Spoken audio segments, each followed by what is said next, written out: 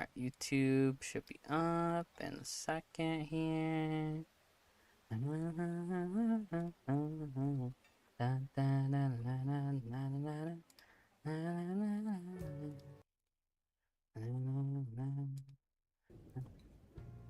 Back.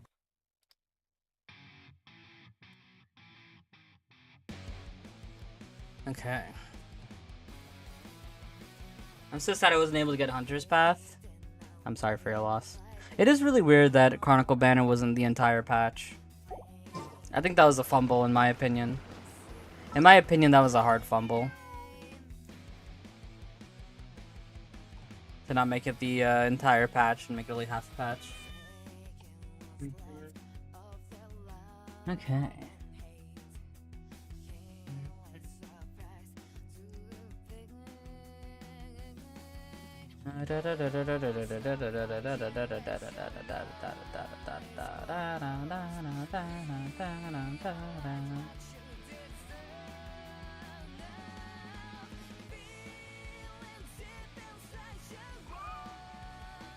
I want to first see one Tingyun. Tingyun, oops, Tainari. Why'd I say Tingyun? Got Star Rail on the brain. Your boy got Star Rail on the brain. Okay, started. Okay, started.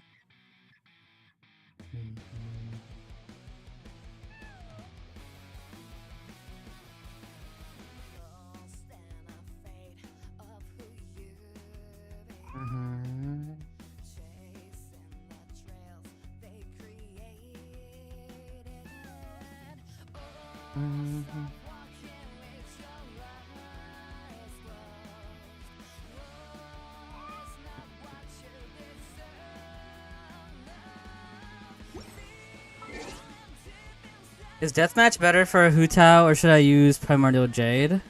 Good question.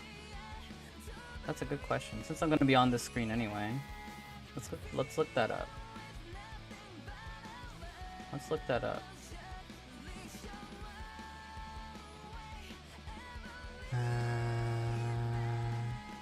Overall pull value for the measure of the tier list. So that's a good question for sure.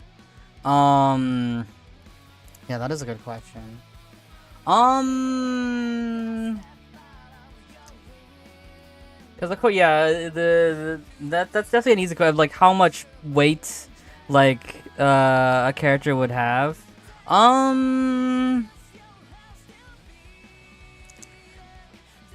Cause like obviously a character that like has supporting capabilities is gonna be more useful because they can work with more people.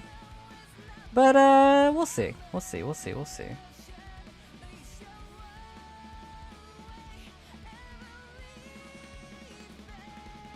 Full value string. Yeah, yeah, yeah.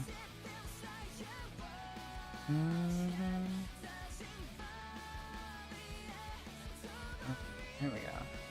Speaking of Star Triple Planner set starts tomorrow. Ooh, that'll help a lot. I've been trying to work on what's her face, Clara. You said Hu Tao, right? Hu Tao deathmatch? Deathmatch versus Jade Cutter? Jade Cutter. They're pretty close.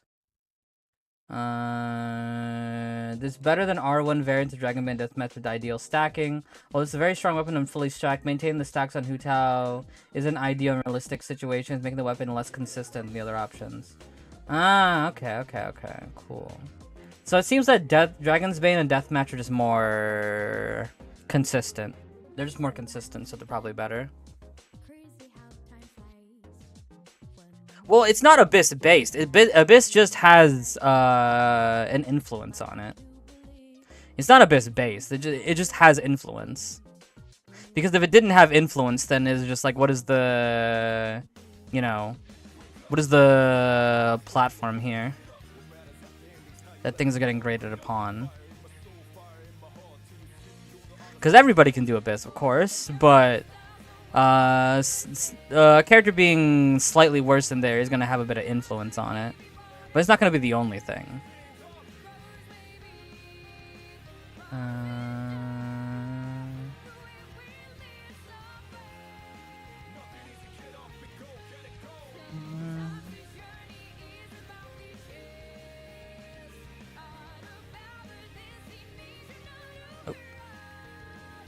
Let's skip that one.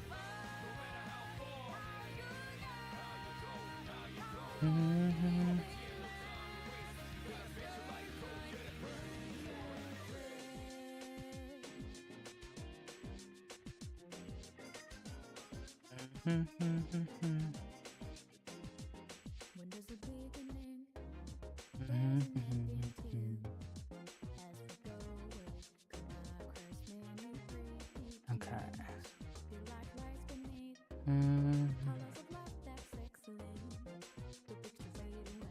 Alright, cool.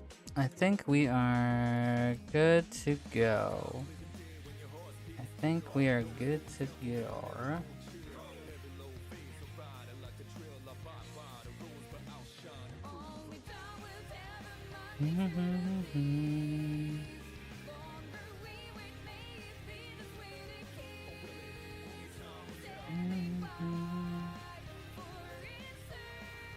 This one.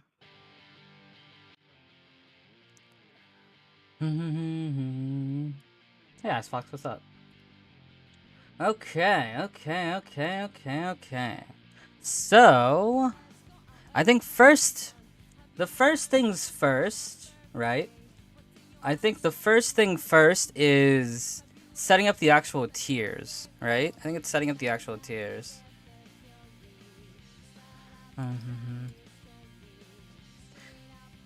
Specific intention of the list, so I know what to talk about. I mean, I think it's definitely based on like, what is it?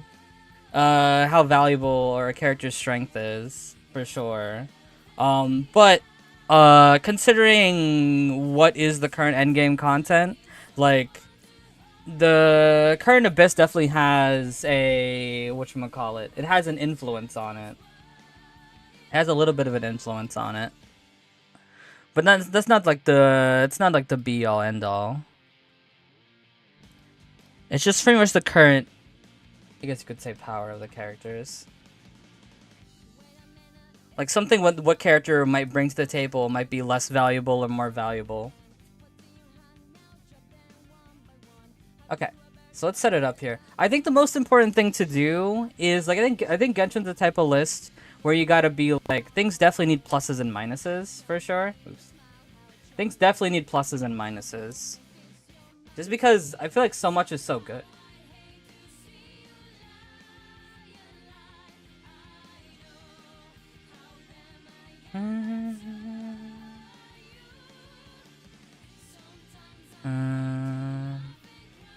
Trends of enemies?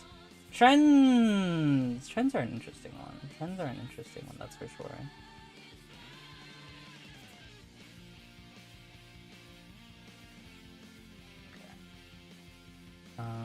Colors are weird. This one. Actually, wait, let me delete this one. Delete. Let me just make the rows under.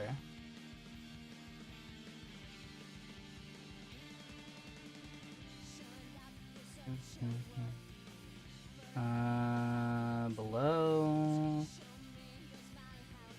And then below.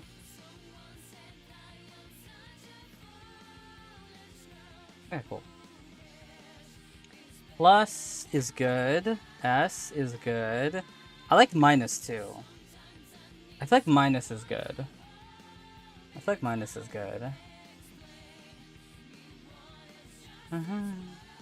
Hey Venti, what's up? I'm going to bed. Alright. I appreciate you popping in. Regardless, Venti, I appreciate it. Hope you have a good night. A plus is good. Well, actually, do I need minus? Maybe not. Maybe I don't need minus. I think A and A plus are good enough. If I need minus, I'll put minus. I might not need it.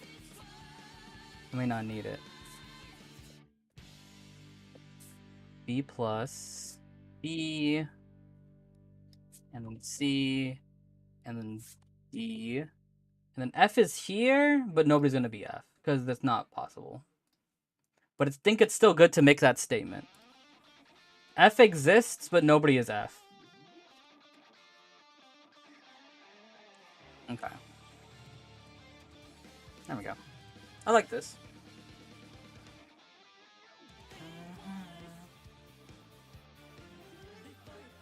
Okay, here we go, here we go. Mm-hmm. Mm-hmm. Okay, let's do it to it. So,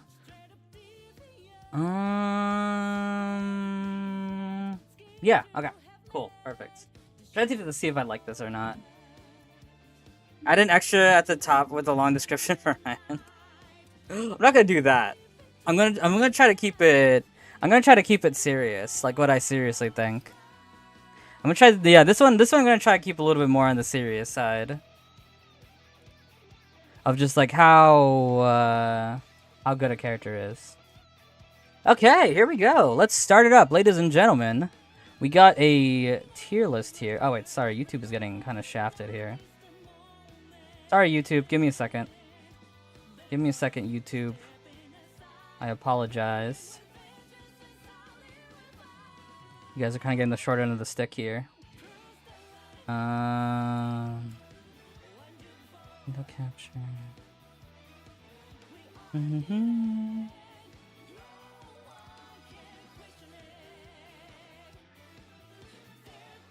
There we go.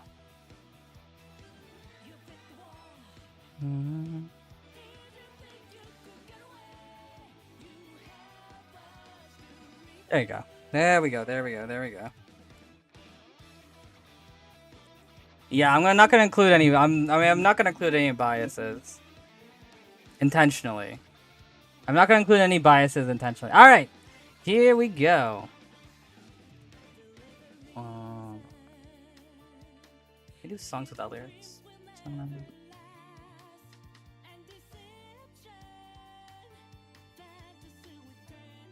Here we go.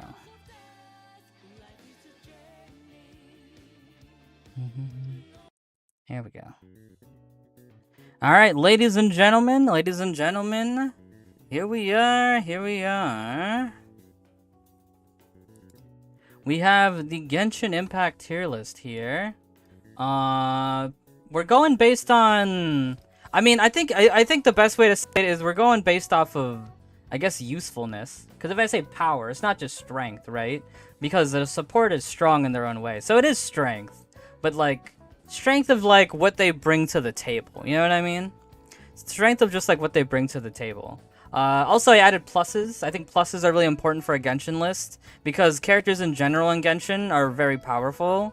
And the lowest that we're going is honestly C or D. I think C or D is the lowest I would go. F is here to represent characters that would be useless, but it is because of the landscape of Genshin. I don't think it's possible for a character to be useless because that would imply there are characters in this game that you cannot put into a party, or if you put them into a party, you cannot complete what you need to do. And it's like that is just not a thing in this game. That's not how this game is made. So that's why it's here. So F is here. Nobody's gonna go into F. Lowest I'm going is D. Okay, where do we start with? That's the biggest question, I think. Where do we start with? Is it like a good, like, neutral character to start with? I want to look at a good neutral character. Just like a character that brings something to the table, but like maybe not in a crazy way. I think Fischl's a good neutral. I'm going to start with Fischl, actually. Let's start with... I think Fischl's a great neutral character to, like, start with. And speaking of Fischl, I'd probably put her either B+ or A. Good damage. Easy to use. Off-field user. Built her pretty simply. She can work with a lot. Work with Aggravate. Works with, whatchamacallit? With, Electro Charge. She's just good, right? A or A+. She is just really good. I mean, she's just good. Like, that's what I was saying. It's her, like, A+ makes sense. That is true. She is very easy to build. She offers a lot. Good, like, energy recharge as well. Yeah, she's just good. There's really nothing that bad. The only thing I can think of, like, the only thing quote-unquote bad about her is I think she has the only burst in the game that does not make you invincible, but I don't think that's much of an issue at all. Yeah, she really just has no issues. She's good at electro application off-field, great damage, super easy to build. You don't really need any constellations. If you can get some constellations, that could be good, but you don't necessarily need them. because that A4 passive is like the biggest one. So yeah, I like this. I like this. A+ is good. I like. Okay, that's good. Let's set the bar. Let me set the bar here. So we've done like neutral. That's like in the middle. That's like upper neutral. What about just bad? Let me pick a character. What's a character that just kind of like, they just don't do much. They're just pretty bad. I mean, I think it's Candace, right? I do think Candace is legitimately one of the worst characters in this game, unfortunately. Yeah, I think it's Candace. Dory, Ayla. Yeah, I think they're all good choices. But I think Candace is a good example of this, because I think the issue with Candace is something that they did in Sumeru a lot that I wasn't a big fan of, which was just like, this character is this gimmick, and that's it. And like, so her gimmick is essentially like giving you hydro like application on hydro applicators. But the issue is that that gimmick is not good. Like, if a character needs an application of an element, they will have it. Or they will get it from somebody who does it off field, right? Like, why would I want my weapon to have hydro attacks when it's like, well, Farina can do that. Or, like, Yelan can do that. Shinkyu can do that without having to overwrite my own attack, you know? It's never really something that you would quite desire. And it's kind of all that she does, unfortunately. And that's what I would put her here. But you can still make her work. I think hydro is a great element, and you can make it work. But the thing is just like, I think that's what D means. I think D means you can make it work, but it is not assisting you in doing what you want to do.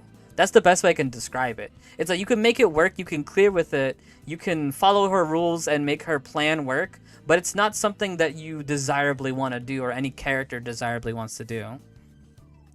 I think she would say she goes a little higher with Shan Yun in the game. That is a good point. That is a good point.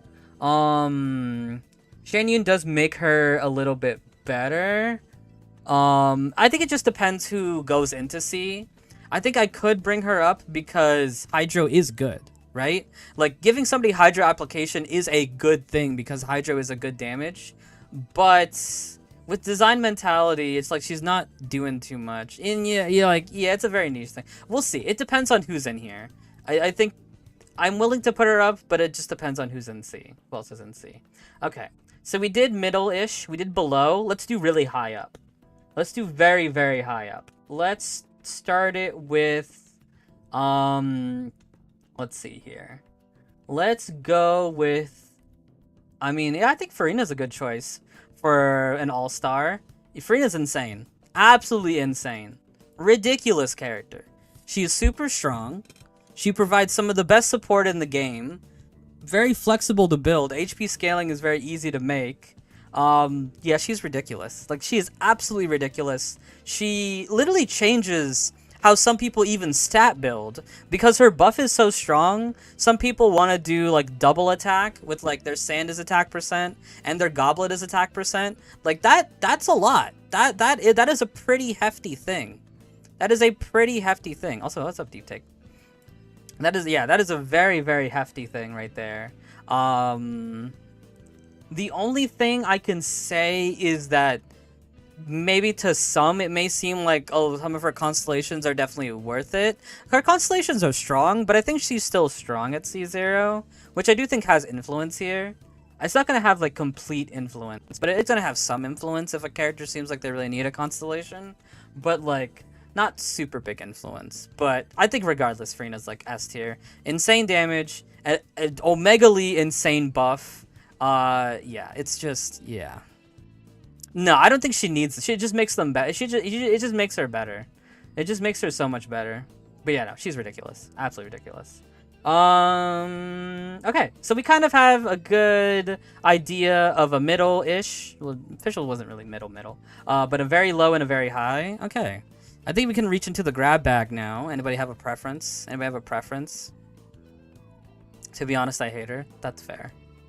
Can you make a favorite tier list next? Maybe not today, because I think it's gonna take a while.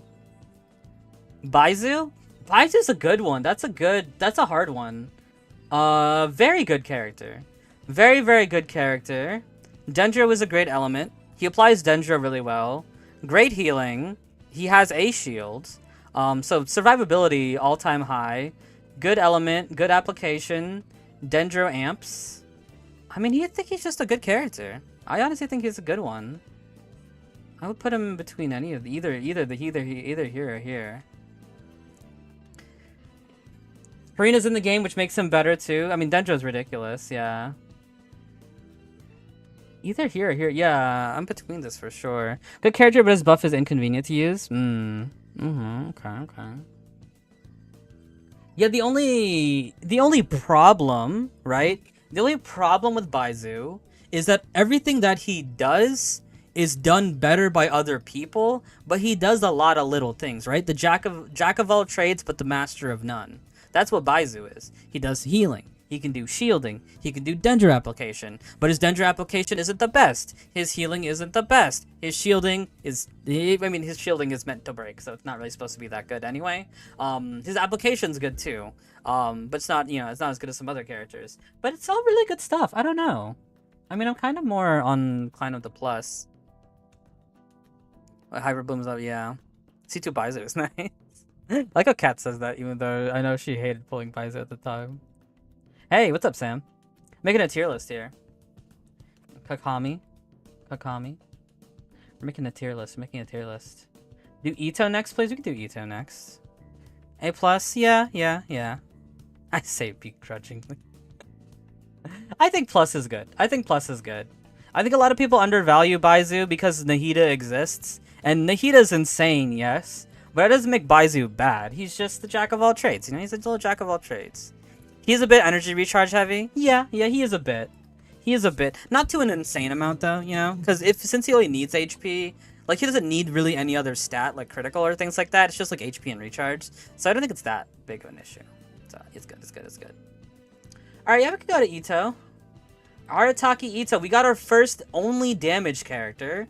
Only on-field damage. His damage is good. See, now here's a factor though, and it's something to think about. I'm gonna put him right here for now, because let me talk to you about something. Ito is a character, right? He is very strong. He is a defense scaling character, so it's not that hard to build him. But he is a type of character where if you want to get a lot of value out of him, you are dipping your toes into a couple of 5-stars here. If we're talking about practical building, what kind of tier list? This is like pretty much good tier list, like how good they are.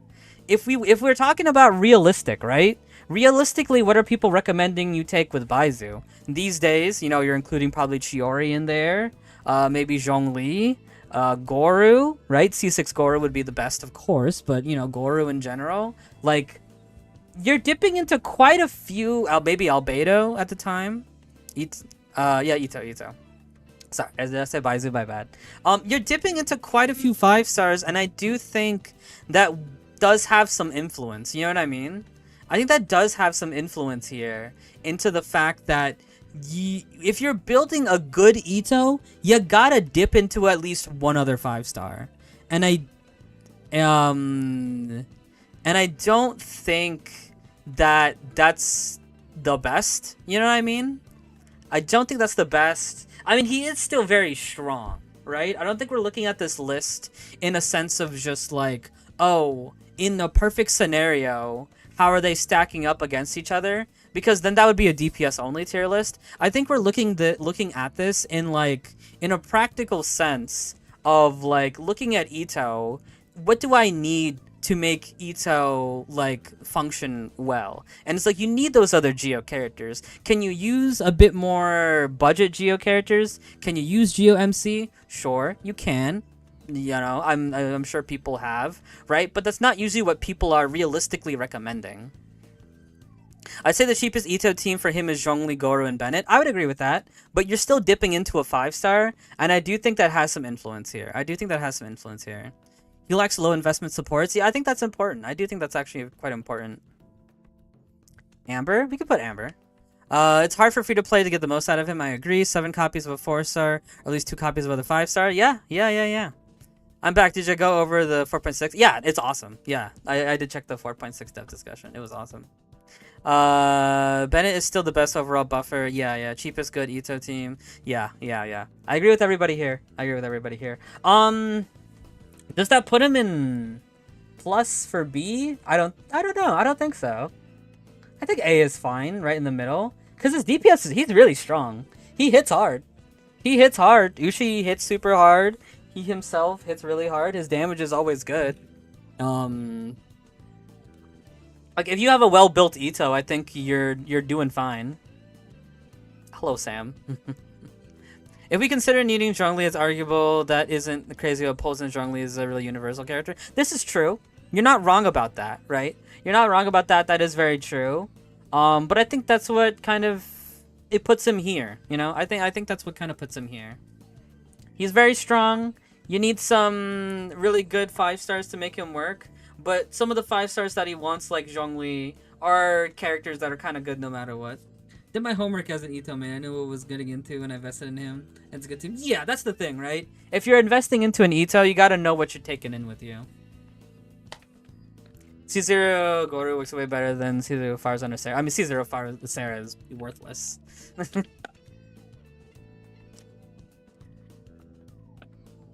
No, no, not Farzan. C0 Sarah. Why did I say Farzan? C0 Farzan is fine. You just gotta build recharge. It's just hard. It's just annoying to build her, but what she provides is insane. C0 Sarah is worthless though. Okay. I'm going to Twitch. Okay. Come to Twitch. Come to Twitch. Let me type the Twitch in the chat. Hold on for the YouTube side. All right. Now so YouTube gave me the Ito suggestion. Anybody have a suggestion for the next one? Come to the Twitch chat.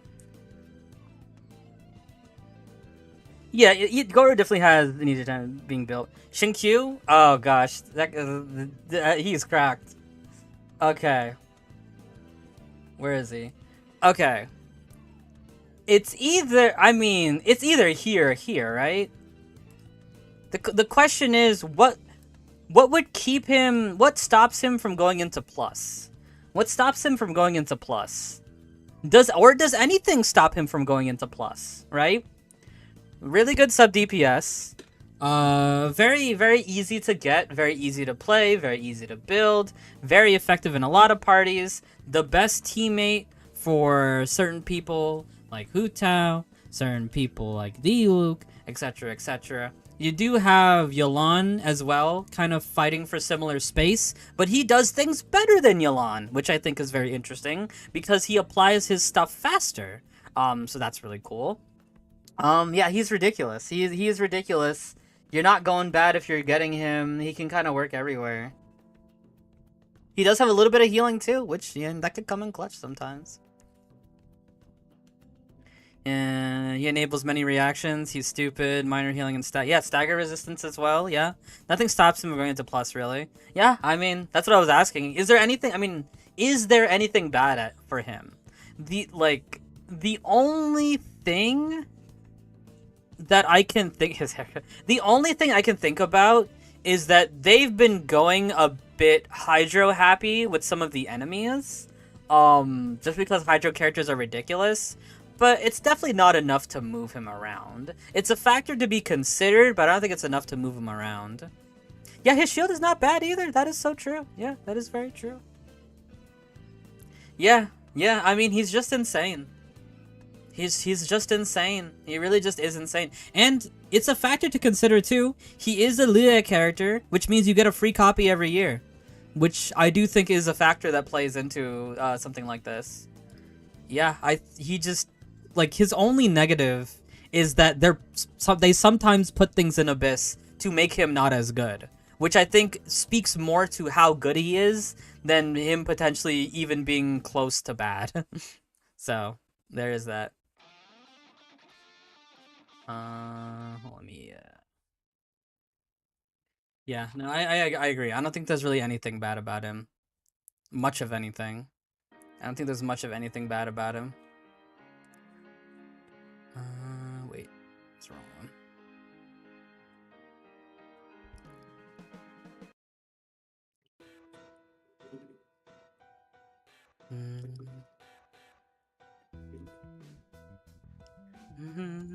There we go.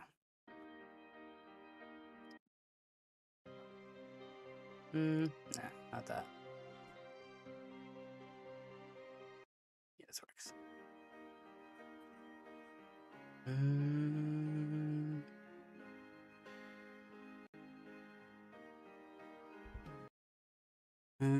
That being said, building him optimally can be difficult for free-to-play players. I think I wouldn't say building him optimally is like difficult. I think because he has good DPS, you can always bring him into that DPS zone.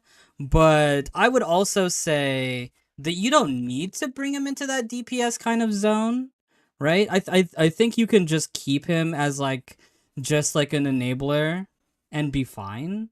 Like more DPS is always good on him, but it's never something you need to do. It's like you can get more out of him kind of thing. Alright, see you TLC. Thank you for watching. Orpheus Emblem, Noble Seer, yeah. Yeah, what he just does what he needs to do. Okay. Sayu? Okay, you can do Sayu. Sayu's a weird one. Where is she? Sayu. There's Lily Pichu. Alright, Lily Pichu, Sayu. That's a good question.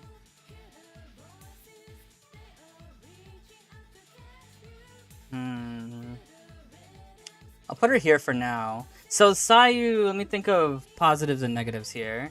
She has some healing, and it's fine. She's a Nema, which is really good. She can swirl, but she has a lot of on-field time. Or, well, maybe not a lot, but she has a chunk of on-field time.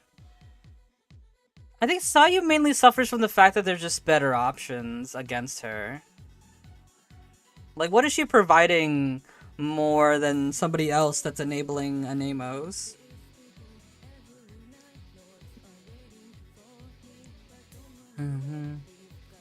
You get Sayu being a DPS and a healer. But would you want her to be a healer, though? Would you want her to be a... I mean, not a healer. Would you want her to be a DPS, though? You can choose to make Sayu a DPS, but are most people... I mean, if you're using Sayu in a normal way, are you really aiming towards that? I don't think so. I think if you're using Sayu, you're using her for her movement, and her... She does have swirling, and her swirling is fine. She's like a budget Jean. I could see that. She's like a budget Jean. Sayu DPS is more viable since she heals already scales on attack. Okay, that's true. Exploring is fun with her and she rolls faster than sprinting. That is true, that is true, that is true. That is very true, that is very true. Yeah, I mean, what she brings to the table is good. Budget Jean, but she can also be a driver like Sucrose and Hazu, while also consolidating healing unlike them. Which can be nice, but I think, is that something... Because, like, okay, I think the main comparison I'm making with Sayu, I think I think maybe we should do them both at the same time, because I think that's a great way to look at this. I think a big character to compare her to is, like, Sucrose, right? Because I think Sucrose can do a lot of similar roles as Sayu, but what are they doing differently? Sucrose is enabling better swirls. She's giving free EM, so easily we would put her higher up, right? Easily we would put her higher up because she's enabling stronger swirls. She's giving more EM. Like what the extra thing Sucrose is providing is a lot more valuable, right, than the extra things that Sayu is providing. For example, like the healing, right? The healing is nice, but it's like, you know, you can get healing from anything. You know, there's plenty of other things where you can get healing from. It's not like people are hard pressed to get healing. But like EM sharing, I think EM sharing is something that can be very desirable because, you know, it could be a hard stat to get, especially for characters who are looking for a little bit more critical. So having some free EM there, I think, is very good.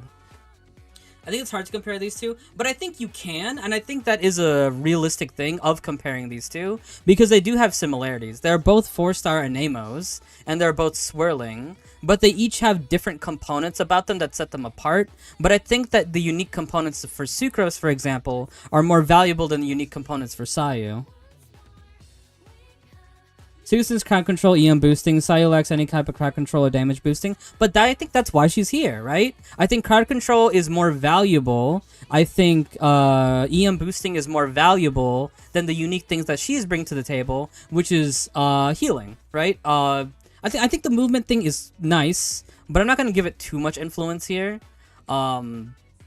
Just because, yeah, I don't think I'm going to give it too much influence. But I think I think that's kind of what I'm saying, is that the unique things that make her unique they're not super desirable, is what I'm saying.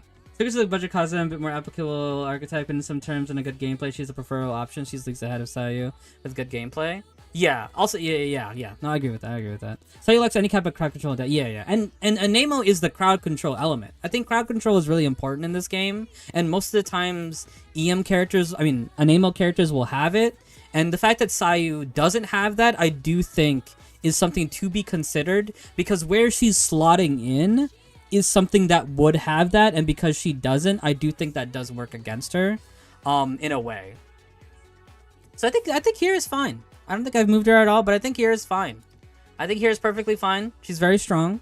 She can swirl. Swirl is the strongest reaction in the game. One of the strongest reactions in the game. She has good movement. She can do some good damage if you need her to do it. But I do think, I don't think anything that she does is like, how would I say? I'm trying to think of the words right now. I don't think anything that she does uniquely puts her really ahead of like average. Ahead of, yeah, I guess I would say the average. Okay, speaking of Sucrose, since we're in the Sucrose conversation, Sucrose is really good. I don't know, either here or here. Sucrose is insanely good. Anemo is one of the strongest elements in the game. She can carry catalysts, including Dragon Slayer, I think is really good. She has EM boosting, which is fantastic. She's got a bit of crowd control. She can double cast for some more particles. She's really good. I say A+ or S. I would agree with these statements. The only thing bad about Sucrose, which is not even a bad thing, is I do think there's Anemo characters that are better than her, but to what degree? I'm talking about like Kazuha, who's like a 5-star, right? But even then, there are some situations where Sucrose is a bit better than Kazuha, right? If a character cares a lot about EM, having that EM boosting from Sucrose can be pretty heavy, right? And again, Dragon Slayer is always good. The incredible enemy launching? That's true. She bounces in a weird way. That is very true. She's never best in slot unless teams are focused around her. Yeah. I like her here. She's good. The difference between Kaza and her is not that wide if you know what you're doing, but that's the thing you have to know. You think you have to know what you're doing. Yeah, and I think Kaza is just easier to play with as well. I definitely think in terms of splashability, Kaza is going to be a lot more splashable. But that's not necessarily negative points against her. I think it's more so positive points for Kaza. Kazuha has stocks for Dendro, Geo, and an Anemo mains. I actually think Kazuha is good for Dendro. I use Kazuha and Dendro plenty. I think gathering enemies for Dendro reactions can be really nice. Okay. Anybody have another suggestion? I feel good about this so far. I feel good better than this. Xinyan? That's a question. That's a question for the ages. Gut reaction. I'm putting her here. That's a gut reaction. So her main issues, nothing that she has uniquely is really better than average, unfortunately. Going to bed, chat. See you, Icebox. Thanks for watching. Appreciate it.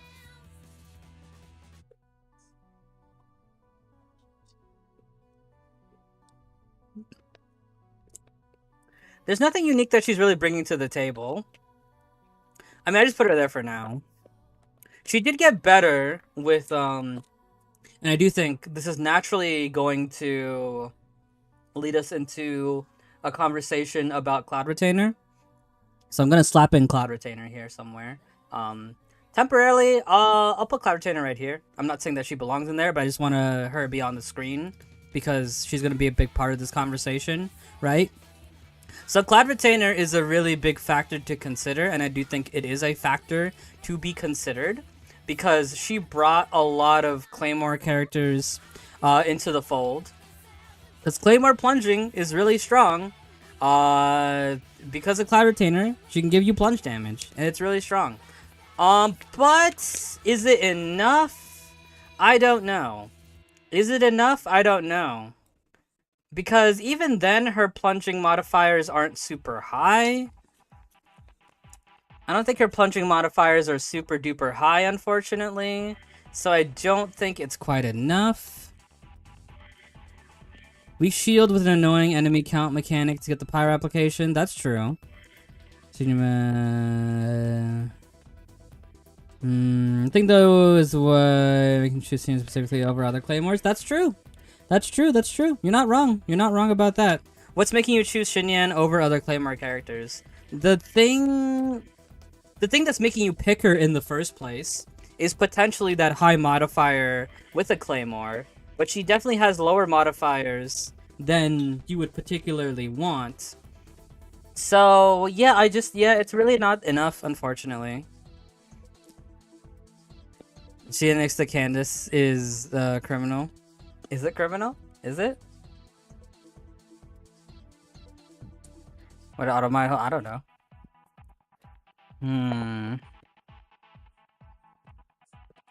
Xinyan herself is a counter to physical DPS since it messes with the reaction. True. This is true.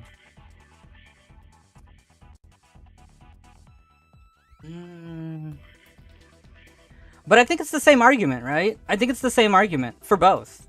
I think it's genuinely the same argument for both. Is that if you can use both of them if you want to, right?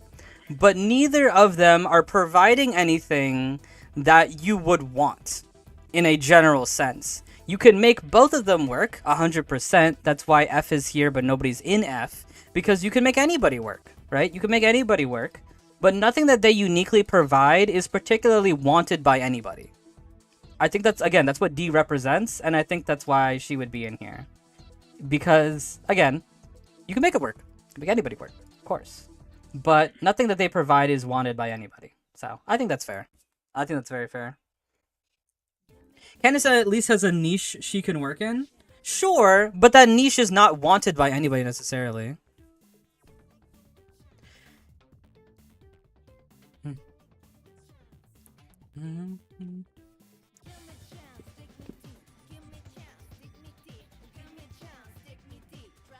Candace does provide something wanted, but the value isn't high enough to warrant her use over others in that niche. Yeah, I would agree with that.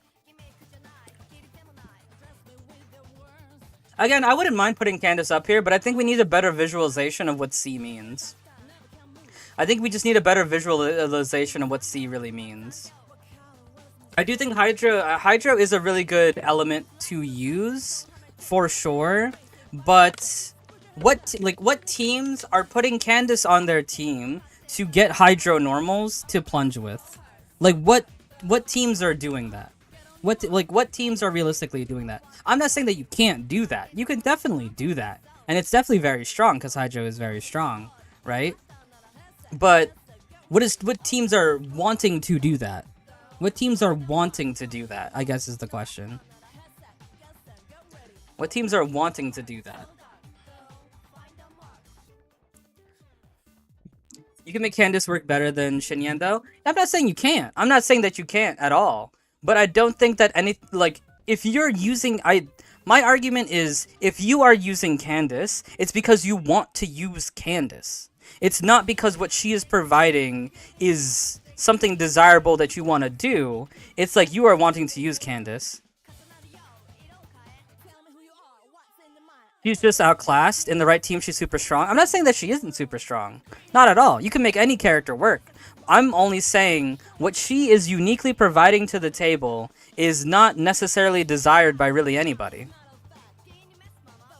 In talking about a practical sense, if we're talking about a normal practical sense, what teams are you just like, oh man, I really need a Candace for this team?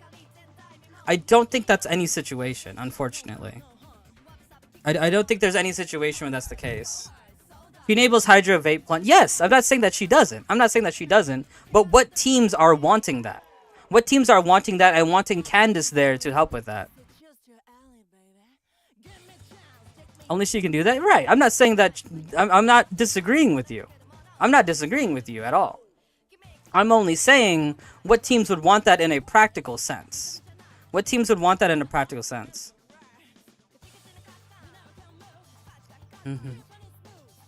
Sinian doesn't provide anything less than Candace? Right, but this is the lowest I can go. This is the lowest I can go.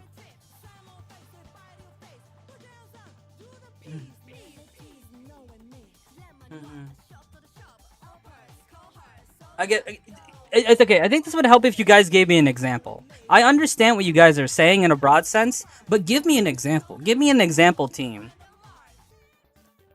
Give me an example team. What I think is that what I would define C as workable niche, but not a required one. Well, I don't know yet because nobody, I don't think, has really slotted into there yet. I don't think anybody has really slotted into there yet. She shouldn't move into F because she provides a shield in F. Well, nobody should be F. I don't think so. I think F exists, but there's nobody in F.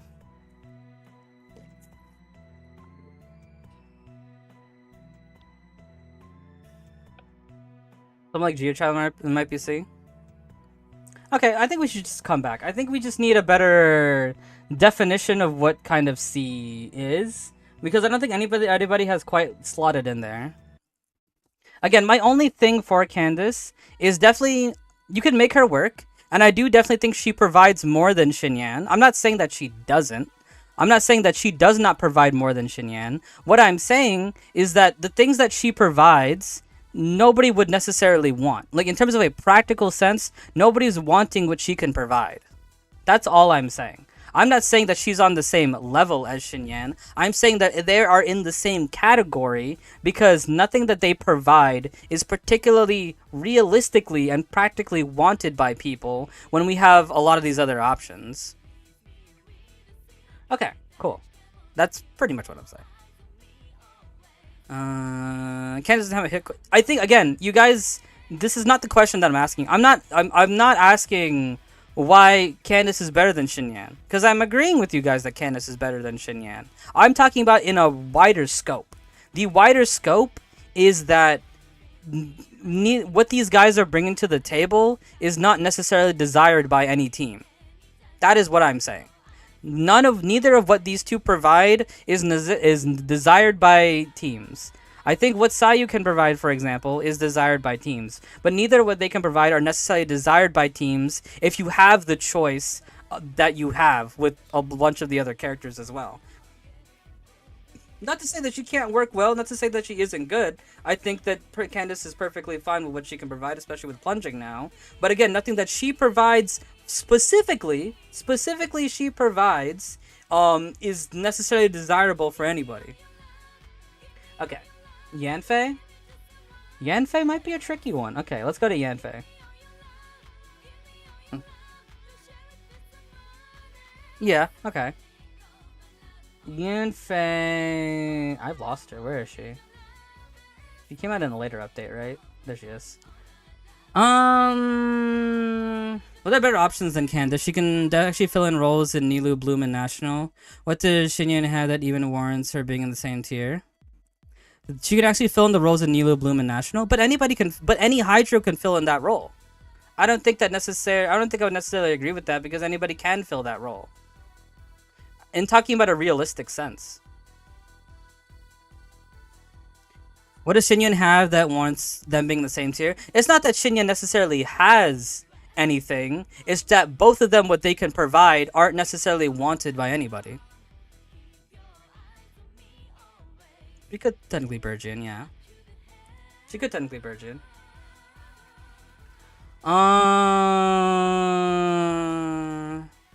And she does have a shield. That is true. She does have a shield. So Yanfei. Pyro is a good DPS. I'm gonna put her here for now, just to look at her. Pyro is a good DPS. She's a bit of a stamina drainer. 4-star DPS. I don't know. I think she's just kind of fine. I mean, I think she's just kind of fine. What uniquely makes her good? In my eyes, I think she's just a perfectly fine Pyro DPS. Can work well in Vaporize. Can work probably fine in Melts. You can... What is it?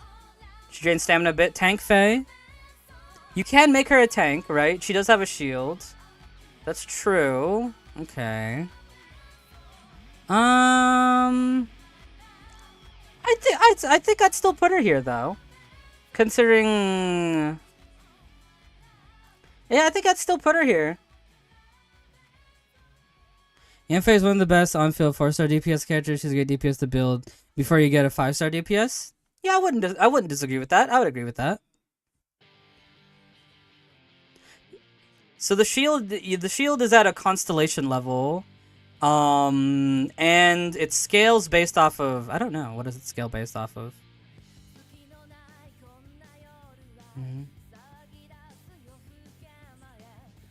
It's a constellation, and it scales off for HP. Right. Tank Faye is a thing. I don't know. I think this is suitable. Her DPS is good. Good element for that DPS. The shield is an option there. I don't know. I don't know. I think she's fine. I think B is fine. It's kind of in the middle of the pack. I feel like B and B plus are like the middle of the pack, and I think she's the middle of the pack.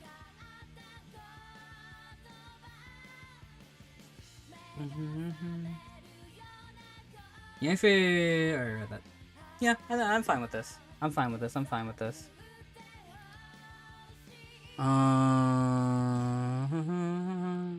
Alright. Do we have another suggestion?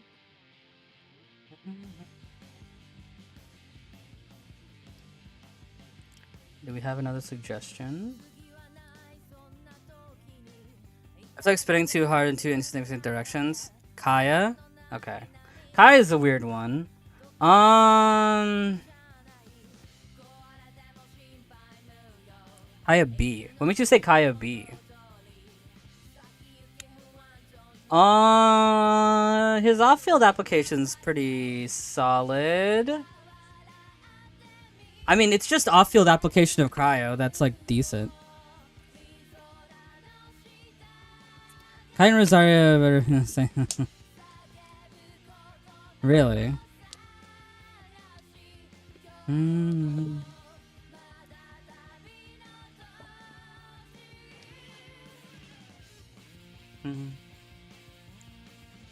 Bergian. What makes Kaya? I don't know much about Kaya. I don't know because if I see Kaya, all I'm seeing is some cryo. What is it? Off-field cryo application. Like, does he have some type of like insane passive that like makes it really good, or like what does he necessarily have? Off-field cryo application is pretty decent. He's one of the best for it. Yeah, I would not disagree with that.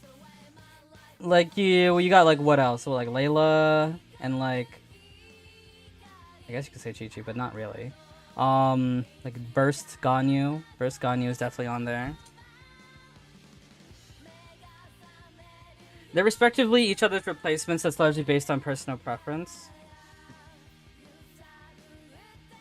But I would put if we're putting Rosaria into the fray, we can put her into the fray real quick. Where is she? I would put Rosaria a bit ahead of Kaya, only because she has the critical sharing. That's what I was thinking originally, whether she belongs here or somewhere else. But I'll include her in the conversation at least. I would put her above Kaya because she has that critical sharing. Only complaint is that his constellations are a pain to get. I mean, that is a factor if you need them. If they're important. I don't know if they're important. I just don't know much about Kaya. Excuse me. I don't think he has much competition for off-field Kaya unless you go out of your way to change one of the 5 stars to that archetype. You're not wrong about that. I mean, I think his direct competition is Rosaria, right? But I feel like that's why I would do this, right? I think her damage is perfectly acceptable as well. Her burst is pretty easy to build. You can very easily make her like a Nobilis or give her a Favonius weapon and she'll be chillin'. And again, the critical sharing as well. I don't know. This is how I feel about it. With these two, Kaya and Rosaria.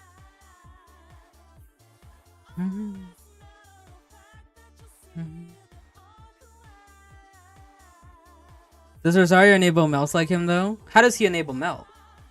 Because I would think so. I think they pulse at about the same time, unless he has like lower internal cooldown like restrictions, like a Shunling type of situation.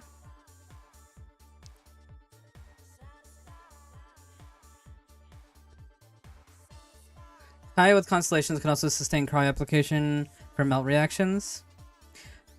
But which one though? Because I think Kaya constellations are definitely a difficult conversation because you need to go out of your way to get them. That's the problem with Kaya constellations, is the starter characters are harder to pull, which I think would work against him if those are very important for making him good. But I just don't know much about Kaya. Because if I'm thinking about Rosaria and I'm thinking about Kaya, but both their bursts pulse at about the same rate. So if we're talking about reaction enabling, I think they're enabling them at about the same rate. The only difference is that Rosaria makes a place on field, while with Kaya it's spinning around you. At the basic level, it follows your character around like Shunlings, saying he's easier for melt. That's true, but I don't know if it's enough. Because... how do you say... you can play in the way that you can make that work. Like, it is a nice thing that it follows you, but I don't think it's like an insanely heavy thing, right? Because, of course, one of the best characters in this game, Bennett, has that problem, too, where you have to stay in a certain area. Like, it's restrictive, I agree, and Kaya's more flexible because you can move around, for sure, but you can make, I think people call it circle impact, you can make circle impact work perfectly fine, right? You can make it work perfectly fine. And having a dry hand with Kaya, the range is awful. Yeah, the range is around you. And it's less than a character like Shinobu. I don't know. I feel good about this. I don't think... If the difference maker is that constellation, I don't think that would boost him up. And if it's just the fact that it follows the character versus being circle impact, I do think even if it is circle impact, that's not as heavy as a thing compared to crit sharing. I think crit sharing is like really good because critical is very powerful and sharing that with your team is great. So yeah, I think I feel good about this. Okay, give me another character. What's another character? And we can always come back too. This is not set in stone. We can always come back. We can always come back. Tainari. That's a good one. Tainari. My gut wants to put him... He's actually pretty good. He's pretty good. Dentro's really good. He's very great with Aggravate. He can do Hyper Bloom, not as good, but he can do it if need be. Amazing single target, not as amazing in a group setting. Wide variety of teammates. He's not specific. He's not, you know, stringent to one. Highly recommended you put him with Fischl, but you do have other options. I say A. The only reason I would put him a little bit higher than A. Well, I guess the group thing. You can make him work. I've made him work in Hyper Bloom. You can definitely do it. You can definitely do it. He has enough that you can make it work. He's a swap DPS, but can't enable many teams. Yeah, that's true. That's true. That's true. You're not wrong about that. Yeah, of course his spread damage is high. And he destroys in single target. He absolutely shreds single target. He does struggle with multi-target, though. He does struggle with multi. I've played Tighnari multi-target before, and it doesn't quite work.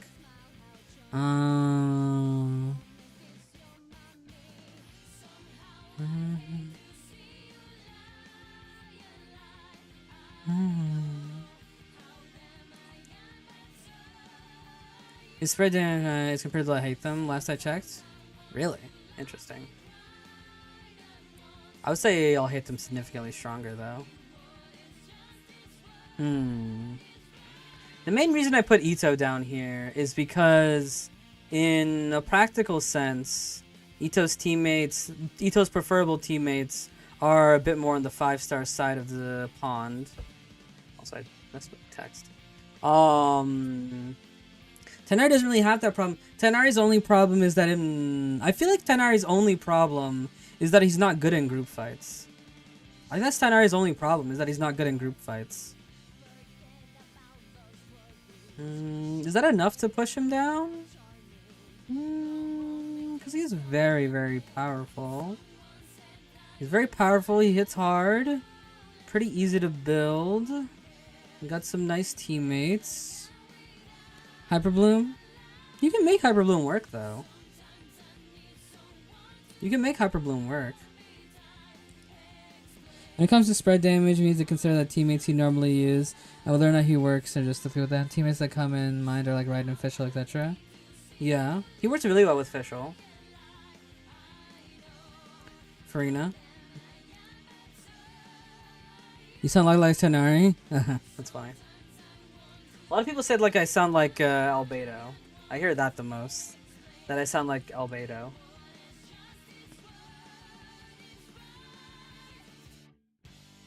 He doesn't function strategically with them. He doesn't make use of Oswell. Normal attackers would work better for Fischl. Right, because every normal... Yeah, because he does that triple charge attack that he swaps off.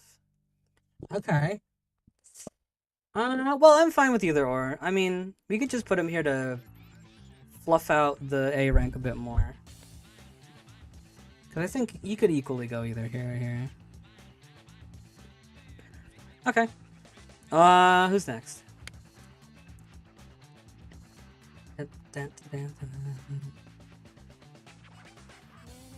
You can use Miko better? Yeah, that's true, because Miko likes to swap. Well, you want to swap to Miko.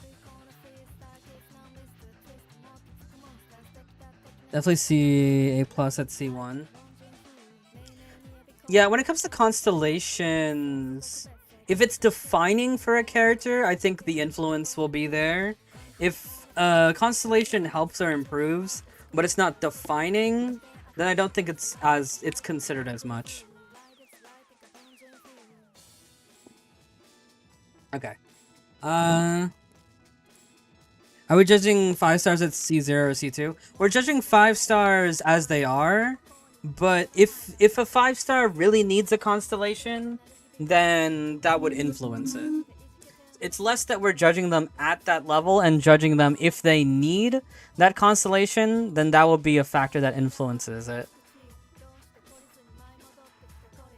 How important it is, for example. Like, for example, Tighnari's C1 is really good if you have it, but even if you don't have it, he's perfectly fine. So it doesn't have too much influence. It exists, but it's not too much influence, I would say. Then we have to judge Dia at C4, C6, but that would work negatively against her. If we're judging Dia, if Dia has to be judged with those things, then that works negatively against her. Because that worked negatively against Ito, if Ito needing certain teammates.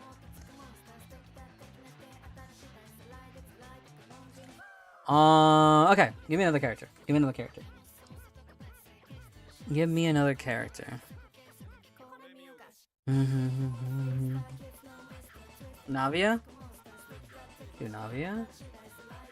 Navia, Ganyu, Xiao. I actually like Xiao. I think Xiao's a good one to talk about. Okay, Xiao. Xiao. Xiao's an interesting one. He's an interesting one. He's a pretty good DPS. He got better with Cloud Retainer being in the fray.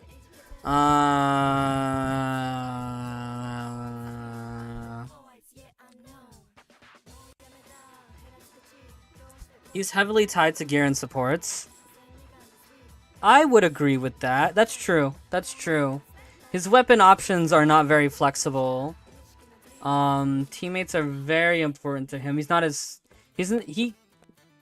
both flexible and inflexible, and there's a lot of teammates that can work with him, but he's pretty selfish for teammates. But he can use very budgeted teams. Like, you can do Xiao, Farazan, Bennett, Shunling. Maybe you'll need more recharge for him, but you can make that work. He got a significant bonus from Cloud Retainer that makes him quite powerful. That does make him quite powerful. And he works particularly really well with her. But I think that's what stops him from going to S, is like if you want some of his strongest teams, you are dipping into that 5-star realm of like Cloud Retainer, Farina territory. Yeah, I think this is about fine. Yeah, I feel good about this. His damage is really good. He makes it work. Yeah. I think I feel good about this. Not much else to be said. Okay, let me actually do Cloud Retainer. Because I think I just slapped her in there just because I wanted to talk about her with regards to Xinyan. But let me actually talk about her. What keeps her from here? Hey Brenda, we're doing a tier list. What keeps Cloud Retainer from here? That's the main question I'm asking.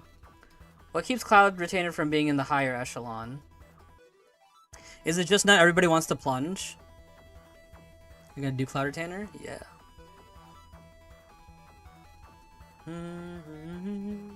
Because if we're talking about what she brings to the table, she's bringing some of the best stuff to the table.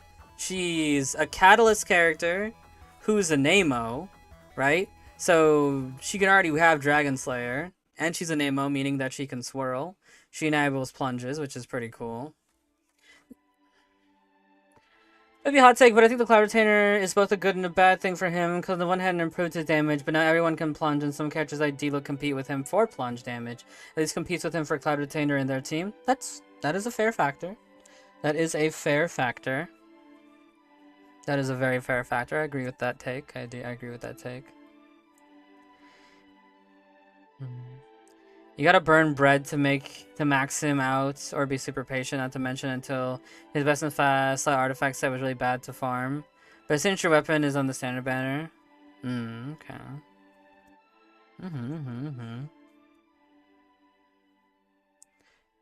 Would you die by using her? Cloud Retainer? No. You shouldn't be. She can heal. You shouldn't be. Oh, yeah, no. Speaking to Xiao for like 2 seconds real quick, I would be fine putting him down here as well. I would be fine putting him down there. I'll put him there for now, but I'd be fine putting him down there. Cloud Retainer doesn't help him as much as she did for others, at least. I see what you're saying. Fall off the map in the trial. Okay, well, that's an aiming problem.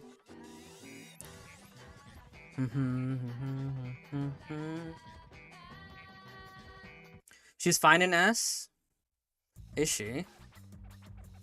Maybe if she had some gas. I think maybe what... To me, I think what keeps her in the plus is you are missing out on that crowd control. I do think you are missing out on that crowd control. So I do think that does keep her away from S plus. But she can heal. She can Anemo Swirl. She can hold catalysts. She can enable plunge. But not everybody, I suppose, would want to be enabled by plunge. I don't care if she's a meta shifter. You could say that is pretty much for Farina. I would agree with that. I agree with that. I think if she did have some CC, maybe some hard CC, I would maybe put her here. But I do think lacking that, and she doesn't. Her influence wasn't so hard that everybody started plunging. If her influence was so hard that everybody started plunging, then maybe I would put her there too, right? But she isn't necessarily that, so I think here is fine. Are we judging 4 stars at C6? We're judging 4 stars if they need constellations that will be a factor to be considered. You really didn't nerf her? Yeah. Xiao wants an Anemo, Shredder, a battery, and a healer. His teammates are pretty restrictive. Yeah, that's... Oh, yeah, that is true. He does need a battery. Okay. I agree with you guys. He does have quite a few negatives. Okay, cool. I feel good about that. Alright, who's next?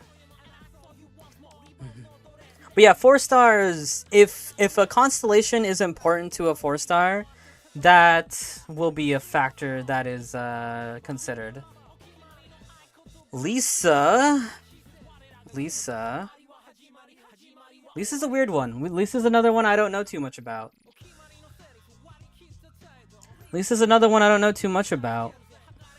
Not too many people are whipping out Lisa. Good look. She was very good looking. I agree with that. Jean would be actually a really good one to do. My gut wants to put her here. I mean, what is Lisa doing? She has a bit of an off-field electro.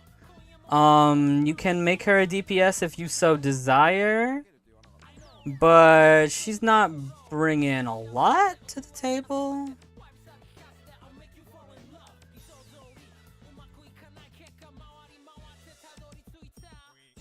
B+, but she's hard to play.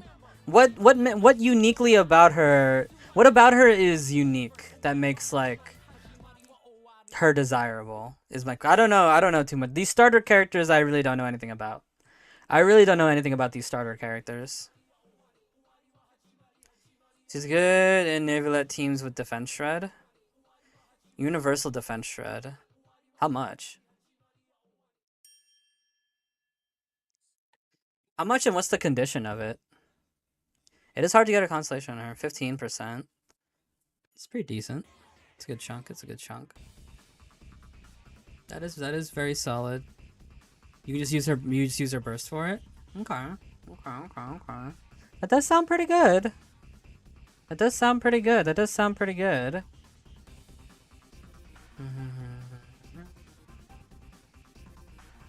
Electro application? See, but that's the thing though. Does she have good Electro application? Because if we're talking about Electro application, I think you had to compare her to her contemporaries. I think if you're comparing her to her contemporaries, it's definitely not as much.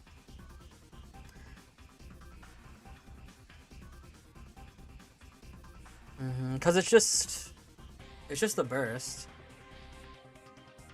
She is free, but are people really taking Lisa? She is free, but are people really choosing Lisa? Where's A?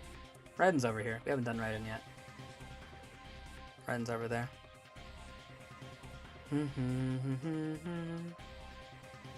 I think the reason I would keep Lisa here is I think the defense shred is really good. I think that helps her be unique. I think her burst is nice, but I don't think you're ever taking Lisa over her contemporaries. That's my main argument against her. I don't think you're taking her over Fischl. I don't think you're taking her over like Miko. I don't think you're. I mean, those are the main two, right? I don't think there's many situations you would be taking her over her contemporaries. So the Electro that can be used an overload DPS because she ascends with EM. But I wouldn't take her in overload. I would take whatchamacallit. If I talk about overload, then I'm probably the DPS is probably Electro for overload. And if it's not Electro, I'm taking Fischl. Her usage is always extremely low and people do fine. Yeah, I think that C is fine then. Electro charge? Right, but there's better options. I think a big influence on my list, especially, is if there are better options. I do think that is very heavy because I'm going with a very realistic stance with this. I'm doing a very realistic stance because every character can be usable. Like every character can be usable. That's why F exists, but nobody's in F. Because everybody is usable and you can use everyone. But are you choosing one more so over the other? Then that is very, very important, I think. And that's why I think she's fine here. You can use her, but are people using her, right? Are people using her? Actually, I do have that pulled up. We haven't looked at it yet, but I did have it pulled up here. I did look up the usage rates for the last Abyss. This isn't universal, right? This is taken from a sample size, and this is from the CN server. But I do think data is always good. I think we should always be looking at data, that whatever we can gather, right? Yeah, I haven't looked at this at all yet today. But I do think it is good to glance for all of our choices here. So if we're talking about... Because that's the main question, right? Are people taking these characters that we're talking about intentionally? Are they intentionally taking these characters? Why or why not, right? Lisa on here. You should be. Yeah, Lisa's down here. Down here. Here, let me switch to this one. Lisa's right here. Lisa's right here. Again, it's not like super duper influential, but it is a factor to be considered. It is a factor to be considered. Is how much people are willing to use them. Not to say that these characters are worse or bad or whatever, but I think how much somebody is willing to take this character or that character is very important with what I'm trying to do with my list. Okay, cool. I'm fine with this. I'm fine with this. I feel fine with this. Okay. Data is skewed because Abyss is full of meta chasers, right? But it's important to consider that. It's not the be-all, end-all, but it is an important factor to be considered because you can use anybody, right? You can use anybody. You can use anybody. Mika? Okay. Let's do Mika. Mika's a weird one. Mika's a weird one. No spoilers. Yes. No spoilers, please. Where the poop is he? What the heck does he look like? I just blanked. There we go. Okay. Alright, Mika. So, I've always heard different things about Mika. He's a physical buffer, cryo character, provides some healing, polearm, BB. Tell me about, I don't know much about him, so tell me about him. His statistics are in the lower echelon. If I'm looking at statistics, his statistics are in the lower echelon. Oops. Mika's a strange one. He has YOLO usage rates, but he's incredibly good as an attack speed buffer. He has attack speed buffing, which is very rare. He's a healer, so we got the Farina buff. True. It's true. He's the only one. He provides I think he provides the free critical damage for physicals at C6, right?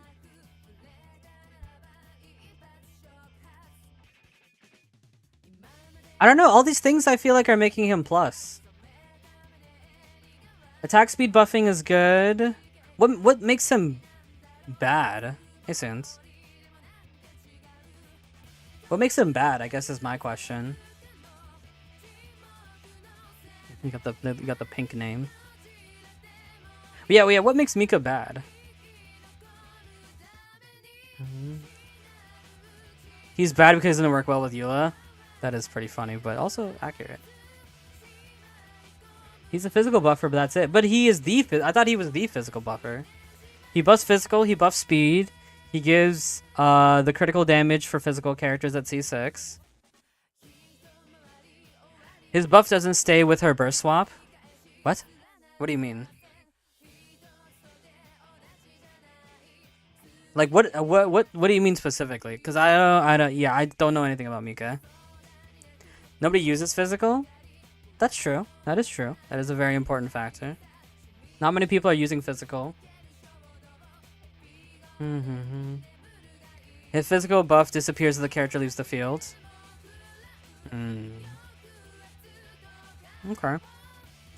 Being a physical buffer honestly holds him back because physical characters aren't that good. I mean, yeah, you're not wrong about that. Okay. Yeah, that's fair. That is fair. That is fair. That is fair. That is fair. That is very fair. Okay. No, I ignored it. He has no elemental application as well. True. He's like buffing a dead archetype. Okay. Well, this guy with auto attackers. So if you switch, wait. His buff doesn't stay with her burst swap? So wait, with Mika, if you switch to another character and then you switch back, you lose it?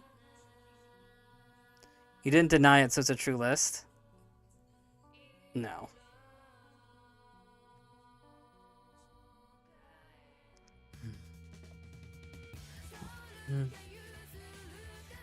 What's this list? A tier list. It's just a...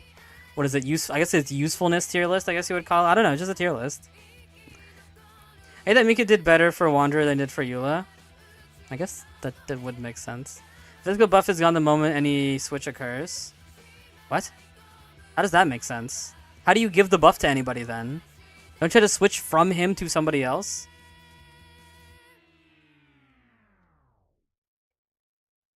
I'm so confused. What? I just don't know how his buff works. Don't you do you not have to activate it on him and then switch to somebody? But you guys are saying that if you switch, it's gone. How does that work? How does that happen? How does that even happen?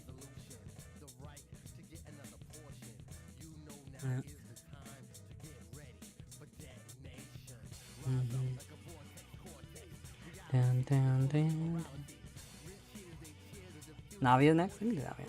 The active character gets the buff. If the active character leaves the field, they no longer have the buff.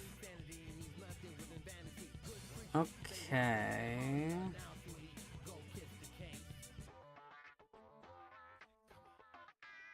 I know that part, but I'm just like... But then you switch to some... You have to switch from Mika to somebody else. And that is a switch. Is it only when the icon's above him or something? You would switch when the icon's above his head? Hey, Oblivious.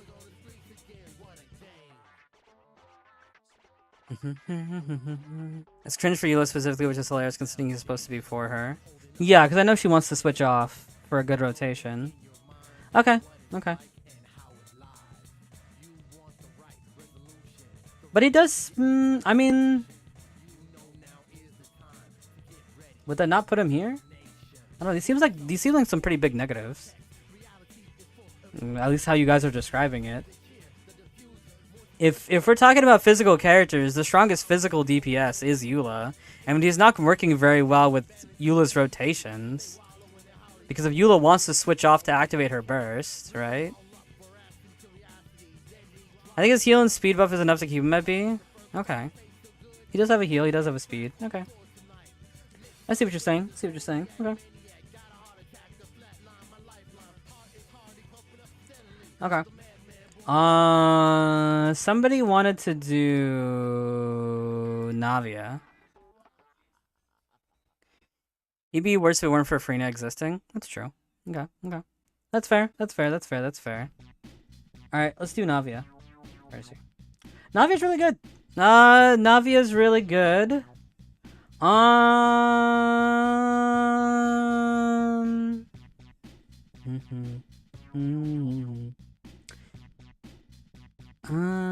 Where would I put her though is the question.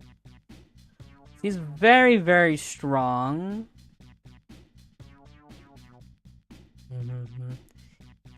S, easily S. Okay. My only thing against Navia, she's a bit strict with her teammates. You need to be running double Geo. And her other two are... I don't know if she's flexible at all with her choices. She is hitting very hard though, for sure.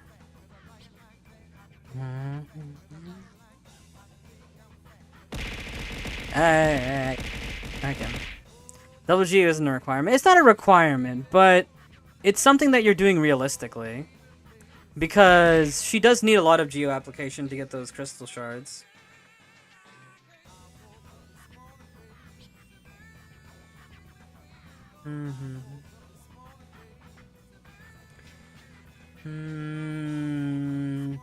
Her damage is front loaded. Her damage is very front loaded, yeah.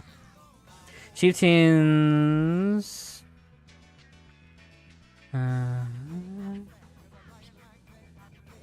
Great artifact options besides her best in slot. I mean, what's her other options? I'm sick here to watch the list from. Oh, hope it'd be better. She's great, especially due to the abyss time restrictions. Her insane front loaded damage saves a lot of time. That's fair. Okay.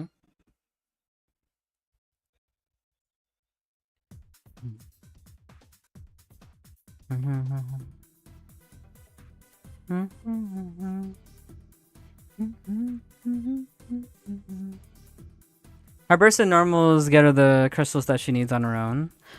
But most people are running double Geo. She has a heart of gold. Troop. Well, I don't know if that's great artifact options besides her best in slot. I don't know about that.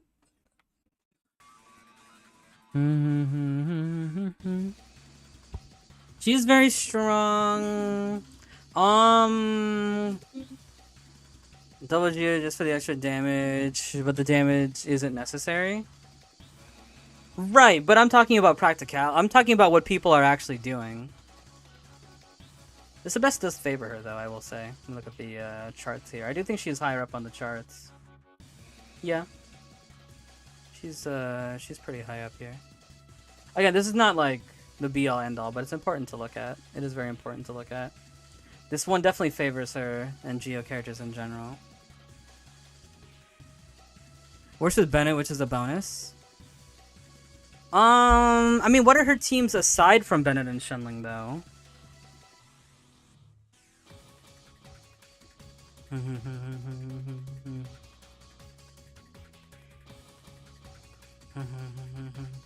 Because I don't know if working with Bennett is a bonus if she wants to make sure she's with Bennett. Shenling is already high in demand, even though he's a damage loss. Navia with him could use him. Yeah. Okay. She is very, very strong.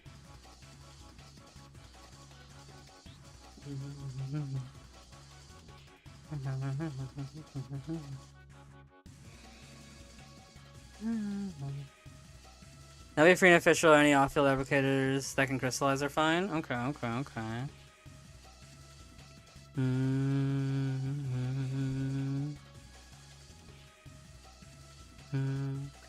wonder what the teams people were taking with yeah, most people were taking, if they were taking Navia, they were taking her with double Geo and Bennett Shenling.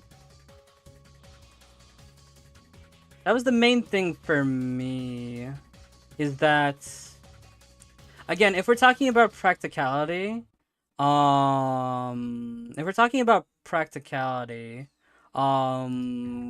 somebody that can use a more wide variety of teammates, or is rather you commonly take them with a lot of different teammates, would be a lot more valuable than someone that you don't.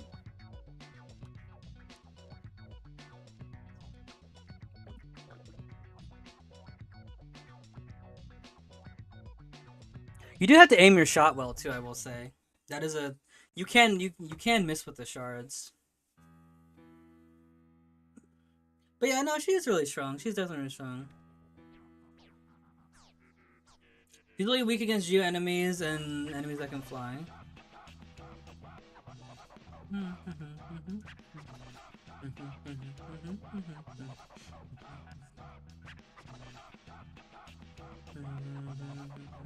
Okay. That's fair. Only downside is that she lacks the synergistic teammates like how Ito has Goro Shiori, for example.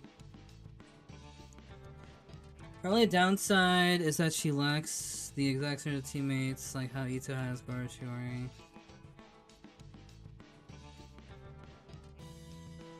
Like teammates specifically for her?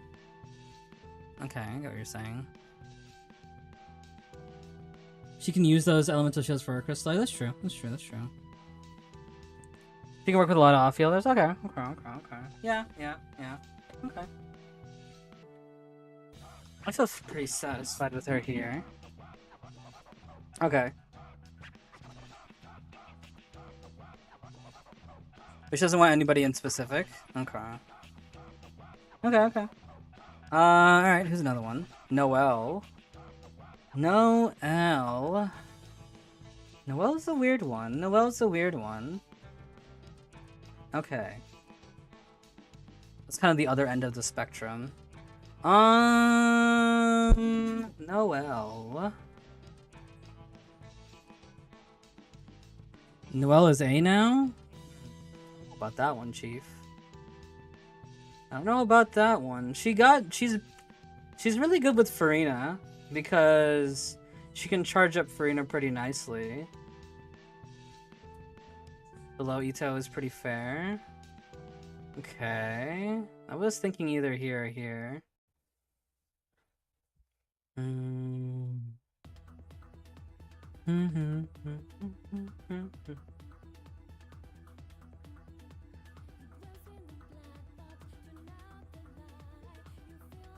But it really... My only thing against Noelle is that it's Farina or bust. If you have Farina, she can work with her very, very nicely. But if you don't have Farina, you're kinda crapped. You are kinda crapped. Noelle can charge up Farina? Yeah. She heals with her burst. She heals the party when she attacks. So that charges up Farina's burst. Like the audience.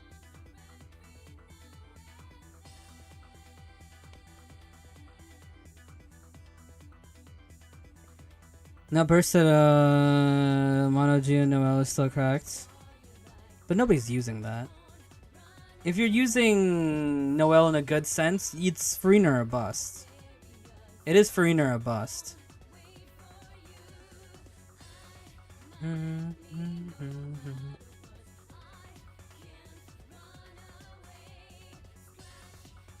It's Mono G, then she's below Ito.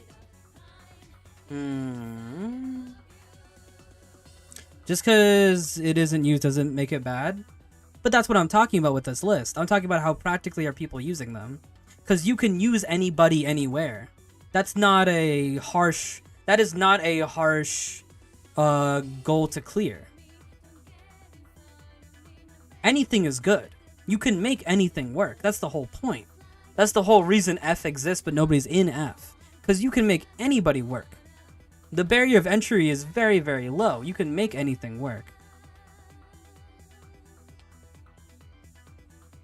And if that's the case, Geo characters should be a lot lower since you know Geo. I mean, I feel that's been the case so far. I mean, there's not many Geo characters here so far, but Navi is significantly strong. And Ito's a bit lower than maybe you would put some other DPSs that are as strong as he is.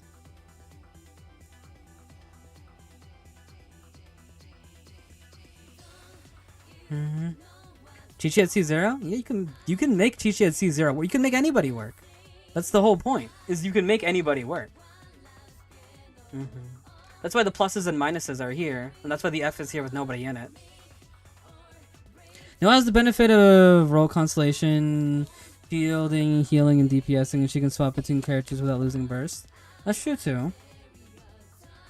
That being said, she isn't an ideal teammate for any character, but that's kind of what's holding her back in my mind, is that she's not an ideal character for any team comp, and it's Farina or bust.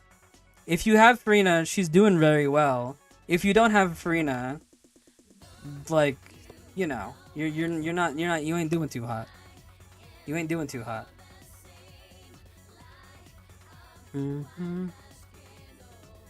But that's more so points towards Farina than it would be points for Noelle. I would say personally. Doesn't Noelle also have a drawback requiring C6 to be good with Farina? C6 lets her scale off of defense. She doesn't need C6 to do the Farina thing. She needs C6 to scale off of defense, I think. Shouldn't we hold Ito to that standard as well then? I kind of was though. With Ito. Considering the 5-star thing. I think everybody in A, in terms of DPSs, have some restrictions that are working against them. I can see B plus being fair, but again, with context of why would an account lack of Farina with her pull value being so high? But that's points for Farina, not Noelle. I agree with that statement, but that is points for Farina. Or, yeah, I mean, yeah, that's points for Farina.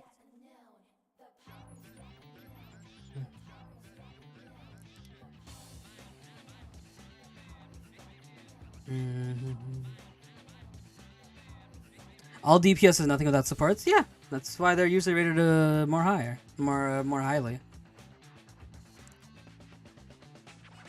Now she always has the healing. If you look at Xiao though, he needs more teammates than Noelle. Yeah. Okay, I would agree with that.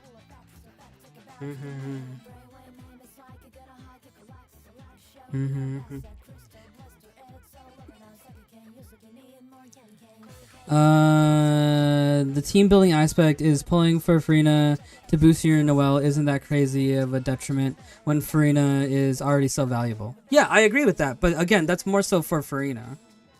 That is more so for working for Farina. If I'm the thing with Noelle is that if Noelle doesn't have Farina, I'm not saying she's a lost cause, but she's losing a lot of what she can do if you did have Farina. I understand what you're saying of like Farina is so high value that of course, you know, you would have her. But again, that's more so points for Farina.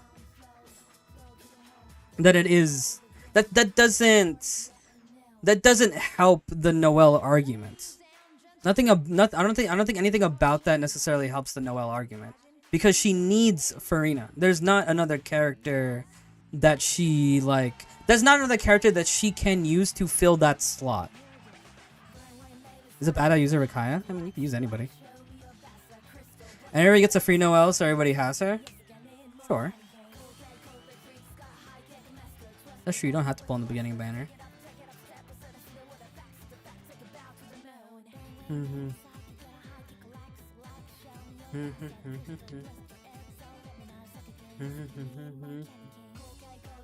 The Xiao one though is interesting though. I thought that argument was interesting. He leaves a lot more teammates now. If you consider her budget builds, she is really easy to build.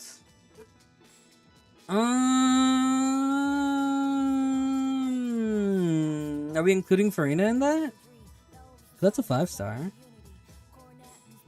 I do understand the argument of just like Farina is super high value, so of course you would pull her.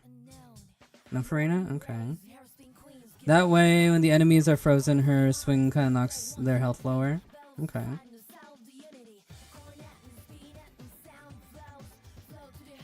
You can get a strong shieldler just from throwing only defense on her.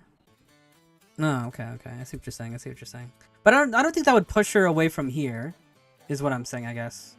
I don't think any of these arguments would really push her out of a B+ scenario.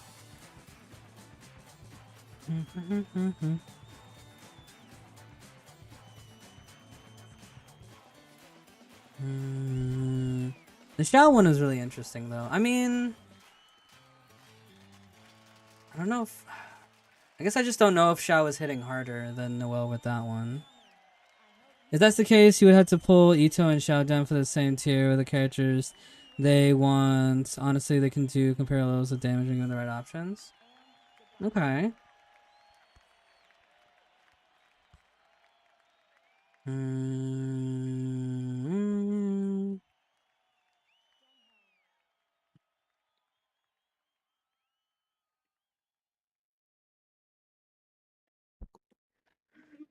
This is a thinker. Let me look at the things people are taking. Get a better idea here. So Ito's a 13. Noel's a 2. And this is a Geo format, so Geo would be doing a bit better.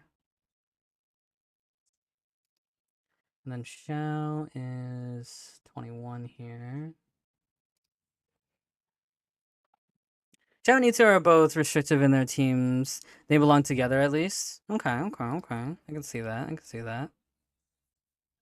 For sure. She's that good of a character? Yeah, she's really good. Monoji unironically hits harder than Nofrina, Cloud Retainer, and Xiao. Mono Juno unironically hits harder than Nofrina and Cloud Retainer Xiao. I mean, is that true?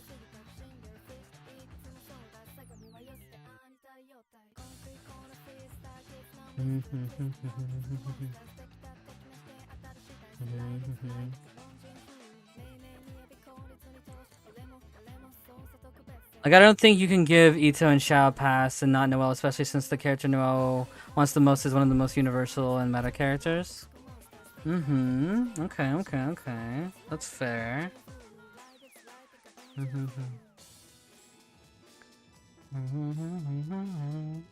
I mean, okay. So I think now the question is, I see what you guys are saying. I think now the question is, do I make an A-?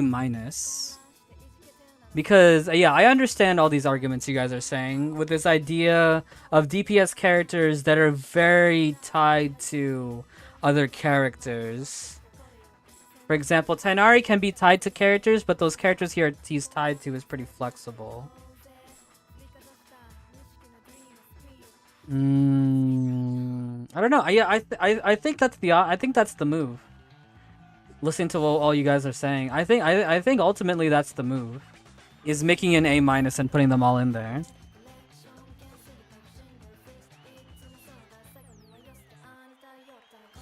If that's the idea. If the idea is a DPS that is very dependent on characters, but they're specific characters, versus a character that's dependent on a category of characters, right? Like, Electro or Aggravate.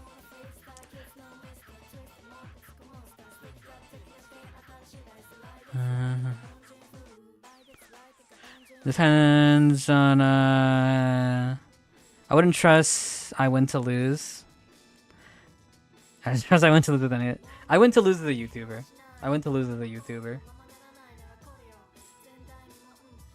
He's a YouTuber. Okay. I don't know. I think that's how I feel. With all the arguments you guys are providing. I do think they're good arguments. But I think that this is the solution that I've come to. Did I do this right? This feels correct.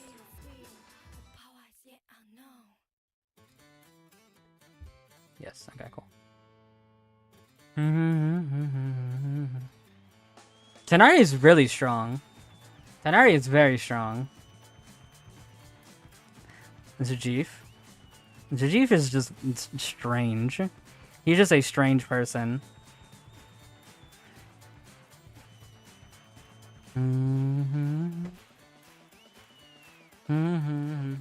Yeah, I like this. I like the argument you guys made of characters who are very tied to a singular character. Even if that singular character is Farina, who's like the most valuable character, I do think a category of that is very important. I listen to Zajif's theory crafting, never his opinions. That's true. Yeah, Tainari is tied to Electro in general, but in that Electro, you have many things you can choose from. All right, cool. I like this. I like the idea of an A-. I like the idea of the A-. Cool. Okay, who's the next one? I mean, Zajif also said he wanted he wanted an air system for Fontaine just because it would make it more difficult. He also he also thinks that like, oh my gosh, what's the guy's name that always appears on the live stream? He I forgot what his name is. Dewey. He also thinks Dewey actually cares anything about his opinion, or that he has any influence on any of that. He said that, yes. Shinobu? Shinobu's a good one. Shinobu is arguably one of, if not the best, Hyper Bloom characters. But that's all she's doing, really. That is all she's doing. But it is very practical and it is very usable, very easy to build. At any level you can do it. It's just high level, EM. That's it. You make her level high, you put EM. And her heal's not too bad. The only negative I have against her is her HP draining can get very annoying in a practical sense. Because if you're in a situation where you're against the clock, and Shinobu is low HP and you need to switch to her, you might die, and is a very high chance of death. And that is a very realistic circumstance. She does one job, and she does it very well. Yeah.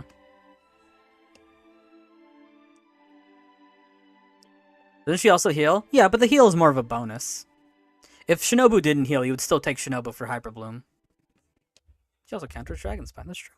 That's true. That's true. Yeah, no, I feel great about this. I feel great about this. She does one job. She does that one job pretty much better than almost anybody else. The only one that's comparable is like Raiden, and that's a whole different argument. Being the best option for one of the easiest to build archetypes in the game. I agree. I agree. I agree. Honestly, if there's an S.5, I would put her in the S.5. But that's going too hard. Or if I made S++ and I put Farina and Shinkyu and S++. Yeah. Hyperloom is one of the easiest builds in the game, one of the strongest builds in the game. And Shinobu is one of the biggest cornerstones of that. Omega easy to build. Like, I would say arguably one of the easiest characters to build in this game, period. Base level is very important on her, which is the easiest thing to build because it's guaranteed. One of her best weapons is a craftable weapon that anybody can get no matter what. The only quote-unquote hard thing is like finding EM, but it's just EM main stat. Doesn't care about recharge, doesn't care about critical. You can put HP on her, but it doesn't matter because it's just more healing. It's literally just base level and EM. I don't think there's an easier character to build, actually. I don't know. See, now I'm thinking about putting her here, just because she would actually be the easiest character. I think the only thing holding her back is that playability-wise, that's true. You don't even need to get the right set. You could get a wrong set that just has butt tons of EM, and you're chilling. That's also true too. I think she is the most comfortable. The only negative things about her is that gameplay thing of Shinobu may die quite a bit. That is a real thing. Does she have constant uptime at C0? No. There's a tiny bit of whatchamacallit. Words escape me right now. There's a tiny bit of downtime, but it's not so annoying that it's a factor. Yeah, it's a bit of... Do you count constellations? Constellations are accounted for if they're vital. If constellations are vital, I will account for them. I think constellations make Shinobu better, but none of them are necessary. Yeah, it's like 1 to 2 seconds at the most, which is like switching to Shinobu. Like that 1 to 2 seconds is like switching back to her. It's not that big of a deal. Yeah. You mean I could give Shinobu a random EM piece even though I had double defense? Yeah. The subsets really don't matter on her.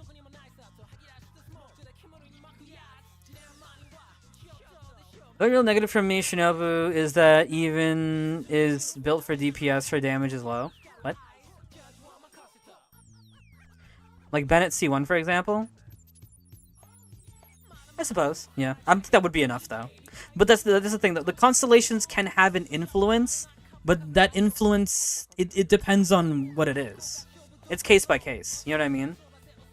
It's C1, if you're talking about Bennett. Like, Bennett C1 is important, but Bennett is so powerful that it doesn't have enough influence to bring him down. Yeah, HP subs are nice, but not necessary. Okay, yeah, I feel good about this. I do think there are a couple things holding her back from Plus, but they're few and far between. They're few and far between. Having an EM piece with HP substat, yeah, those are easy rolling. That's true. Bennett next just because. Okay. I mean, yeah, like, I don't think anything's changed with the boy.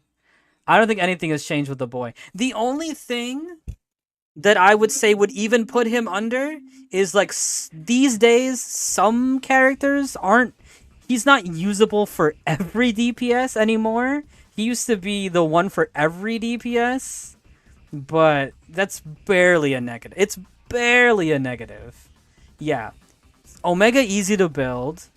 He gives everybody a crazy damage bonus. One of the most flexible skills I've ever seen in the game.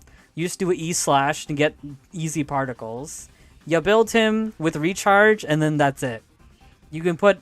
That's it. That's really it. Honestly, that's a positive. Yeah, it's probably a positive of the game itself. Like, the only quote-unquote negative is that one of the strongest DPSs in the game, Nivilet, doesn't use him. But that's not really a negative. That's not really a negative. I know some people thought his healing would be too weird with Farina stacks, but it still didn't matter. It's awkward, but like as somebody who's played Bennett Farina a lot, it's awkward to kind of max out Farina and Bennett at the same time, but you gotta come to that from a practical standpoint of just like, you may not max out Farina buff, but you're getting Farina buff and Bennett buff at the same time, and that still has a nice influence for your damage, right? So I think it ends up working perfectly fine. Even if you don't max out the Farina buff, you're still getting a massive charge from it.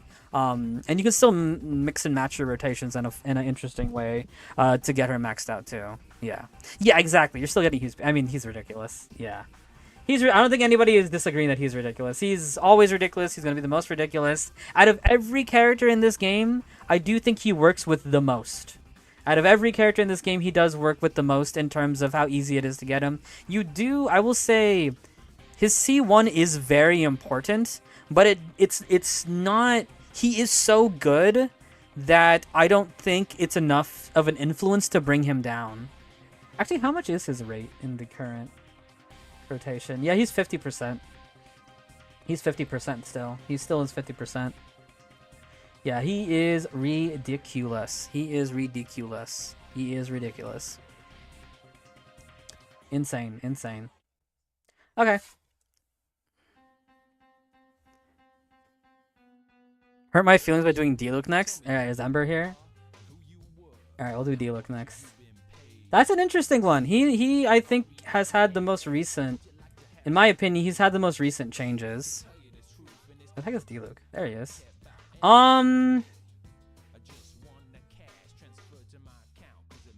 So, D-Luke, what's the question? I don't think he would be any lower than this. Would he be higher than this, is my question. I don't think he's any lower than this, but is he any higher than this? He got a massive buff with Cloud Retainer. Arguably one of the biggest buffs with Cloud Retainer. Yes. He's A-. I agree with that, yeah. He's my retrofit. He needs a Hydro unit to vape. Just true. That's higher than expecting. No. Okay. I think he's here. I think he's in the same camp as these people, where he does extremely well, but he needs a certain somebody, right? He needs a certain somebody to be with him, but that certain somebody is a very popular character. He's in the same boat as them since Cloud Retainer means he falls off a cliff.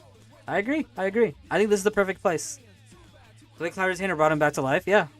I think without Cloud Retainer, he's like... he's like down here or something, right? But yeah, no. Cloud Retainer makes him busted. Modifiers are insane with plunging. Yeah, I think this is good. This is good. But he doesn't need Cloud Retainer. That is true. He doesn't need one specific character. Without Cloud Retainer, I think he's worse. He might be worse than Yelan. Not Yelan, freaking... Oh my gosh. Yanfei. These Y names. All these Y names.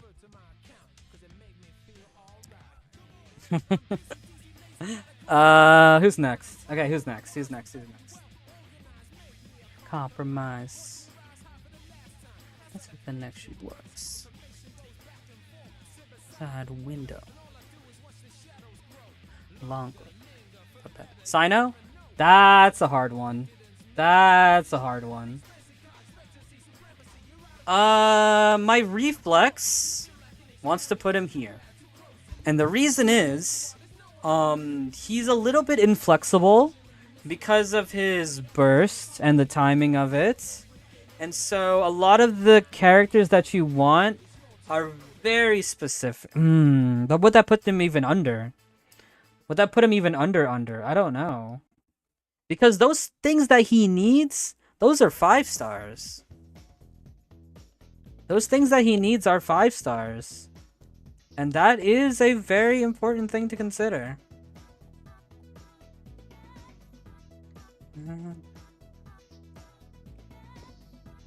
His teams are expensive, they are. As a Genshin, I don't have any room to speak. Doesn't Shiori work well with Navia? True. Oh, noob. Oh, okay. Rosaria tier? That's what I'm thinking.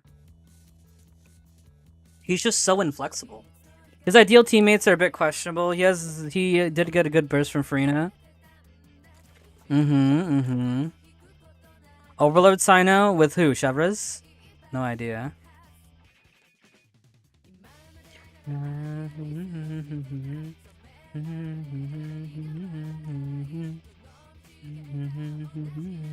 Unless you're doing oh, wait, Bronya?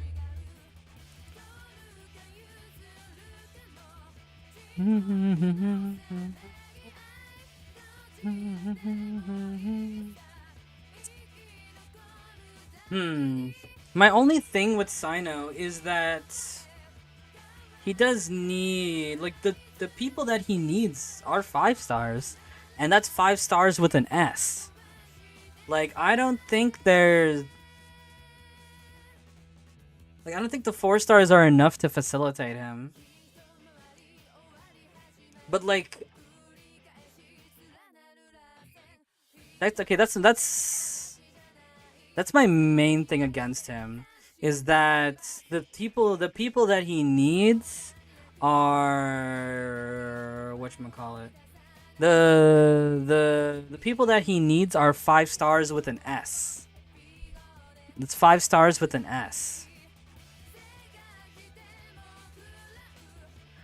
But maybe that's not enough to put him down. I don't know. I think he should be, because he needs 5 stars, it makes him so expensive. That is a true thing. That is a true thing. Sino can go Hyper Bloom? He can, but he's not making Hyper Bloom work extremely well. Main difference is that Ito and Noelle at worst case scenario need or want at least 1 5-star, while Sino needs 2 or maybe more. See, that's what I'm talking about. That's exactly what I'm talking about. 5 stars with an S. Like, Diluc needs Cloud Retainer. Noelle needs Farina. Xiao and Ito, it's dependent on what specifically you could put something on them, but it's not as many as Sino. Sino's not different than what Diluc can do, but it's multiple 5 stars for Sino. Yeah, let's look at Sino teams. Okay, let's look at his usage rate first. Yeah, I think I need a bit more, bit more data. I need a bit more data. So we have 5% for Sino, 5%. And if our main comparison is Diluc, it's a bit lower, 1%. So 5% there. And then do we have any teams with Sino on the list here? The campaign begins. Thanks for the follow, by the way. Followed. She, her edits. Thanks for the follow. I appreciate it. Sino. I don't think there's any Sino teams being popular. Sino. There he is.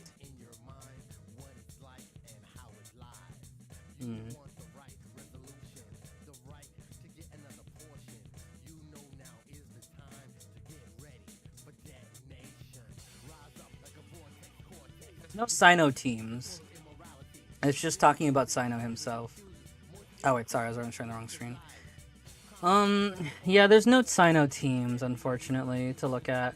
None of the most popular teams were Sino teams. Unless I'm blind, which I don't think I'm blind. Yeah, none of the teams were Sino teams. The optimal Sino team should probably be Nahida or Baizu, maybe both. Exactly, but if it's Hyper Bloom, he wants Baizu and Farina.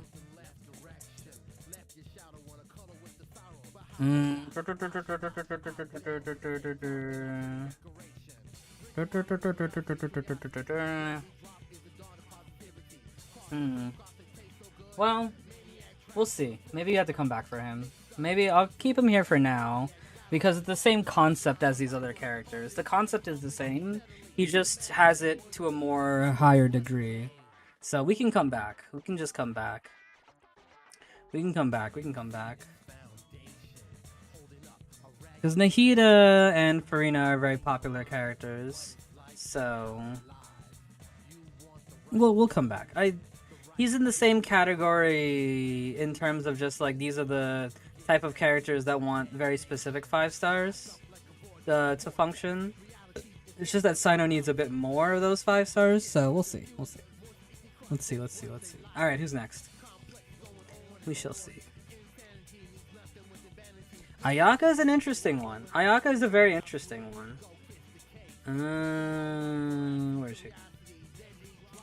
She is very, very, very interesting. My gut wants to slap her here. That's what my gut is telling me. And okay, well, so when I think about Ayaka, right? I think about her favorite teams want to be freezing. Not everything can be frozen. You can use her in bossing rooms. You can use her in melt, which is good and pretty easy to build. You can use them with freeze, which isn't the hardest to build. She in general is not too hard to build. Doesn't necessarily need any constellations at all. But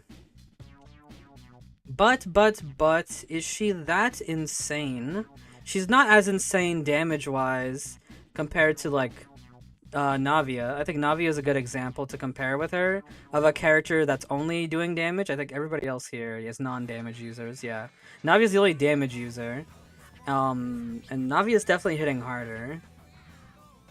She needs Shenhua. She doesn't need Shenhua. She needs a cryo battery. But there's quite a few that can fit into that category. No, she does not need Shenhua. She definitely does not need Shenhua. She needs a cryo battery. Or a battery. She needs a battery. Which is like, that's not too hard to accomplish. You could also play her in Melt, too. As long as you can charge her up.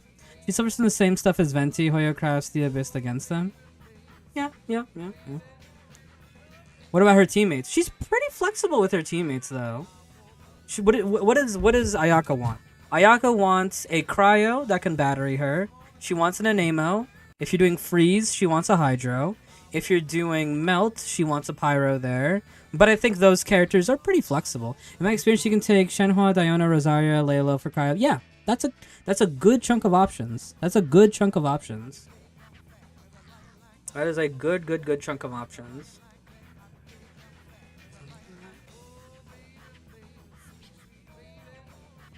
There's a lot of inherent danger for characters who bully load in one go. See, that is a very important factor too. Is what would you call that? That's like I don't know. What's the word there?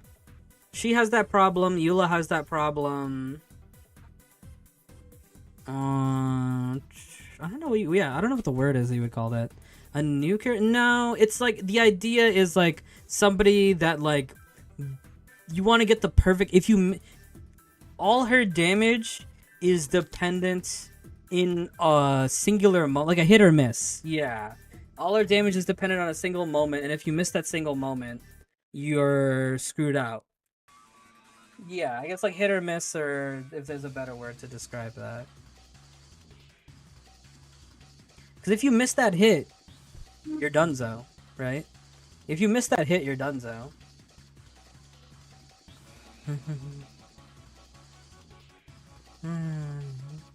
No, but I think that puts her in A. I think that keeps her away from plus. For skill needs? No. I think that keeps her in A. I think, but that stops her from going into plus. And what boosts her up away from A is that she's very flexible with her teammates.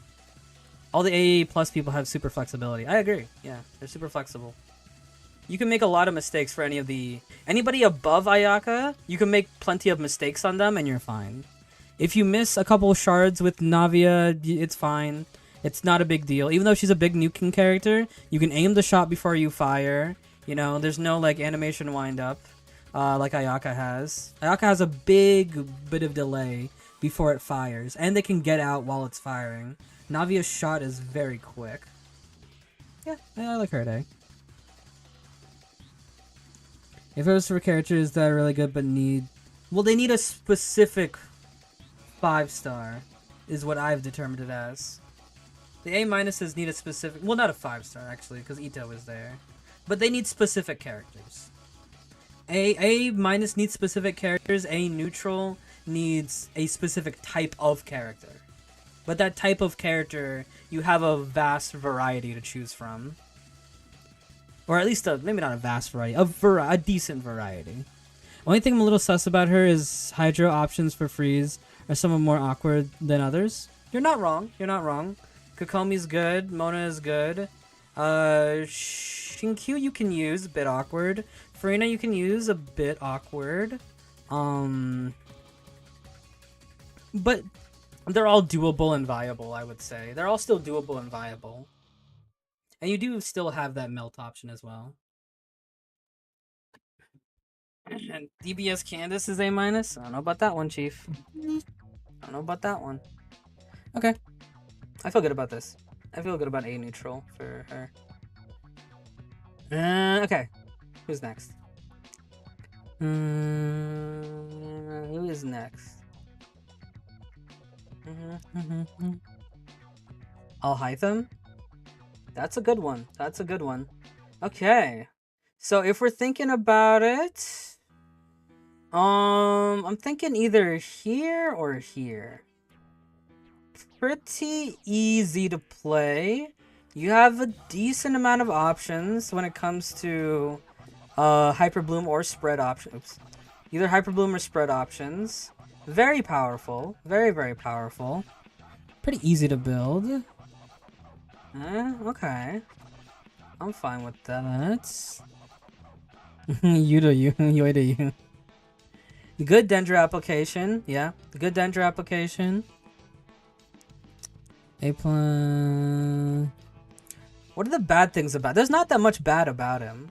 What are the bad things about him? There ain't much. If I'm speaking realistically, there's not too many negatives about him. His weapon selection is very flexible. You can use Iron Sting. You have to change your main stats, but he's pretty flexible. Iron Sting's there. Umbrella is there. Harbinger of Dawn. Harbinger of Dawn is there. Right?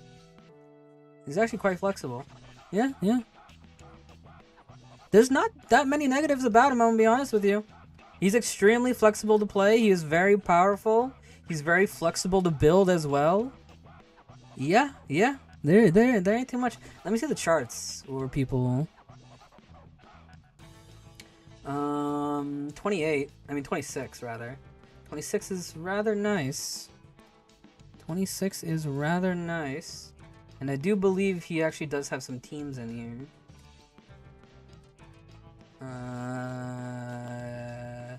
Here he is with Miko, Zhongli, and Nahida. Here he is in a Hyper Bloom variation. So you got Spread and Hyper Bloom, of course. I think those are the biggest ones with him. Yeah. Yeah, yeah. I feel good about this. I feel good about this. I don't think there's anything that negative about him. Yeah, I don't think there's anything that negative about him. Cool. Okay, who's next? Nothing really negative about him, but there's some characters who outdamage him and some for less. Yeah, yeah. Would agree. Would agree. Would agree. Would agree with that. Would agree with that.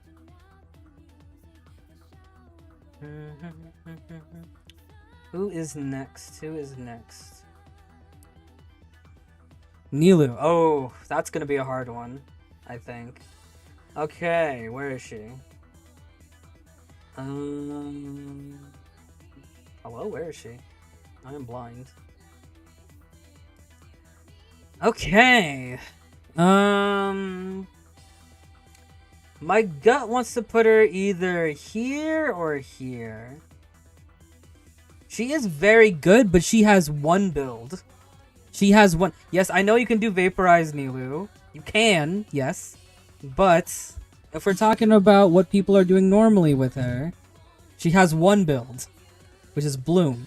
And it's really freaking strong. If it works. Meaning that there are characters who are immune to Dendro. And, you know, they're around. They are around. They're around town. But she's very easy to build. The build is very strong. But she only has one build. And you could use that build with a variety of characters. It can kill you easily? No, not really. Bloom teams always have a healer. As long as that healer is doing their job, you're fine. There's plenty of defensive options in the Bloom team. I wouldn't say dying is... I would say Shinobu dying is a lot more common than you dying to your own Blooms in Bloom. Even though she's restrictive like Ito and Xiao, she's easy to build and it deletes. Yeah, and her restrictions are very broad. She is restricted, but those restrictions are very broad. It's just Hydro and Dendro, and then you pick your... You just pick. You just pick out of the Hydro and Dendros. And there's a lot. You can do Farina, you can do Shinkyu, you can do Baizu, you can do... I'll hate them, maybe. It'd be kind of weird, but you can. You could. And it all kind of works. It all just kind of works until sometimes it doesn't. I mean, it's really strong. I don't know. What keeps her from here? Because it's really strong. It is very, very strong. It is very strong and very easy to do. It is very strong and very easy to do. There ain't too many negatives. She's got a lot of teammates that help the team survive. Yeah. I don't think survival's ever really an issue. I think she should be yeah, I don't know. I feel like plus. Because she hits really hard. Those Hyper Bloom things here. Well, okay. I will say one thing actually. And maybe I'll put her down for this. If it's single target, it's quite a bit slower. Because of... I think it's like the internal reaction thingy. Unless I'm playing her wrong, I feel like I've always noticed that if it's multi-target, those Bloom Seeds are being created by the thousands. But if it's single target, it's definitely not as much. Without proper support, she will kill her team. But realistically, that doesn't happen. Because there's plenty of supports that are survivability characters. Her only solution to single target is like Yelan.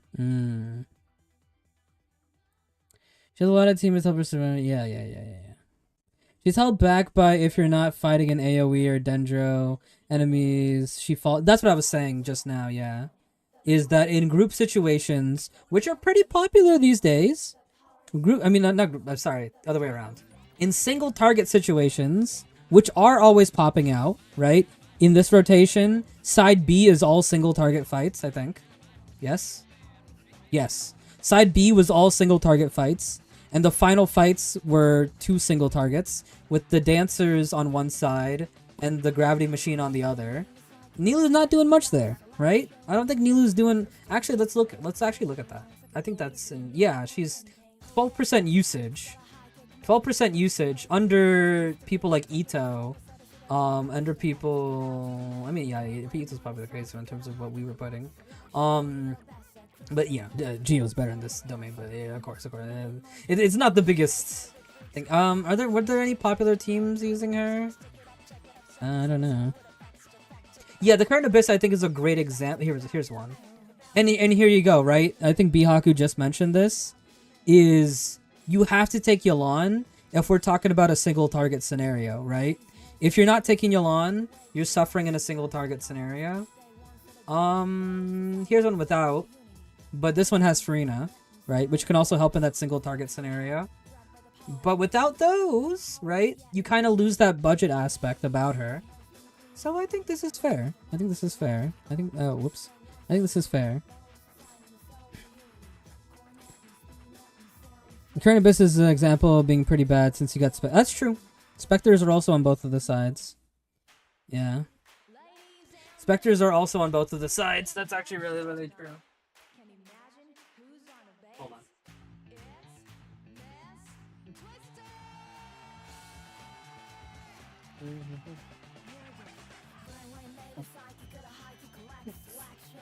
Wouldn't Shinkyu be a decent replacement for Yolanda? It's decent, but Yelan has a lot harder single target damage. If we're talking about the comparison between Yelan and Shinkyu, Yelan's just damage, I do think far surpasses his. He definitely has his aspects that are ahead of her. That's one of his, one of Yelan's, shining places. Okay. Coaching. Yeah, I feel good about this. I feel fine about this. I feel bad for Venti because he should have Hoyo shafted him. I mean, hey. It happens. Alright, what's the next one? I feel good about that. The next one. Lenny? Okay. Lenny.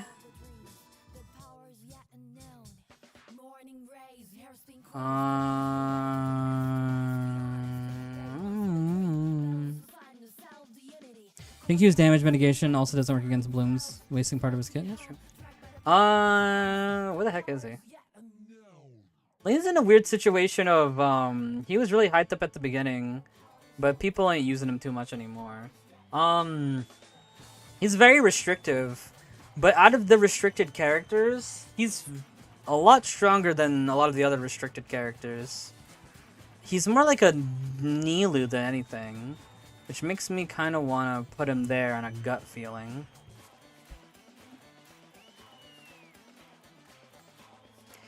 Yeah, so the main issue with Lenny is that he is very vulnerable.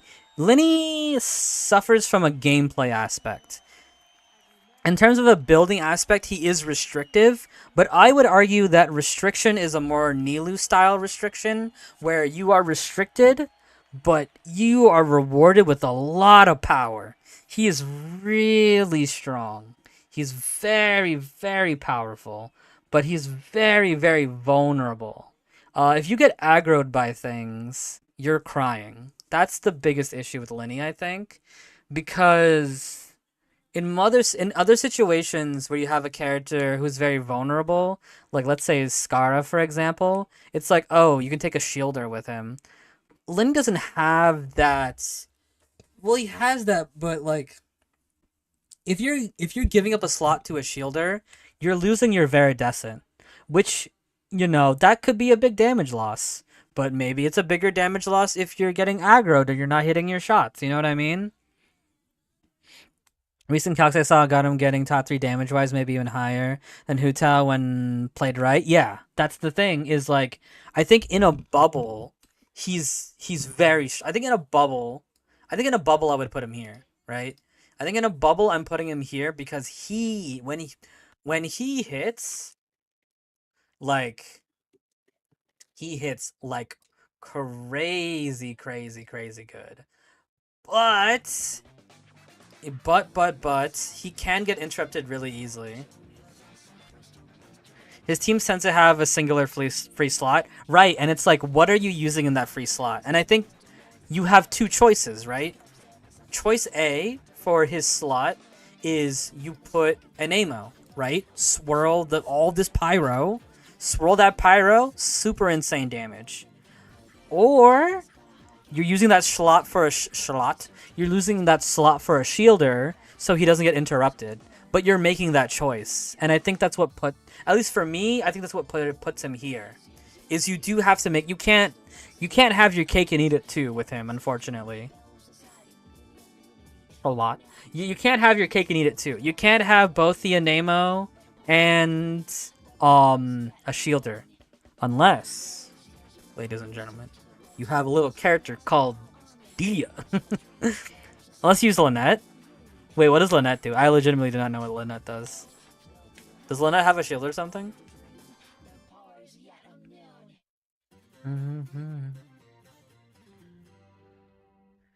Her taunt is the strongest. Oh, the taunt. Yeah.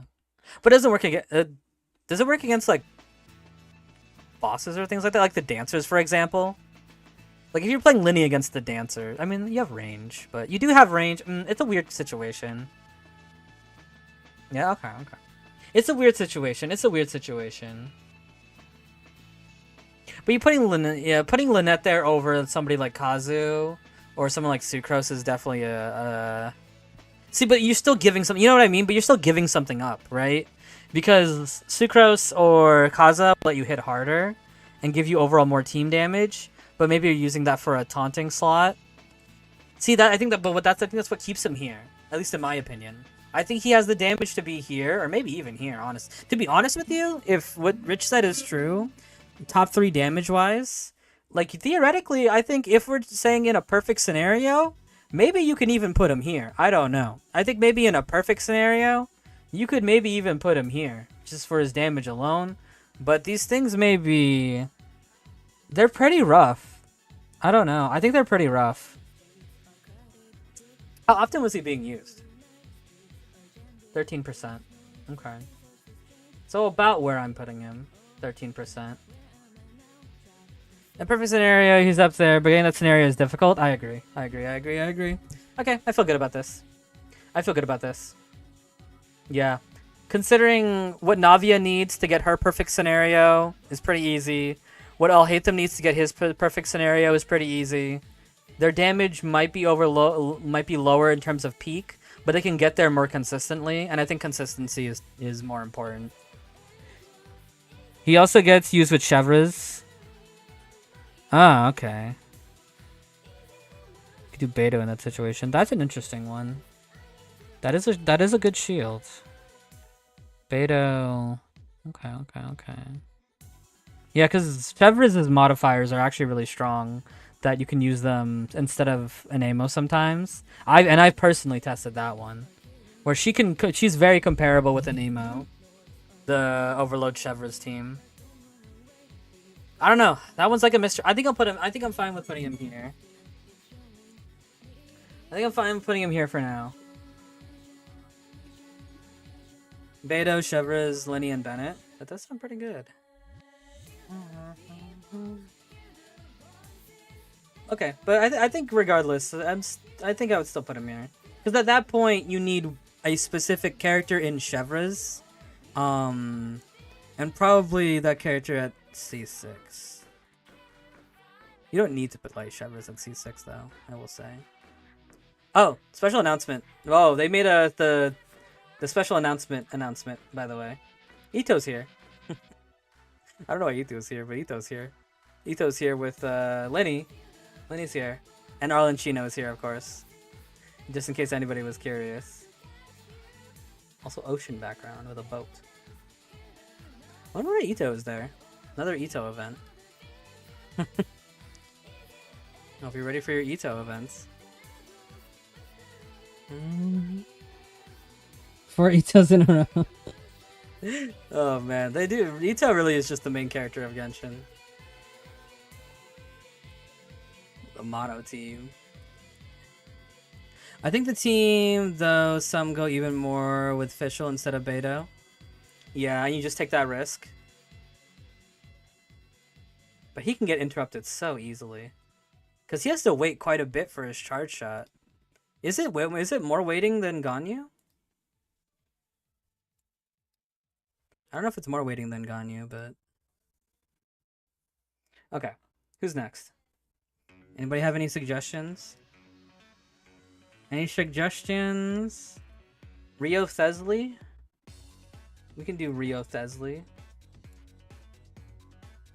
think it's slightly faster or the same. Oh. Skara. Okay, we can do Rio Thesley and then Skara. We need a bit more DPSs. Alright, where's Rio Thesley? Rio Thesley. Rio Thesley. He's pretty strong. He's pretty strong. Not too hard to play. The Constellation is an interesting conversation. My gut wants to put him here, but let me see what you guys have to say.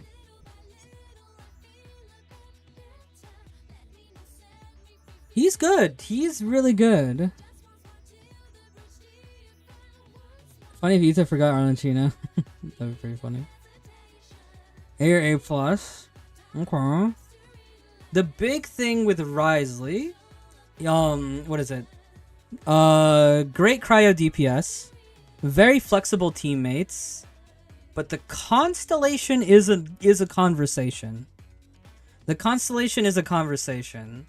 You can make him work at C0 perfectly fine. C1 changes a lot though, and a lot of the times it is really nice to get. It's definitely not a requirement. I think the biggest difference is you're losing stamina with C0 compared to C1. There's a big stamina difference. And there's a damage difference, of course. But you can still play him perfectly fine at C0. And in terms of his teammate versatility, that doesn't change either. A at C0, arguably A plus at C1.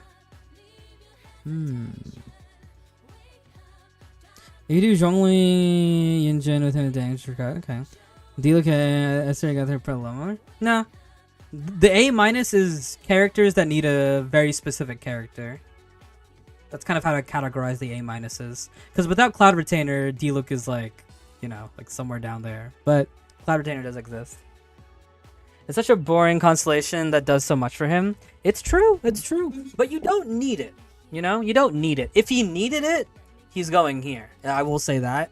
If he needed that constellation, he's going there. But he doesn't need it. But he is very flexible. And he doesn't have the Ayaka issue of the hit it and miss. He's not, all his eggs are not in a basket.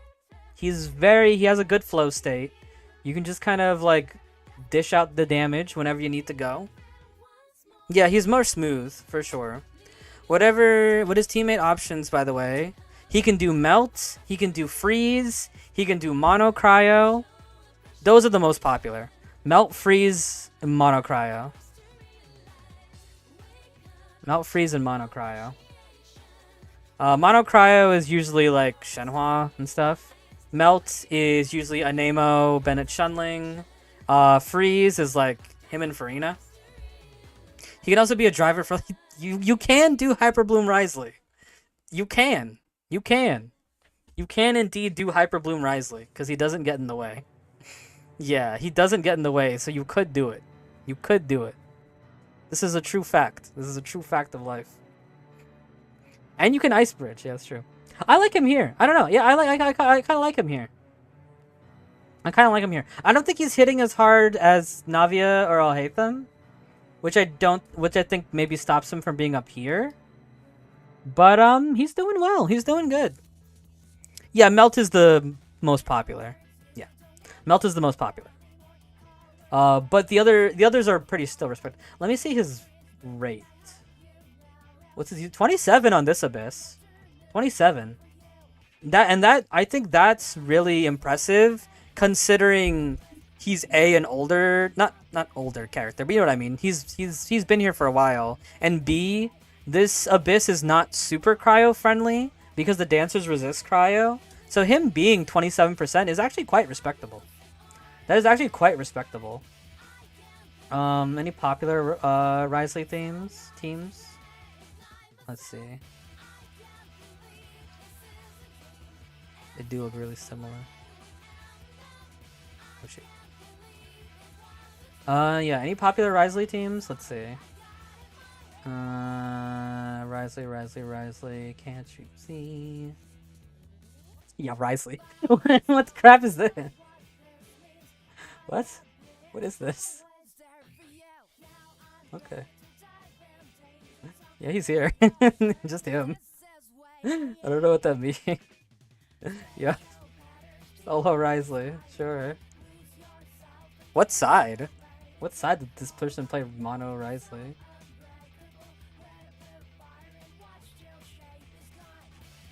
The C6 sweep, the solo. Yeah. Okay. I feel good about this. I feel good about this. There was one further up, a full team. Ah, I saw it. Yeah, this is the standard. Either a Nemo or they probably took Geo for the gravity machine. But yeah, this is the standard team. Risley, Anemo, Bennett Shunling, or Risley, Zhongli, Bennett Shunling. This is the standard right here. Very good, very solid, very powerful, very flexible. He is good. He a good character. He is very good. My only question is what keeps him from S. This is my only question. I guess he just doesn't hit as hard as Navia or Alhaitham. That would be my only thing. And he does have this. Yeah, the constellation thing is kind of an important factor there. Okay. Yeah, I'm fine with this. Yeah. He is more single target or you can play him in group. The constellation as well. Yeah. I agree, but I feel good about that. I agree and I feel good about that. Okay, Ember recommended Scaramouche. The Scaramushi. I think my gut reaction wants to put him no lower than A. But maybe plus. No lower than A, though. I don't think, yeah. Because he's not very restrictive. He's actually very wide range of characters. Yeah, less restrictive than Xiao. His main issue is, for most people, you do want a shielder. You can play him without. I have personally done this many a times. Ember can attest for this. I have played I've played Scaramouche, Farazan, Bennett Shunling. Even on constellation Scaras, I've done it. It's fine. You can dodge with him. It's not that difficult. You can make it work. But if I'm thinking of standard play, you're probably including a shielder for standard play. Yeah, you can gamer it if you need to, but you can do anything. So I'm not including that specific situation. Yeah, I think in a normal circumstance, he needs a shielder. I personally think you don't need a shielder because I think you can just gamer it, but not everybody can gamer it. Yeah, I never use a shield with Scara. I almost never use a shield with Scara. Even if it's not Ember's Scara, who's very strong, I'm almost never using a shield with Scara. Because in my opinion, I think you can dodge with him, and he has enough damage that you can make up the difference if you need to dodge. Definitely mostly single target. His charge attacks are a little AoE, but nothing that crazy. He's in between. I would say he's more single target-ish, but not so much. 14% on the usage, around where Ito, Linny, and Tainari are. Yeah. Any Scara teams that were popular? Let me see. Any Scara teams that were popular? Not seeing anything. Okay, looks like there's no popular Scara teams. I mean, it's the classic team, though. It's Scara, Bennett Shunling, and somebody else. Yeah, he's one of the characters who has a drastic DPS boost with Mika. Oh. He has a gimmick for dodge, too. Yeah. He actually meant for you to dodge. Yeah. He has a follow-up attack when dodging. Yeah, he does. It is a bit weaker than normally attacking, and I do think it takes a little bit more of your stamina. But in normal play, I think it's fine. Yeah, it's more like in my experience of playing Scara, it's enough that you're not losing too much. I think the thing with Scara is you're not losing DPS if you are losing DPS if you need to dodge, but you're not losing that much because I think he is very flexible to play. That what you're losing versus what you're gaining with the shielder and non-shielder, you can make up the difference very nicely. Because if you're not taking a shielder, you can take Farazan, Bennett, Shunling, which is a lot of damage. Versus having to take a shield. Are you losing Farazan? Well, you're losing a lot of personal damage. Are you losing Shunling? Losing a lot of Shunling damage with the sub DPS, right? Then I think it balances itself out pretty nicely. So yeah, I think mostly it's fine, but I do think most of the times people are taking a shield. But the big question is either plus or non-plus for me. I decided to start a new account to start Genshin from the beginning. Oh, nice. I'm not doing any wishes at all. Oh. Good luck, good luck. A? Okay.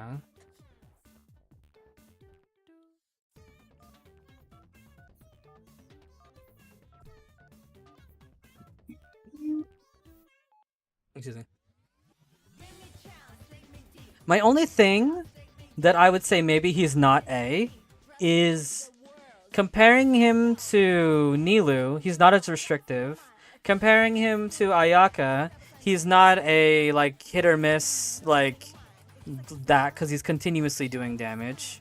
Comparing to Tainari, even in group or single target scenarios, he's still thriving. I think no matter what he's fighting, he's still doing very good. He can also be very one-shottable. That's true. That's true. But I don't think that would stop him from being a plus, though. Because I do think Linny has restrictions as well, right? I think he has restrictions in his team building. He does have higher spike damage. And then Risley also has some restrictions with the C1 and all things like that. I don't think the restrictions are that hard. And maybe it's because I played enough Skara that I personally experience it. So I have more of evidence, is what I will say. Is I do have more evidence for Skara because I have personally played him, and I've played him plenty without shield and all the hardest content, and I think it's perfectly fine. I think as long as you're being aware and paying attention, it's fine. But I do understand that most of the people will want to take a shield. But when you take a shield, you know, you're chilling, right? Damage is good. He gets good stats. He has good teammates. Not too hard to build, standard DPS build. I don't think there's anything really super vital he needs, right? Outside your basic DPS and attack. I mean, yeah, attack and criticals.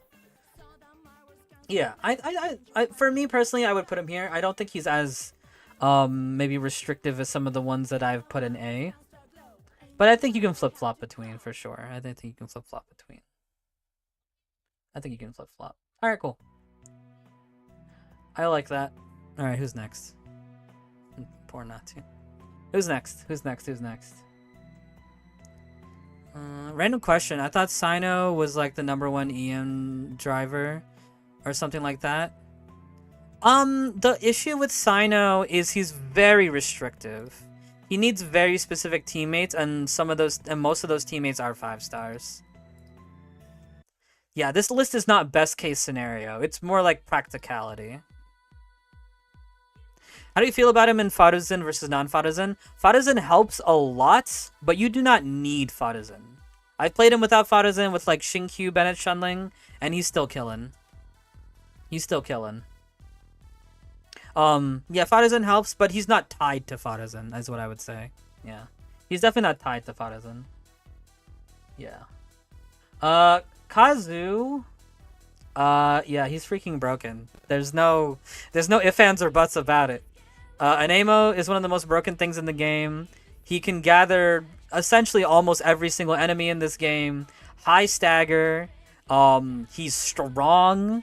Very easy to build. There's not that much negative about him. You go to bed. See ya, Kim. Have a good night. I'm out. See ya, Shotara. Thank you for watching. Appreciate it.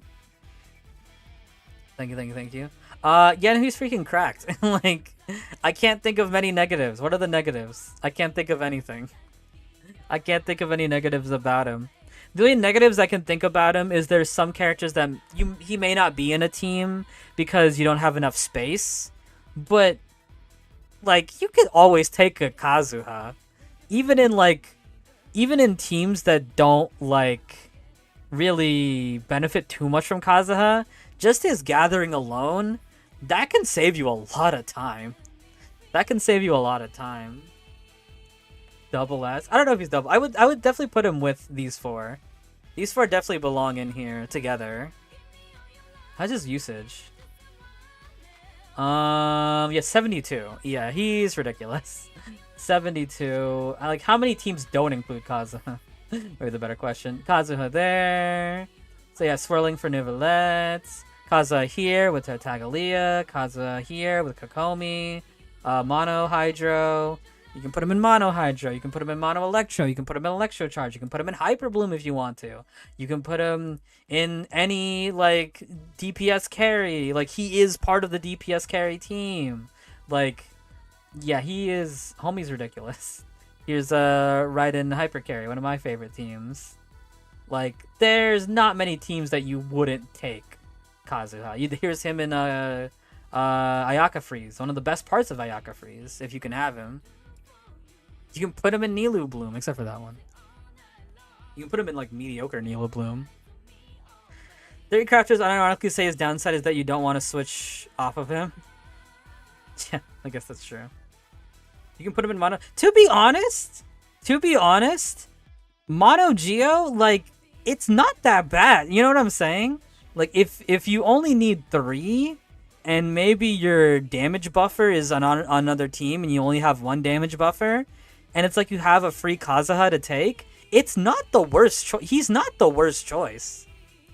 Just for gathering. Like, if you just want to gather to save... Like, I could see a scenario where you're using, like, an Ito team, and it's like you're using his gathering to one-shot with Ushi. Like, that's not the craziest... Like, that's not the worst thing.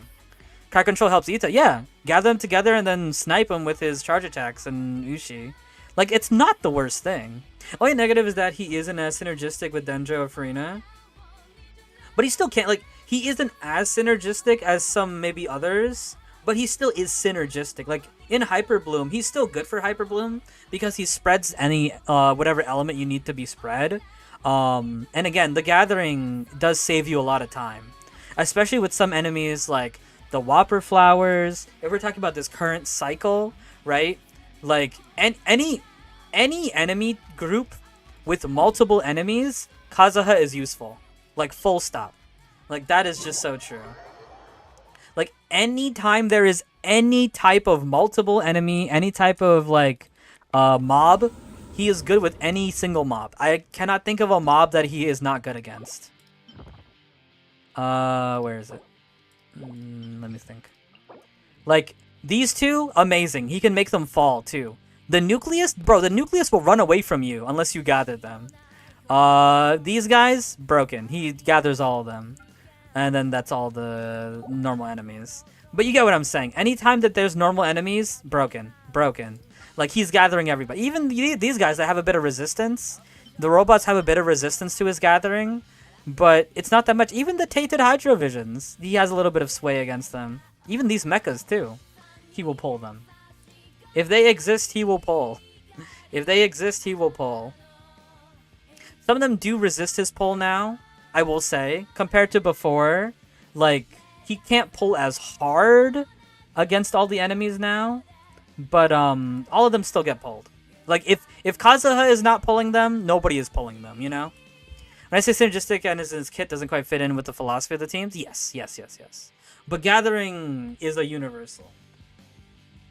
But yeah. Yeah, CC and the elemental application, yeah. For sure. He's still best in slot for Aggravate as well. That's true, too. Yeah, that's also true. Oh, yeah, it's freaking broken. Alright, next. Who's next? Homie is broken.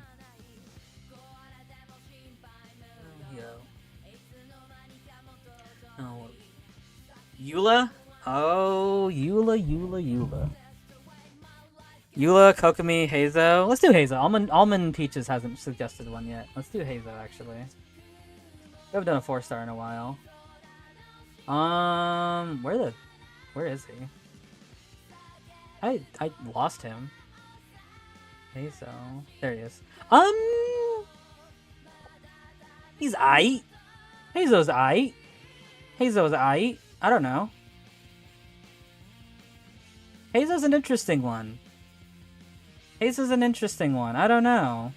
None of what he does is necessarily bad, but there's better options than him. Is, I think, where he is slotting into, in my brain. I don't know. Hear me out. He's a good swirl diver since his charge attack is a guaranteed swirl. This is true. But that's it. He's a decent DPS. Yeah, he's okay. He's just fine.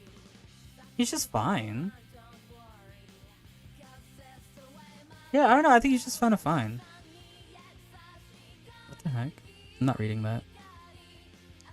He can one shot with the right team. I believe it. Well, for Swirl Driver, he's pretty unique there. Yeah.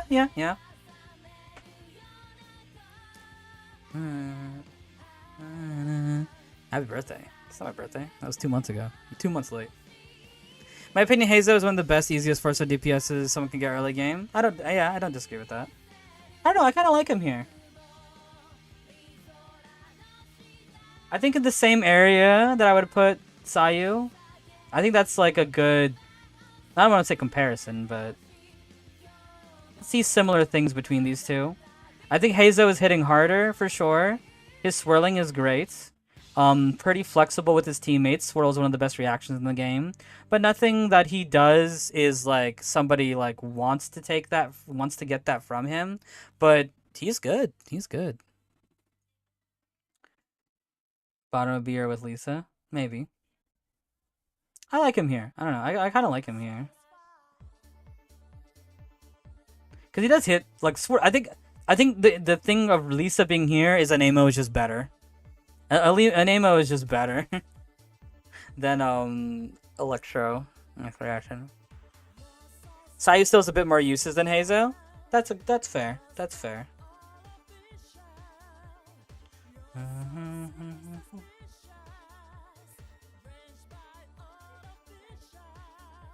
See, now I'm thinking about Sayu more. Maybe I would put her up here. Oh shoot. We'll come back to that. I'm just thinking about that. Sayu has better options than her. Hazel card have a decent niche for himself. Hazel has a replacement for everything he offers. This is true. Yeah, this is true. This is true. Very true fact.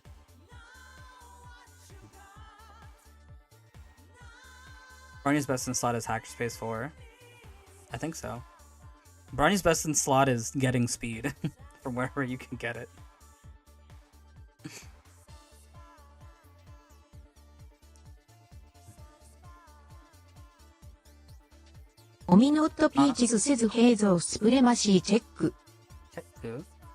I like him here. I like him here. His DPS is good. He hits pretty hard. But I mean,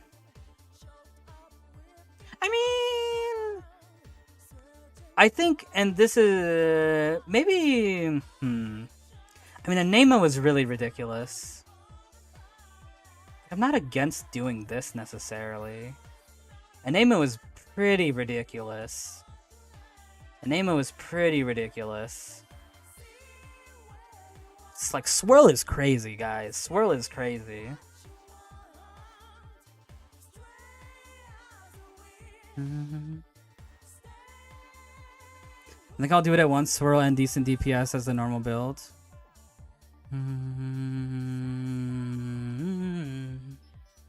That'd be funny how much harder the worser characters are.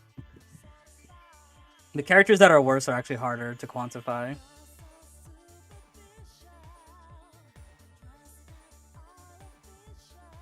I'll leave this for now. I'll leave this for now. I feel okay about this. I feel okay about this right now. I feel okay about this. Okay. Okay, dokay. Okay, dokay. Okay, dokay. All right, who's next?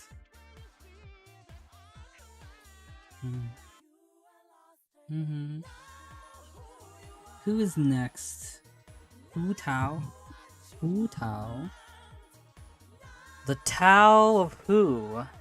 Hu Tao is hitting pretty hard. She hits pretty hard. Decent variety of teams. She did get better with Cloud Retainer. Her C1 is really good, but it's, you don't need it.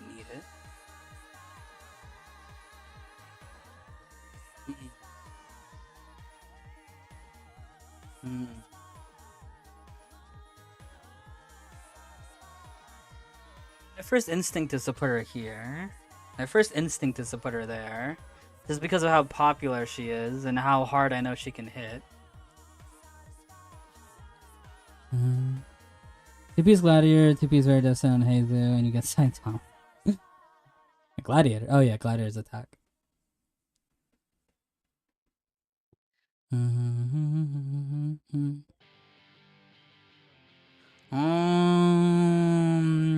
there anything really bad about Hu Tao? Like, not that I can think of. I guess she gets low HP, but I don't think that's really an issue. Charge attacks and stamina. Yeah. She relies a lot on supports, I guess. Right, but who doesn't? You know what I mean? Who doesn't? God.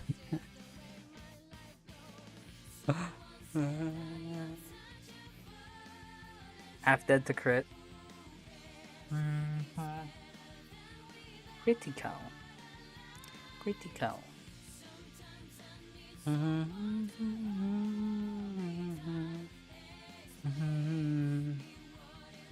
Hu Tao, you got a lot of good teammates. She's pretty standard to build. Nothing too insane. Got a lot of options. Got some okay free-to-play options if you're lucky. You can play her at C0. It's not that bad. I've done it perfectly fine. If you have Cloud Retainer, the budget build's even better. My only problem is charge attack. No, I agree. But yeah, I think that keeps her away from S+. Those issues. I think those issues keep her away from S+. She's a bit squishy. Yeah. I don't think personally, I don't think it's that bad because her burst can heal her. But you know, it's a factor.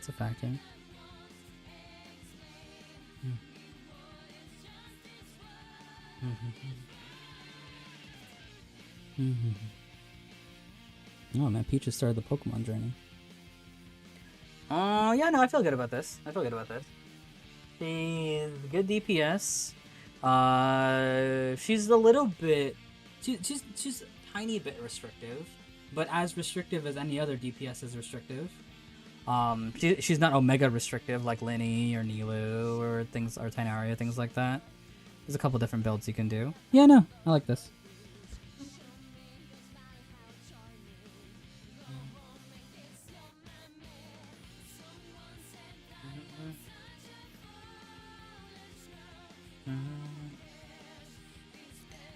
The announced live stream? Yeah, I know. I saw the announcement. Okay, I feel good about that for Hu Tao.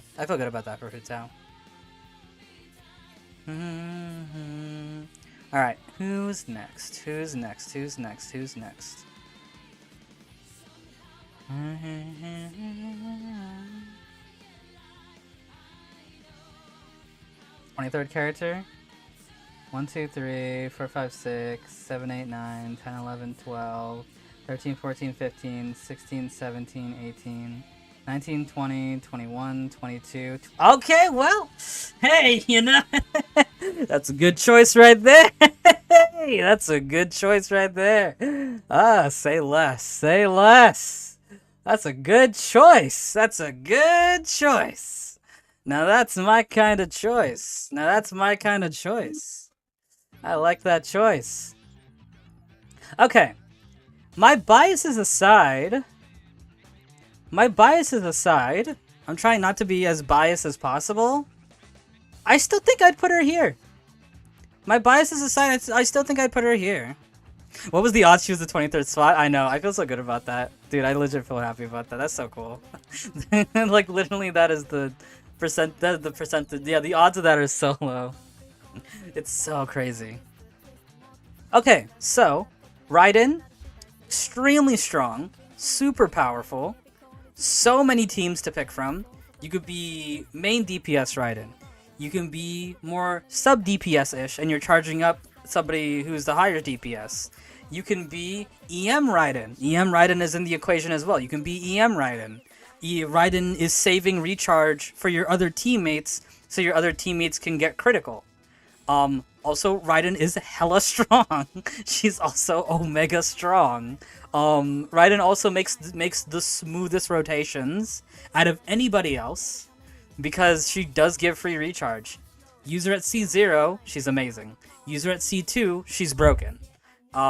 Hey, you don't go further than that. You really don't go further than that. I think she fits perfectly fine here. Yeah, I think she fits perfectly fine here. Raiden should have her own tier. I don't think I would put Raiden above Farina, personally. I do think Farina has a bit more... It's either a bit more or similar impact on the game.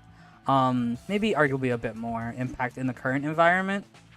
But I think she does belong up here with all of them. Yeah.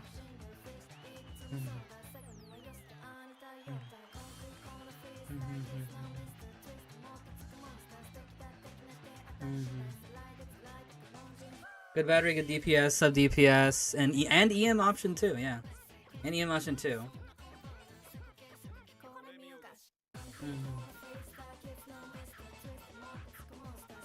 These be alone is fine. Yeah, I would put Sayu and Heizo together. Yeah, I put Sayu. That's why when I put him up, I put her up with her. But yeah, no, Raiden's ridiculous. Raiden's strong. Like, I don't think that there's any situation that she would. I mean, what's her usage rate too? 37. Actually, a little bit lower. Actually, a little bit lower than what she would usually be. But I think the thing with Raiden is she's good. I don't think there's ever been a rotation where she's bad. The only situation where Raiden is bad is if it's electro immune enemies, and even then, you can still use her energy recharge. She can still be a battery. Here we got Raiden National, one of my favorite teams with her. Here we got, this is a Raiden Modified National with Yelan. Here we got Hydro Supremacy Raiden. This is one of the newest teams with her, is Hydro Supremacy Raiden. It's Raiden with, just hella Hydro, and you just charge up the Farina. This is such a fun build, because, Farina is being charged by being charged by Jean. Jean's adding extra damage with Farina, and they both are together, so we have a Hydro bonus as well. Raiden is recharging all three of them, and it's just amazing. If you guys have these characters and you haven't tried this team yet, it is insane what this team is capable of. We have Raiden Hyper Carry, of course, right here, one of my favorite builds. And one that we're probably missing, but I think might be her strongest build, is Raiden Overload. It's not that popular because you need Chevres to be C6 for it to be stronger than Hyper Carry, but Raiden Overload's really strong. The only negative for Raiden is that there are plenty of teams that don't need her necessarily. There's just so many options now. Like, she's not good in every team, right? Like, I think that Farina, Shinkyu, Bennett, and Kazuha are in more teams than Raiden's in, but I think that the amount of impact that she has and the amount of builds that she can facilitate would definitely still keep her up here. And of course, EM Raiden. Look, EM Raiden, but not exactly like, oh, you need this for that. Right. But you can still use her, right? Like, if you're picking Raiden, you're never going wrong, right? You got National Raiden, super strong. You have EM Raiden, super strong. Overload Raiden with Chevres, super strong still. You have Hydro Supremacy Raiden, which we just saw, super duper duper duper. Every team that she is in is some of the strongest teams, and there are a vast variety of them. And just what she can provide will always increase in value. A strong DPS that is building recharge for everybody, as long as bursts keep getting stronger, she's gonna keep becoming more popular. And we saw that with Farina, right? Farina came out and she's one of the best characters in the game, and what makes Farina even better than charging her up with Raiden? That's why that Hydro Supremacy team is so good, because just like, she struggles with a bit of recharge, and you wanna know what helps with that? A DPS that gives you recharge for free. Yeah, Raiden's the best. You know what? Let me just put her up here anyway, you know. My bias. Okay, this is my biases showing. I'm not saying she's the top. I just want to see her in front. I'm not saying that she's better than Farina. Don't take me out of context there. I'm not saying that she's better than Farina. I'd personally argue that, like, she would either be in the middle or maybe in the back of S+. But I just want to see her in the front. We don't know if she's a bad cook. She just decides not to cook. Her being Electro is probably the worst point. I agree with that.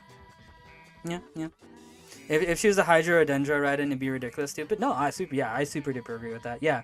The only thing holding her back is that Electro's not the best element. Electro got better with time, and she was the main reason Electro was getting better because of how good she is. But that's more points towards her. Okay. So we did a good character. Let's do a bad character. Let's do Amber. Amber. Amber. So why is she not here? Why is she not here? There's no F. F means you can't do anything. There's no F. I'm not putting her at F. There's no F. There is no F. F is there, but nobody's in F. F is there, but there's nobody in F. You can make Amber work. There's no reason she's not there. Yeah, you're right. E? No, she's not an E. The definition for D is you can make a team with these characters and you can make it work, but nothing that they uniquely provide is desirable by anybody. Which defines Amber. Okay. Anytime you want to make Amber work, you're catering the team around her. Yes. And that's what the definition of D is. That's what the definition of D is. Amber has more uses than Shinya. Well, if we're talking about Cloud Retainer, I don't necessarily agree with that. If we're talking about Cloud. Her burst does have low internal cooldown. That's like her only positive. That sets her apart, in a way. Is I think her burst has low internal cooldown.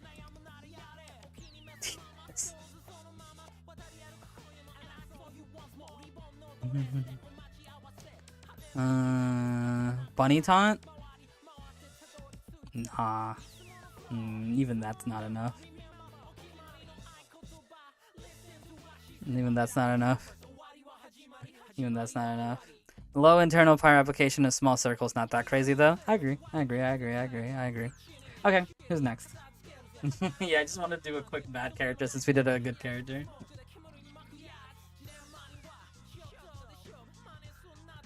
Disregarding taunt is cruel.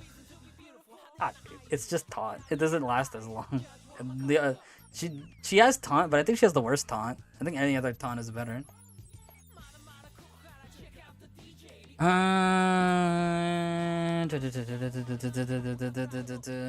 Two for Lynette. Okay, Lynette.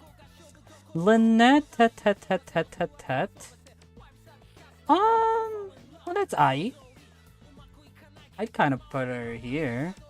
Anemo is broken. She's pretty flexible. The taunt is fine. I mean, yeah. I don't know. She's fine. I think she's just fine. C6. I mean, that's a very specific situation. She has good constellations. But I don't think anything about her sets her apart. Like, I think Sayu has more team attributes about her. I think Heizo is hitting harder than her. But nothing about her is bad. I think she's fine. She's fine. She's good. She's fine. Yeah, she's just fine. I don't know. She's just fine. Nothing about her is like super desirable. But Anemo is still broken. She's pretty flexible to build. Yeah, she's fine. Sayu and Heizo have some unique options. Lena is just bare bones Anemo support. Right. But Anemo support is broken. So both sides of the blow before Heizo. Yeah, I agree. That just, if anything, that goes to show you how broken Anemo is. If anything, that just goes to show you how broken Anemo is. Or she can still be up here, because Anemo's freaking broken as heck. Anemo is so pro. Okay, cool. Alright, next one. That was pretty straightforward. I think somebody said Yoimiya. Actually, that seems like a fun one. Alright, Yoimiya. Mamma mia, Yoimiya. Instinct. I want to put her here. On Instinct. We can do Kave next. Instinct, I want to put her there. On Instinct. Yoimiya is a character where very single target. Arguably the most single target out of any other character in terms of like the stronger DPSs. Her damage is good. Pyro is a good offensive element. Plenty of teammates to choose from. You got a lot of good team variety. Not too innovative with the combos. There's not really much you can do to improve her damage too much. I don't know. I don't know. What stops her from going here? I definitely would not put her under. But what stops her from going here? A minus low key, not because of team reactions. He's pretty much only single target. This is a true fact. This is a true fact. This is a very true fact. If Shivers didn't exist, she'd be Sino. True, you have Overload as well. Definitely more restrictive than the guys up here. That's a pretty hot take to put Yoimiya down with these guys. That is a decently hot take. I see what you're saying, though, where she's exclusively single target. I think that's a fair thing. Even Tainari, who is very, very single target, is better in multiple target scenarios than her. For sure, for sure, for sure. I don't know if that would be enough to bring him down. I'm curious about the ratios. What's the ratios for her? Yoimiya, 10% Yoimiya, 10% Yoimiya in the Last Abyss. And this Last Abyss was not doing her too many favors. She's okay for the dancers. So I think the teams that took her in the dancer phase. Well, no, they couldn't because single target. Jeez. Yeah, Yoimiya. I don't think any popular teams were using Yoimiya. I'm gonna be honest with you, Chief.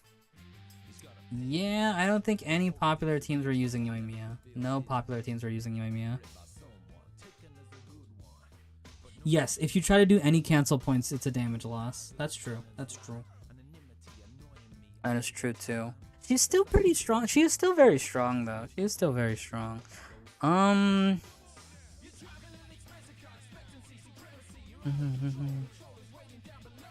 it's a toughie. This is a toughie. This is a toughie. Okay. I still feel okay about A. I think her issues are pretty in line with the other people who are in A. Once it's Chevra's team, then she can cancel? Really? I actually didn't know about that. I don't know too much about her Chevra's team. Okay, cool. Alright, real quick. I need to BRB, so I will be right back.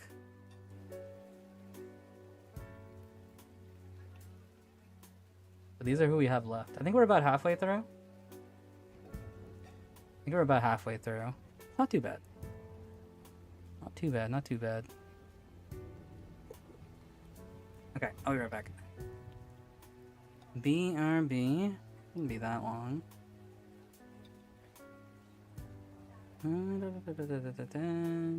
Okay. I'll be right back.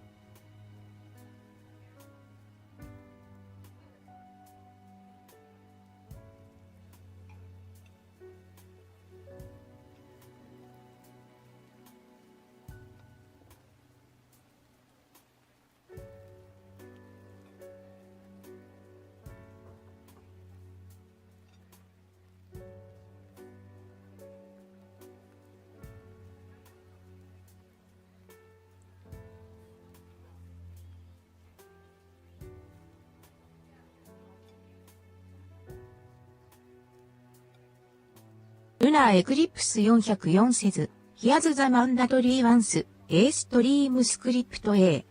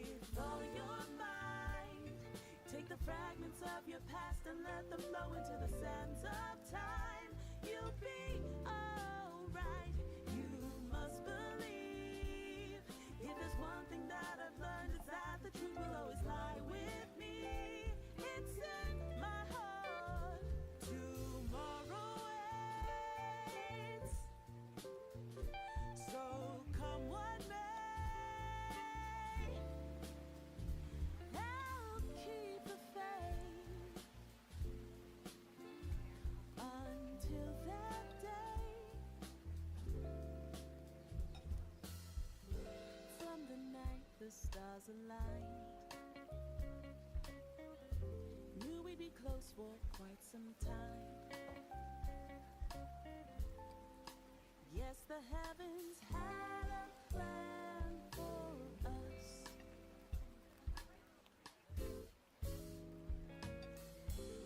Every day we gave our all, making dreams happen, big or small.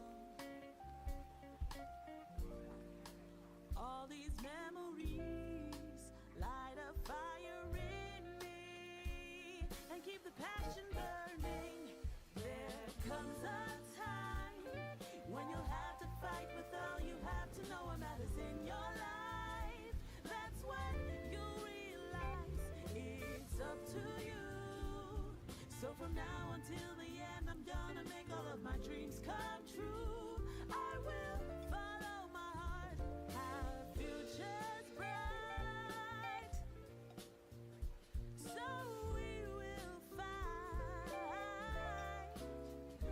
with heads held high. We'll make things right. Yeah. Just say the word and I'll be there. Yes, anytime and anywhere. The bond that we have forever strong. I am a friend you can count on. Never forget when we're apart. We are as one under the stars.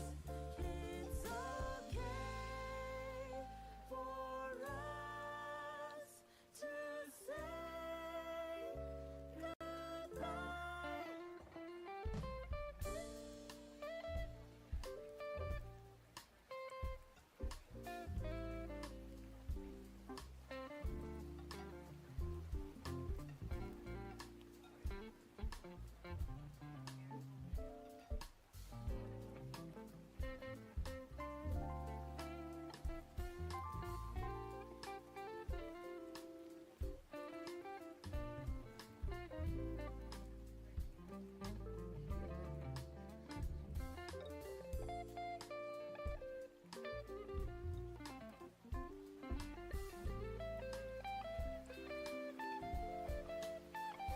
With all your might, take the fragments of your past and let them flow into the sands of time. You'll be alright. You must believe. If there's one thing that I've learned, it's that the truth will always lie with me. It's in my heart. Tomorrow waits. So come what may,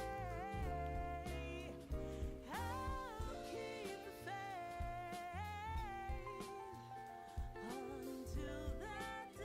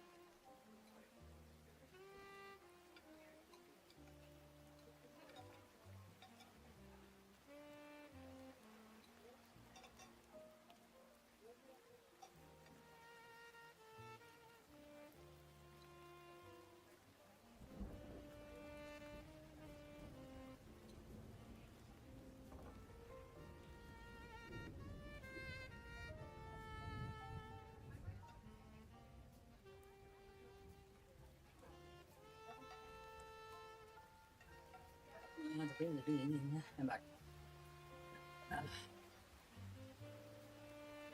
I have returned to the land of the living. Alright. Who to next? Who to next? Who to do to do? Welcome back, thank you. Who to do next? Who to do next? Any choices here? Anybody have any favorites? Charlotte. Good choice, Charlotte. Okay. Who are we talking about now? What are you talking about? Toma? Eula? See some Eula, see some Toma. Toma and Gaming? Okay. Let's do Toma and then we'll do Gaming. That sounds good. Alright. Toma's a hard one. Toma's got some stuff that he's providing. That stuff can be very good. He's never really the first choice of anybody. I'm thinking... You said B+. I'm thinking either B or B+. He's got some Burgian teams. He's got some shielding. He's got some pyro applicating. Nothing too insane, though. He is the Burgian guy. So far in the game, he is the Burgian guy. For sure. For sure. Yeah, no, he is the one for Burgian. For sure, for sure.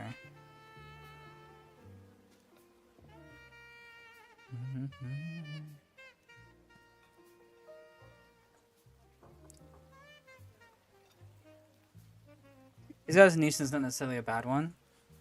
Yeah. He is the Burgian guy. Shield is, wait, hold on. Alright, there we go. There we go, okay. Toma is the Burgian guy. Shield is fine. Some pyro hits. Not too hard to build either. D is pretty close to Toma for Burgian, but not super close, yeah. D is close in comparison to other people, but she's not in close in comparison to how well he does in Burgian. Yeah, I would agree with that. Yeah, this is fine. It's fine.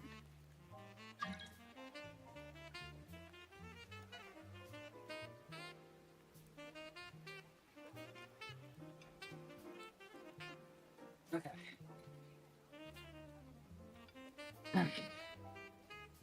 Tall flying enemy moment. I mean, yeah, that's why he is not ahead. That's why he's not ahead of the pack. Okay, Gaming. Same situation. Between these two, I feel. My gut instinct is between these two. He's a very strong DPS. Oh, for Dia, yeah. He's a very strong DPS. Plunge is good. He's so new.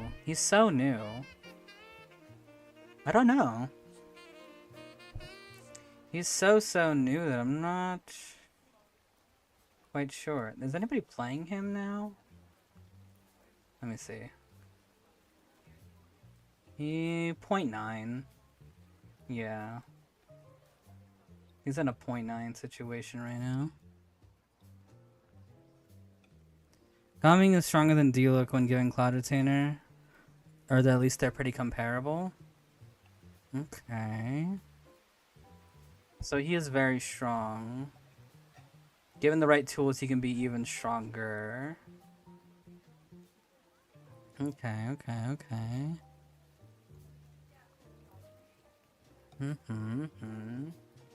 How stringent is he on his builds and teammates?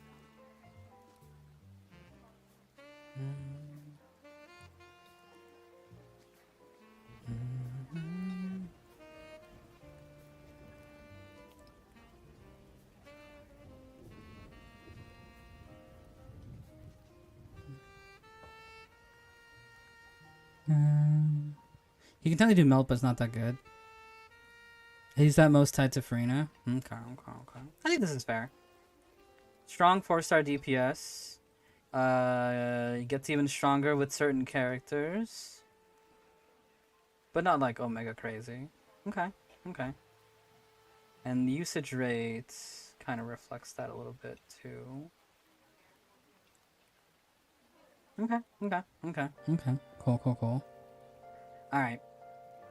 And then someone said Charlotte. What would I put Charlotte?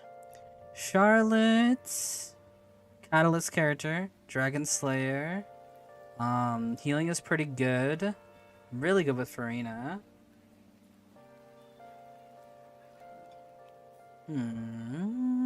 She's pretty solid, yeah.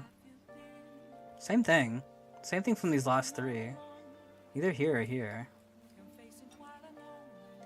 I don't think anything she provides is like Omega insane, aside from a team-wide heal, which isn't like game-breaking. A team-wide heal isn't game-breaking necessarily.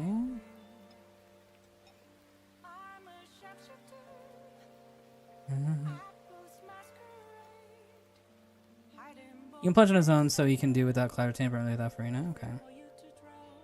Does she have decent cryovocation? The cryo burst is good, yeah. The burst is good. I know she marks enemies, but I don't know how that mark interacts after the initial hit. How she with Mika? They're largely interchangeable. Okay, yeah. Okay.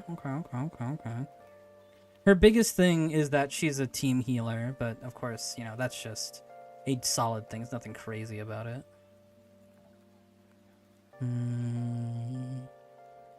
Her E is like Nahida's. Yeah. Her E is like Nahida's. Yeah, I don't know. I think this is fine. I think this is fine where she is. I think it's fine. Okay, cool. Next, anybody have a choice?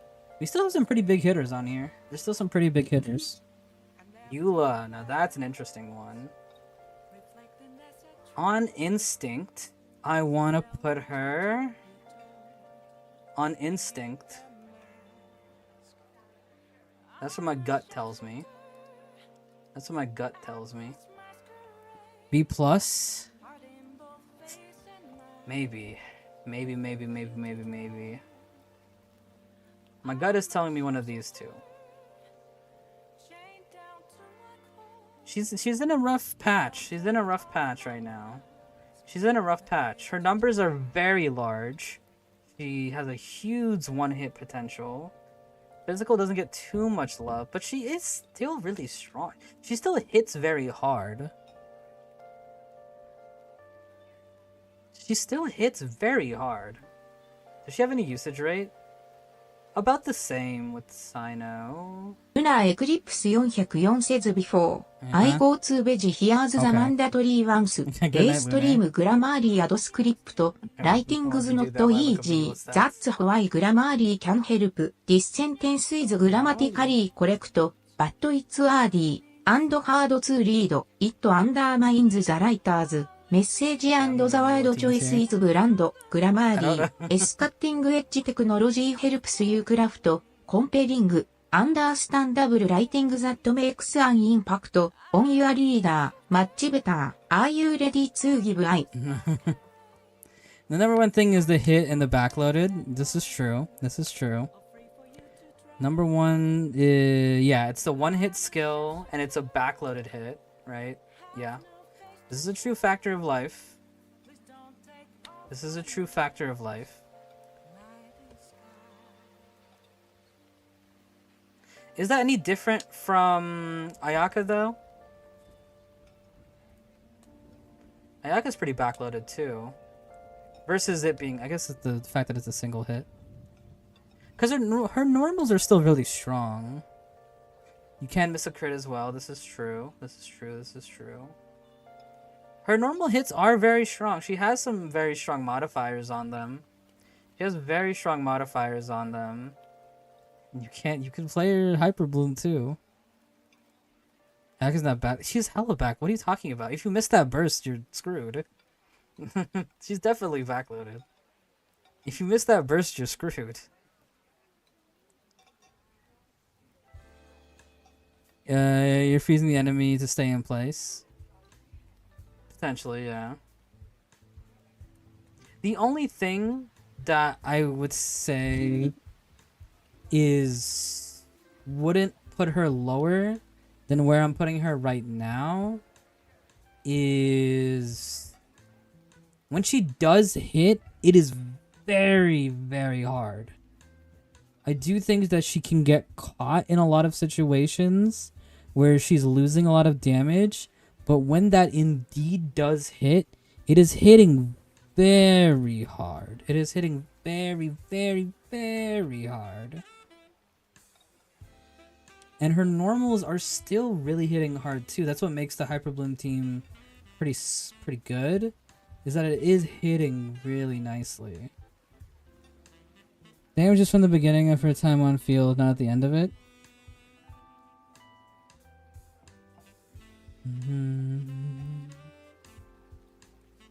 Well, if you're building it back up, yeah. I feel for the first rotation, but anything after that, you're building it up. Yeah, it's not backlogged in the beginning.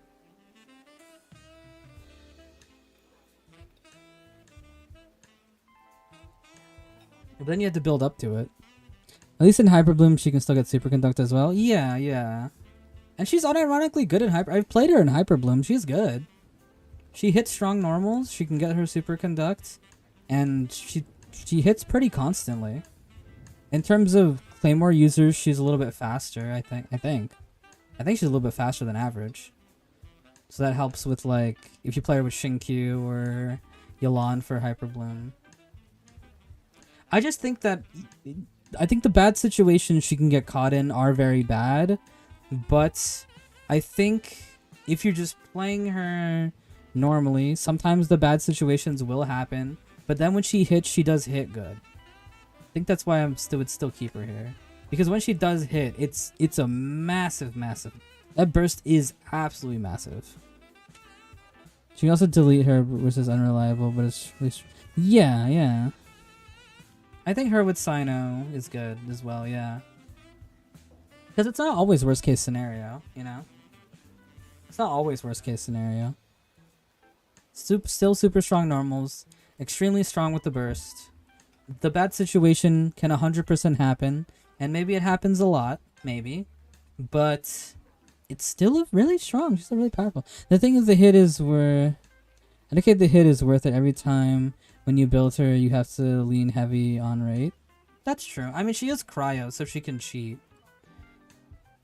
There, right? She can put on the cryo teammate to get a higher critical rate. So there is some cheating there. I don't know. I feel good about this. I feel fine about this. She's definitely restricted. But she's not. But I think it balances itself out in the sense that she's not restricted by her teammates, which I think is a big thing that pulls down a lot of these other people. Is that they're really restricted in their teammates. She's not restricted in her teammates. She's restricted in her gameplay, mostly, is what I would say. But I think that would put her in the same place as these guys. Then just a fighter player and be considering who else is there should be way better than do. Yeah. And I don't know how heavy her Claymore modifiers are either.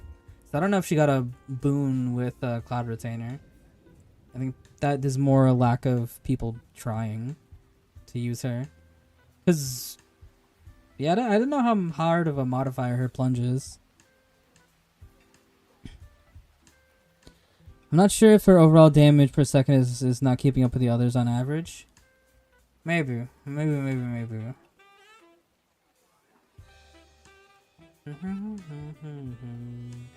It's a yeah, I'm not sure. Yeah, I don't know. If we had a Eula Professional, that would help a lot.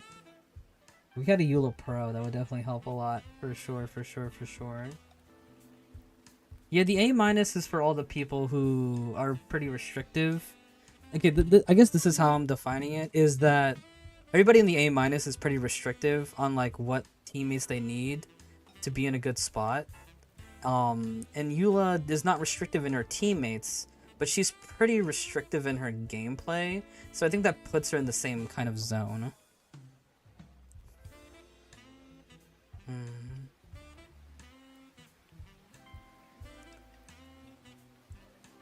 Yeah, I think that's kind of how I define that. That's kind of how I would define that. Okay. Who's next? But I think maybe she could go down potentially. She could go down potentially.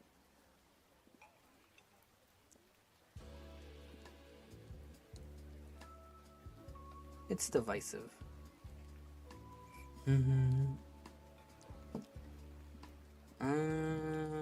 Still a couple good options here. Ayato? Ayato.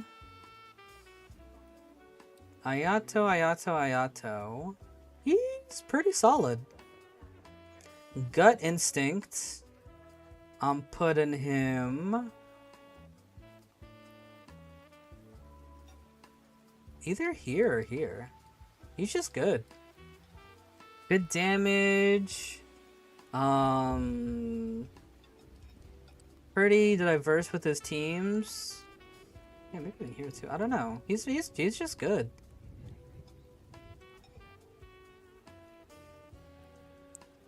He's just good. Damage is good. You got melts. You got electro charges. You got hyper blooms. Pretty easy to play. Pretty easy to build. You got some free to play options. Yeah, I don't know. What negatives do there exist about Ayato? Hydra's a really good attacking element, of course. Not constrained to any constellation either. Not constrained to any constellation. Even has a little bit of buff too.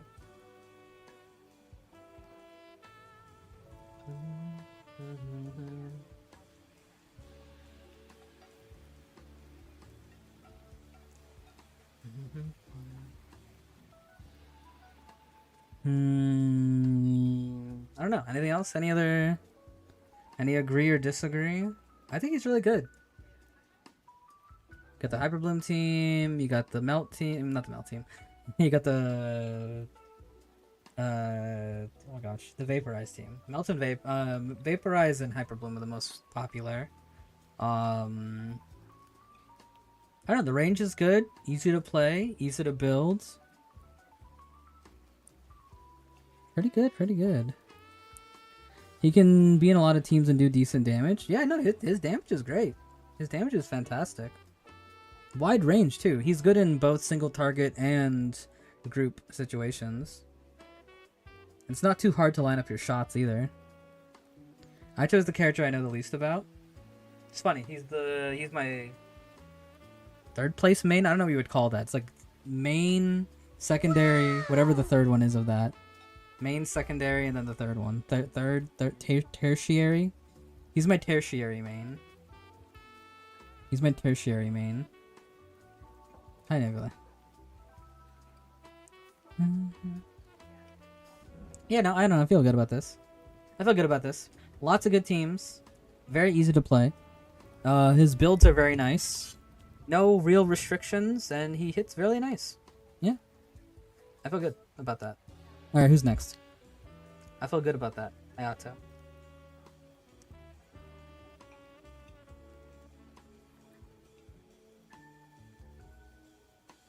Kakami.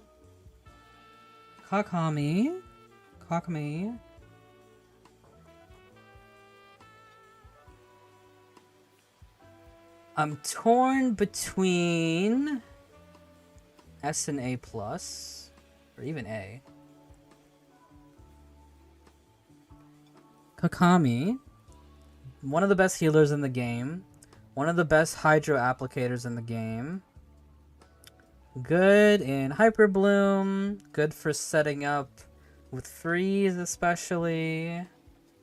Not too much else though. Not too much else.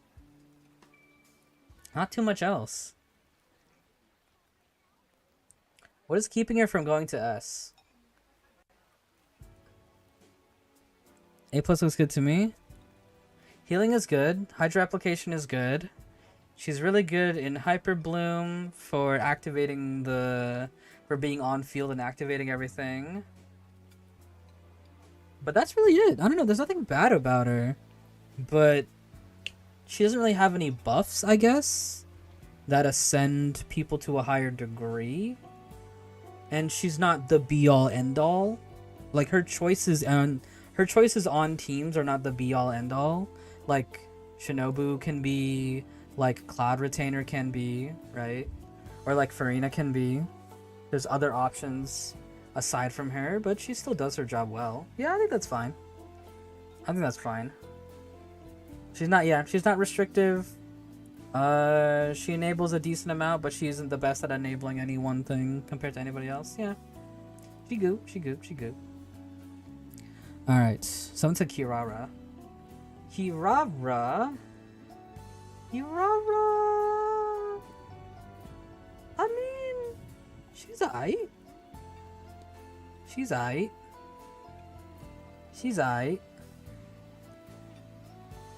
Argu best slot for Nilu, best slot for Ayaka, and solid healer allowing good damage reversed. Okay. Actually, Eula video, free to play Eula is about to hit 300k. There's higher reliance on riding to clean up mobs and next waves in the downtime. Okay. We can come back to Eula. Why is Nilu an A? Nilu is an A because she only really has one team, and her in single target scenarios, she has a pretty big what is it called? Not downfall, but you know what I mean.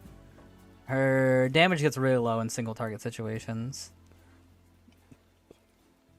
It's a good build and it's really strong, but it's pretty restrictive.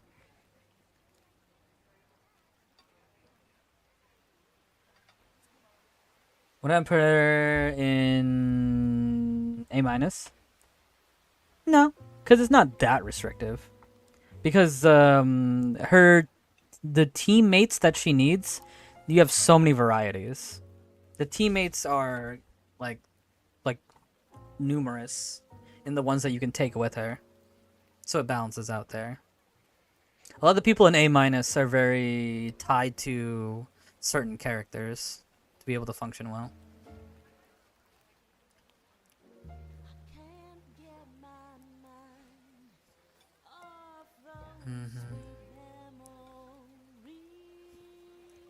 Like right after a Eula burst hit, immediately switch to Raiden burst. Okay. Anyway, back to Kirara. B Kirara, shield is fine. Particle generation's pretty good. Her damage is actually pretty high of her burst. Like her burst damage is actually kind of high. You don't see it used too often, but you can definitely use it. Denjo's a good element to enable things. You can do spreads. You can do. You wouldn't put her in hyper. She wouldn't be the one hyper blooming, but you can just put her in the hyper bloom team to help with the like she does some stuff. She does some stuff.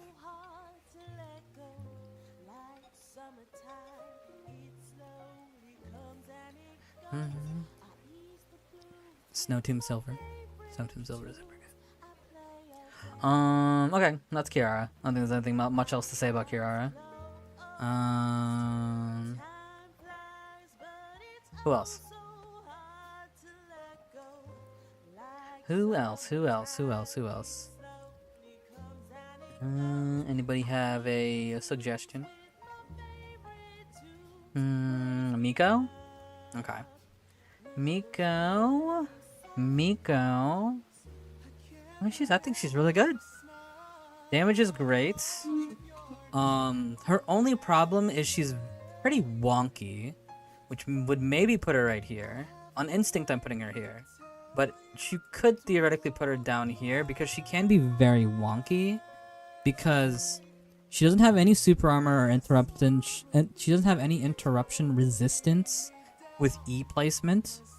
Her burst is strong, but it can be very undesirable to use it because it can miss. You could not get maximum hits. Like she's very wonky to play. Yeah, that's what I'm saying. Either here or there. Like Fischl's a lot more player friendly compared to Miko. I think Miko's individual DPS is a bit higher though. And then Why wouldn't she get iframes on her skill? That's what I'm wondering. I just want super armor. I don't even want iframes. I just want super armor. Like, let her take damage. That's fine. But let me place the thing. You know? At least some super armor. But she's so slow with the animation. Even Fischl's a bit faster. And Fischl gets a hit. She doesn't even get a hit. Like, even a hit would be nice. Fischl at least gets a hit when she summons. Fischl's A4. It is really good. I don't hate that. Her range is also worse than Fischl. That's fair, that's fair. Yeah, Fischl is really good. Fischl is like the sub DPS. I'm not against putting her up, actually. I may put them together, to be honest with you. Like, Miko's wonky, but her damage is good. It's pretty easy to build her. You don't need to worry about anything specifically. It's pretty easy to build her. She has plenty of options. Just sub DPS stuff. A weapon tier list? That's an interesting one. Not a bad idea. Not tonight, but that's not a bad idea in general.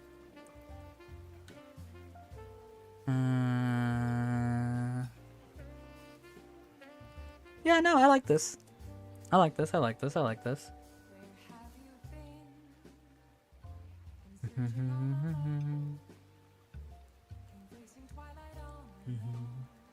Yeah, they both can hit very nicely off field. They're both really strong off field. Fischl's a bit more consistent. She's got her A4 passive, but Miko can hit a higher damage threshold. Yeah. Yeah. Yeah. Yeah. Yeah. Yeah. Yeah. Yep. Yep. Yep. Yep. Yep. Yep. Yep. Yep. Yep. Cool. Yeah, it feels wonky, kind of like Sucrose though. Yeah, she definitely feels wonky. No super armor, no uninterruptible ease. The burst is pretty unreliable, but when they hit, she hits hard. I will say, when she does hit, she's hitting really hard. And she does technically have infinite, not infinite tracking, but she can hit things that you're not supposed to be hitting, like the worm.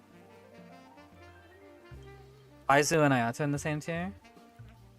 What's the problem with Ayato? I don't think that I couldn't find any problem with Ayato though. He has a lot of teams that can work really well. He's really well in Vaporize. Hyper Bloom is great. He has some self-buffing. Hits pretty hard. Very easy to build and play. But Shackle, yeah, they do a little bit of everything. I don't know. I think there's just not really any downsides to Ayato.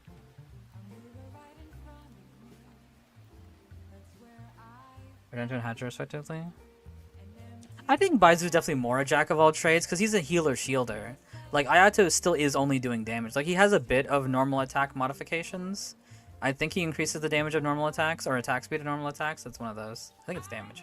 But his damage is still really good. Like, he still is a DPS at heart.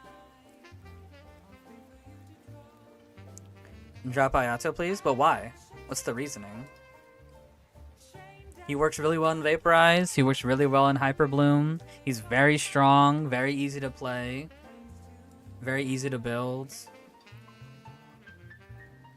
He's busting slot in no teams. Okay, what does that mean? Never let clear. What does that mean? Doesn't mean anything. Baizu just had the Farina boost though. I'm arguing for Baizu to go up actually. I wouldn't hate that actually. I actually do not disagree with that. No, Baizu's good. Yeah, no, Baizu's great. I think people have a perception about Baizu that he's worse than he is because Nahida exists. But no, I actually agree with that. I actually agree with that.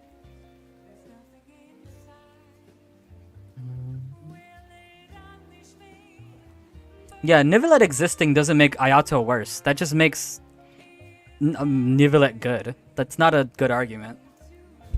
Just because Nivelet's better doesn't mean Ayato is worse. It just means that Nivelet's better. He's not suddenly worse. That doesn't make sense. You're not taking... it's a different team.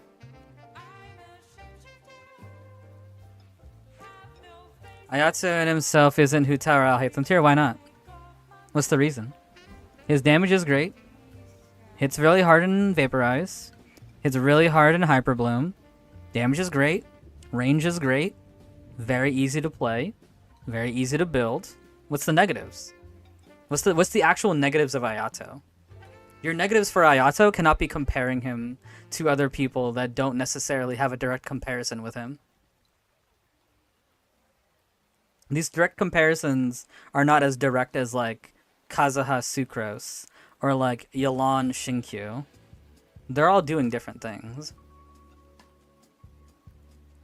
I think should go higher. His damage application's great. I wouldn't put him in S+ though with those guys. Maybe I'll hate them and go higher in the tier that he's in. They're not organized in tier, but I wouldn't put him in the S+ at all. Yeah, he's not meta shifting. All the S+'s are meta shifting. I agree with that. Yeah. I agree that all the S+'s are meta shifting. I mean, that's true. We haven't done Nivulet yet. I haven't actually done Nivulet yet. Yeah, no, I'll hate them is very strong. I'll hate them is very, very strong. But he's not insane. Like the people in S+. Why is Navi so high? She hits really hard. Sure, damage is insane. Her damage is pretty ridiculous. And she's not super restrictive either.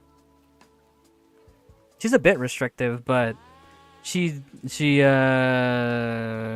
back that with the hitting hard. Team comps are pretty wide too. I definitely would put her equal with I'll hate them.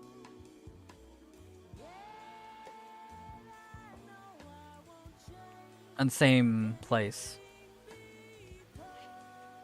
Maybe you would, if you wanted to mess around in tier, you can probably shift some things around. I don't know, but I don't shift in tier.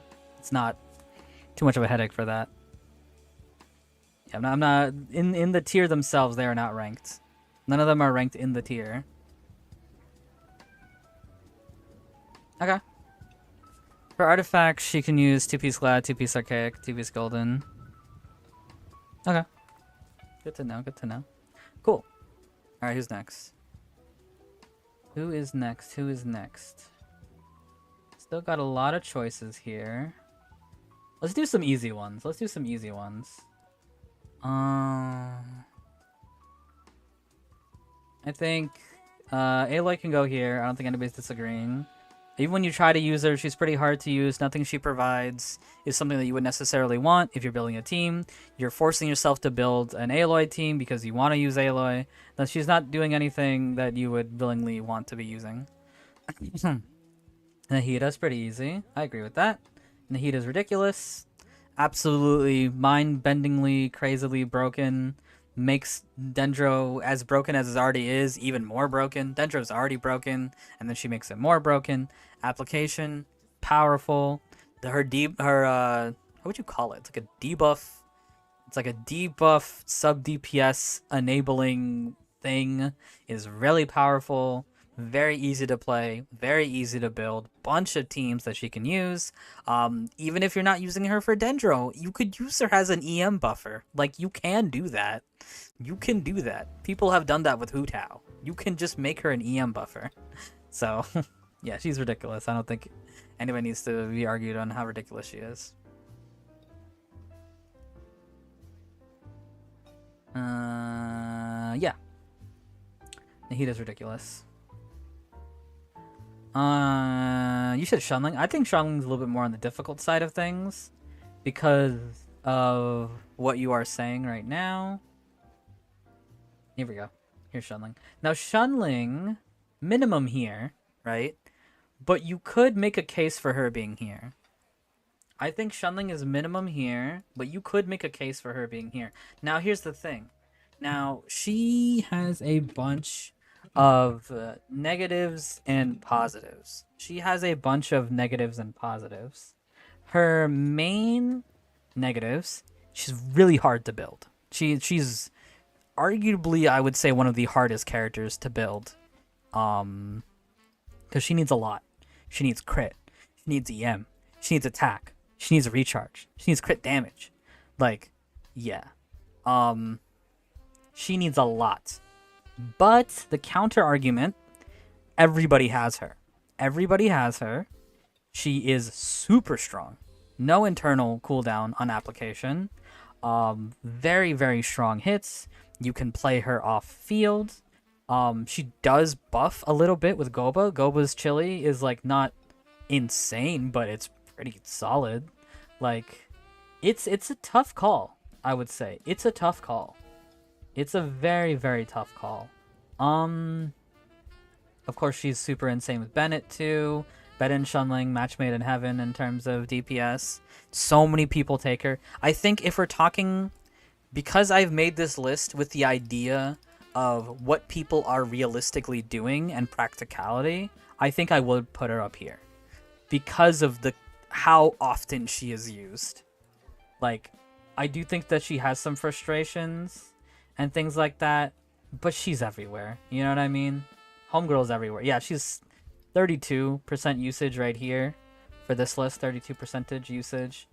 Let's see how many teams have her. I'm curious. The Navia team, Tartaglia team, she's here. Navia team again. Risley team, she's here. Linny team, she's here. Raiden, of course. Raiden National, the national team in general, right? Like, yeah, she is at national again. Like, the frequency is which she's been used. I think that's why I put her right there. Shelling and paying for no reason. Yeah. She's very annoying to build. But again, if I'm setting up this list with the mentality of what people are realistically doing in this game, right? What people are realistically doing and playing and using, yeah. Yeah. You can never go wrong with Shunling. You can really never go wrong with Shunling. She's frustrating. She's annoying. But you could, like, the people made that copy pasta for a reason. Of, I want to play somebody else. We haven't done Nevilet yet. Hey, what's up, Yoshika? Who's next? I mean, do you want me to do Nevilet? We can do Nevilet. I'm surprised we haven't done Nevilet yet. Here we go. Yeah, homie's pretty ridiculous. To be honest, I've been thinking about this recently. I feel like he might be the only character who is only DPS that I would maybe put up here. He's pretty insane. He's very, very insane. Insane range. Insane damage. Good variety of team building, too. His variety of teams? Melt Nivelet, Hyperbloom Nivelet, Vaporize Nivelet, just sub DPS soup Nivelet. Like, a lot of people say you need the C1. You do not need the C1. You can play him at C0 fine. Play him with a shield. Play him without a shield. Just just dodge and be aware of your spacing and range. Like, he's ridiculous. He is ridiculous. Absolutely ridiculous. Yeah, I honestly think he would be the only DPS I would put at S+. He's so universal. So easy to use. He does have, like if you really are struggling with C0, just put a shield on him, right? Zhongli, Diona, Layla, like Kirara, I guess, maybe. Like, you can't just put a shield on him and be fine at C0 if that's such an issue. And, like, if the damage thing, like, he doesn't even need that C1 damage boost to even be powerful. He's insanely powerful. He's crazy. Not meta defining per se. Yeah, he hasn't shifted the meta, but he is so universally powerful and useful that it's insane. Yeah, he has created a meta around himself. Yeah, exactly. I would agree with that 100%. I think, in my opinion, he is the only DPS, which is DPS only, that would be S+. Like, Raiden is heavily on the DPS side, but if she didn't have the recharging your party members or burst boosting buff, she would be down in S if she didn't have that. Because she does have that, she's S+. Nivelet doesn't have any supporting capabilities except for Hydra application. And yeah, he definitely belongs up here. He's insane. Nivelet not using many popular buffers. That's true too. He doesn't take up any of the popular buffers either. All he cares about is elemental reactions, and he can use any sub DPSs. Like, insert sub DPS here. Geo, yeah. Anemo, yeah. Electro, yeah. Cryo, yeah. Like, the only stringency on him is that he prefers sub DPSs or off-field DPSs, whatever you want to call them, right? But that's so broad. Yeah, he opens up so much. Yeah, he's insane. He is insane. And then if you get C1, oh my gosh. Yeah, and these are all things without the C1. If you get C1, then you can run him double Hydro, so that gives him 25% extra HP, and then two of your favorite Hydro reactions. Just two of your favorite Hydro reactions. Just whichever you like. Just pick whichever. It really doesn't matter. You want to swirl to gather? Swirl to gather. If you want to do Hyper Bloom, you can Hyper Bloom. If you want to vaporize, you want to vapor. If you want to freeze and keep the enemy still, you can freeze and keep the enemy still. Like, he's actually insanely ridiculous. It's truly it's truly a sight to behold. It's truly a sight to behold. And that's not even talking about the gearing, right? He's easy to gear too. He ascends with critical. He's an HP scaler that ascends with critical. Like what? He gets free critical. Not even talking about his signature giving him like the insane extra critical. Like, yeah, he's ridiculous. I didn't know you can walk on water and continue. You can. Yeah, no. Homie's ridiculous. Insane. You can just craft Prototype Amber. Prototype Amber is his DPS weapon. What? His Prototype Amber is a DPS weapon. Like, he's definitely deserving of that spot. Okay. What's the next character? Who's next? Let's do... Oh, you guys wanted Kaveh earlier.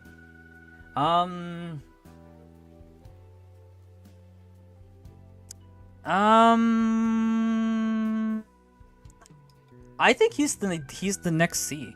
I think he's the next C. He does make blooms stronger, including Nilu's blooms, but he's pretty slow. He's really slow. He's a denture applicator that's slow. You could put him down here too. I think it can be either or. The only reason I would put him up here is that he does create the strongest blooms. Technically. Not many people play him or experiment with him, but he does technically create the strongest blooms. What are you smoking? Nothing! He makes Nilu's blooms stronger. That is just true. Like, that is a thing. That is a thing. It's a weird thing. I don't know. He's weird though. I mean, I could definitely put him down here too. He can delete everything. That's true. He's in a weird spot. If he was a Catalyst character, I would actually... The craziest thing, if he was a Catalyst character, he would actually be right here, or maybe even up here. If he was a Catalyst character. I don't know. I mean, that's my main argument to put him up here. I mean, I don't disagree with you guys that he could be down here. I don't disagree with that. But my only argument against putting him down here is that he does buff Bloom by a decent chunk.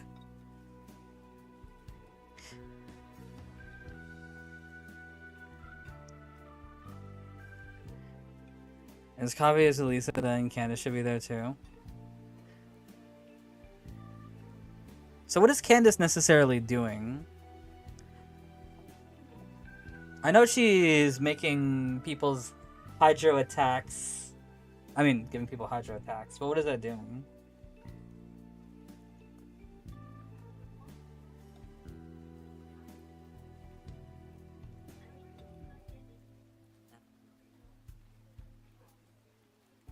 Lisa is so much better than Kaveh.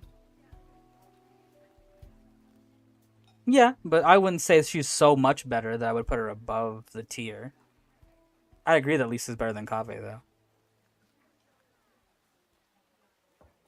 Candace has Hydro Plunge option, at least. What team are you playing this Hydro Plunge, though? My only thing with the Hydro Plunge thing is... What makes the Hydro Plunge... like...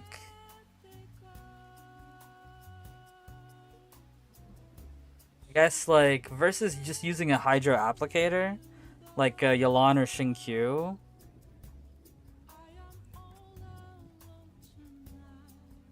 I think Kaveh's niece just isn't playable. No one is clearing Abyss with Kaveh Bloom. Yeah, you're not wrong about that. That's true. Kavi is dangerous. That makes him minimum C. I don't know about that. Nivilet. Nivilet was, we put him at the top. Okay, that's fair. Yeah. He does have a niche, but nobody's really using it. Okay. I would say that's pretty equal with the Candace argument. They do have their niches, but nobody's really using it. Okay, that's fair. And I would put nobody lower than D. I would put nobody lower than D. I guess here. Maybe we will make it E. I guess. Because I can see the arguments you guys are making. I understand these arguments you guys are making.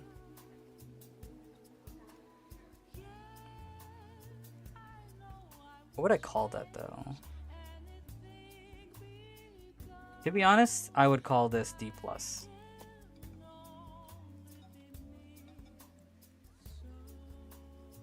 Oh. They are providing unique things. They are providing unique things, and they can be usable. Or even...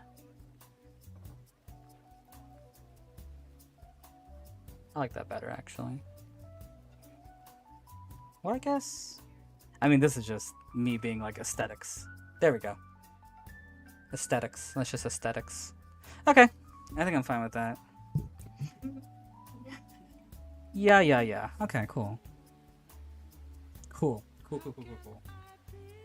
I think that's what this is what it comes down to. Yeah. I think that's what it comes down to. Their niches are very niche, but you can use both their niches if you desire to. But they're bringing something unique to the table. Okay, I can see that.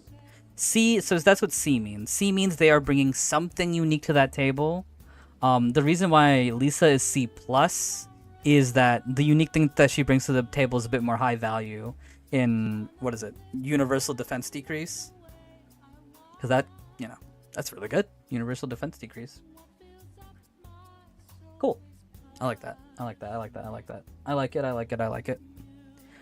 Okay. Yelan. I mean, yeah, Yelan's broken. Yelan's broken as crap. Yeah, that is not... There's no question about that. Yelan is so freaking broken. I will not argue that even for a millisecond. I will never argue that even for a millisecond. Yelan's crazy. Insane damage. Super easy to build. You care about recharge. That's really the only sticking point.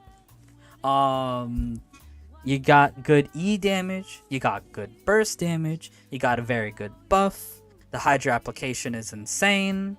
Like, she's ridiculous. You don't need any constellations. You can play her very free to play. If you get constellations, she's even freaking better. She's even stronger if you get them.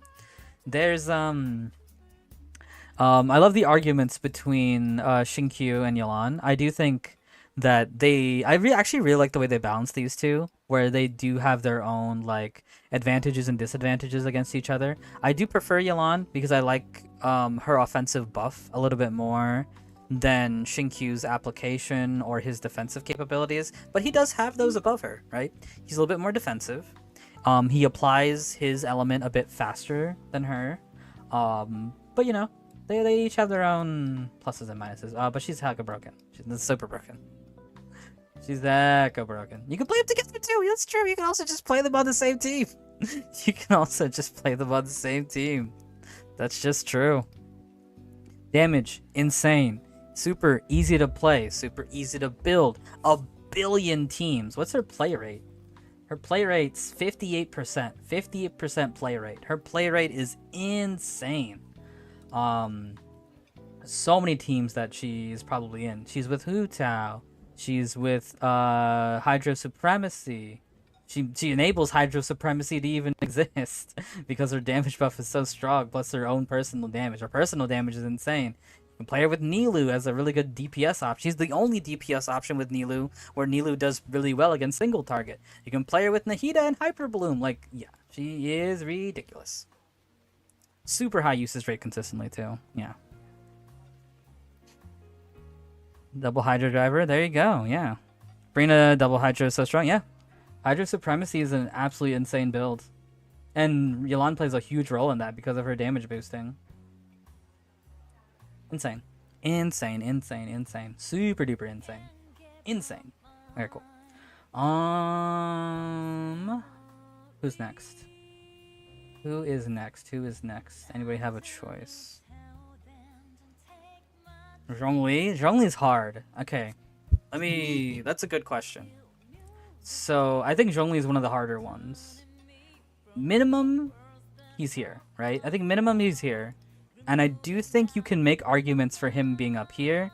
So here's the thing. What type of character is Zhongli? Zhongli is a character, one of the most splashable characters. I actually would say, arguably, the most splashable character out of anybody, right? Any team can use the Zhongle Dongle. But the problem is, sometimes his impact is a lot lower than other people's. That's his biggest negative, is that his impact is great. It's always nice to have him, but sometimes other characters are a lot better. They have more impact than he does. That's what makes this so difficult. He's minimum S. I would say he used to be meta shifting. So that's the question. That's the question. And Zhongli's a big shieldar, but without him, some people forget how to dodge. But that's, I think, can be points towards him. I think he has shifted a player base to not dodge because they have Zhongli. I think, here's the thing. Karina making healer stronger makes Zhongli less valuable. I would agree with you. I do see what you're saying there. I do. I definitely do agree with what you're saying there. But, and here's the thing. This list is built on the foundation of what people are practically using. And, you know, truth speaks for itself. Of course, this Abyss is very geo-focused, and the Gravity Machine is making a lot of people take Zhongli more than usual. But he is always there for that, you know? He is always there for that. And I understand that, especially in this Abyss, he definitely gets a lot more usage. Like, you know, Zhongli's here. Zhongli is with Hu Tao. Zhongli you can put with Tainari in a Hyper Bloom. In an Aggravate team. Zhongli you can put in a Geo team, of course. Here's a Geo team again. Zhongli you can put in a team where you don't want someone to get hit. Like they're very fragile. Like your Xiaos. Like your Scaramouches, right? Zhongli you can put in a Hyper Bloom team because he's one of the only people that can reduce Dendro resistance, right? It's the universality of Zhongli. If we're talking about Zhongli in a bubble, just based on how he's functioning in the game, right? I do think he's only S. But if the player base is included in the conversation, I do think he is S+. Nivillette as well, right? He's here with Nivillette, probably with C0. Even without C0, he's still good, right? I think that's what it comes down to. I think if it comes down to a conversation of if we're looking at all these characters and we're setting up all these characters as being like, okay, here's consistently how we're setting them up. We're setting up these characters to be like budget, or we're setting up these characters to be like optimal, their best build. I think Zhongli definitely can drop down, right? If it's in a bubble of just like we're optimally setting up these characters in their most optimal way, or we're setting them up in a specific scenario, I think he's down here. But I think as soon as the conversation includes the player base, he's up here. Because of how often... it's the same argument with Shunling, right? It's the Shunling argument. Even though Shunling, I would say, is a better choice in a lot of teams compared to Zhongli. Because, again, the main issue with Zhongli is that there are other people who are better than him. But the same is true that you can never go wrong with including Zhongli, right? You can never go wrong. If you include Zhongli on a team, I'm like, yeah, sure. Like the super armor is great. You don't get interrupted, so you're doing consistently more damage because you're never going to be interrupted ever. And the res, universal res, even against Dendro, which doesn't have many defense decreasing sources yet. So I think, again, if my list for this specifically is like, you know, how often are people realistically playing and using these characters? So because of that, I'm putting him up here. But I do think in a bubble of just like or looking at all these characters and seeing like who's the strongest, who's the more useful, more often he would fall here. But again, if the player base is included, then I'm putting him up here. I prefer Layla simply because her element and cry application is good. That's true. Only being Geo is just eh. Yeah, I mean that's just the reality of Geo. I don't disagree with that. Yeah, but he makes up for it with universal res, and he's comfortable too. He's comfortable for a lot of people, which I think is true.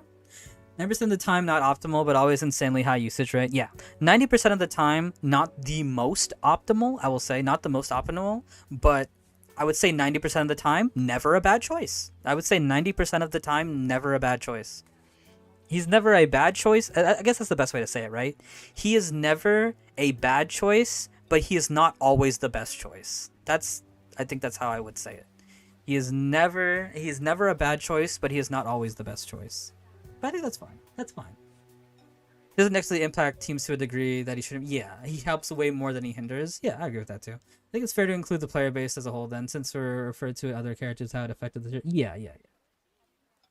But he is a hard character to quantify a lot of the times because of these reasons. Okay, who's next? Funny enough, a similar conversation of being comfy is not always the best choice is going on with Star Rail with Laucha.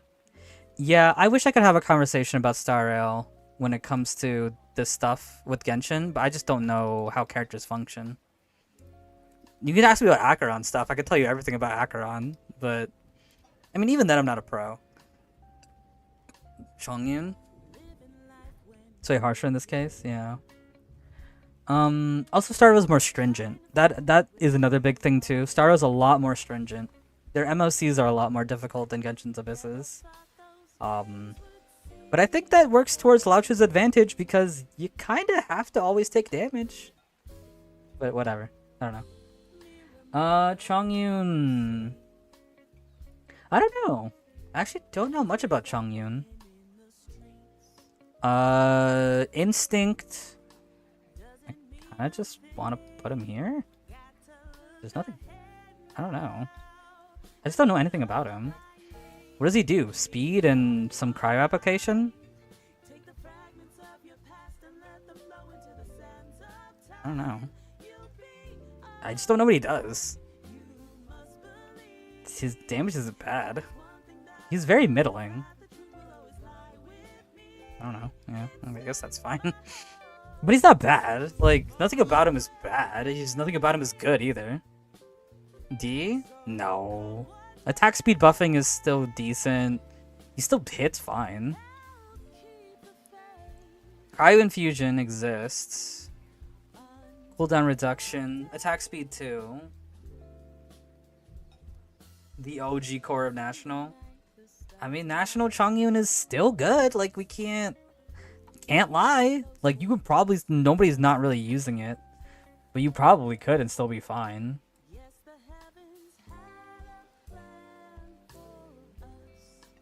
I feel kind of fine about that.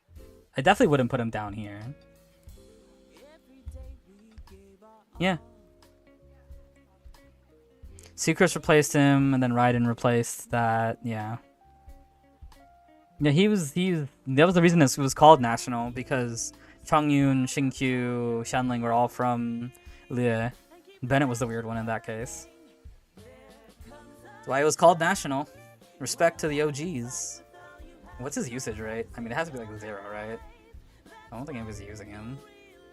0.13. I think he has more teams where you can use him and use him well. I think the attack speed is something. The cryo app is something more so than these three. So I think he's fine here. Are you ever use him now? No teams. Attack speed, cryo app. It's something. That's the thing.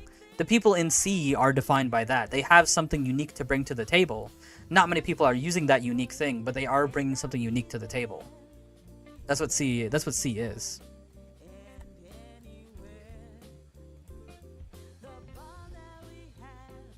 Ember's Pyro application is real for Veridescent and Vaporize. Yeah, but any Pyro characters is.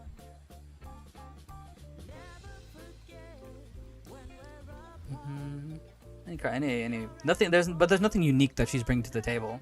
Chongyun's bringing some attack speed. He's bringing some cryo application. Cryo infusion. Excuse me. He's bringing cryo infusion. He's bringing attack speed. That is something. That is something unique he's bringing. Even if people aren't using it, it's still something. which is what defines C. That's what defines C. Yeah, cool. It would be higher if people still use her as the Pyro LG holder. Not anymore, though. Yeah. But there's nothing that she's uniquely bringing. He brings Judgment to the Hydra Archon. Chang'e? I don't know about Chang'e. Did you confuse Chongyun with Focalors? I think you're talking about Focalors. That's not Focalors.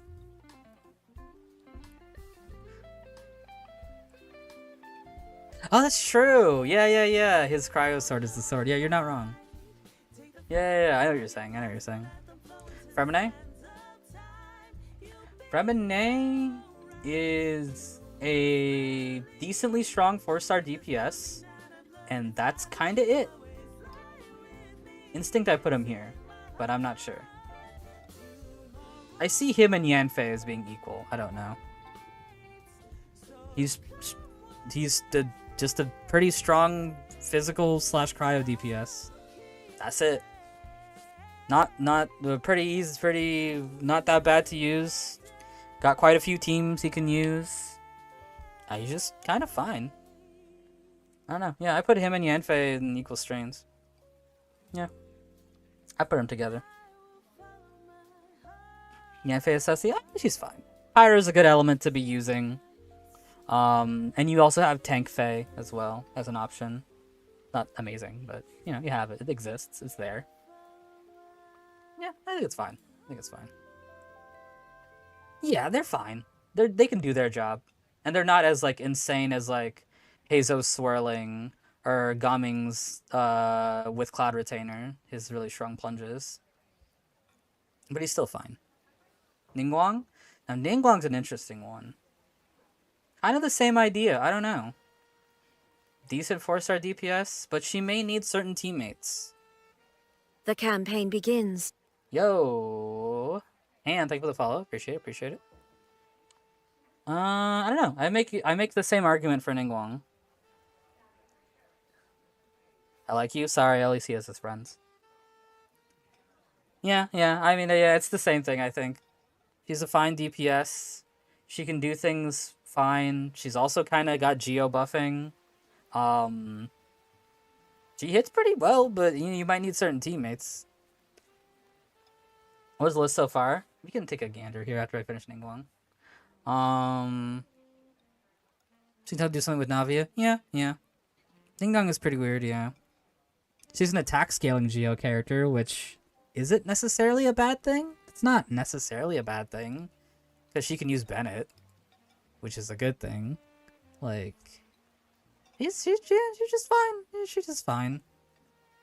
Yeah. Yeah, buffing geo damage for Navia. Yeah, she's fine.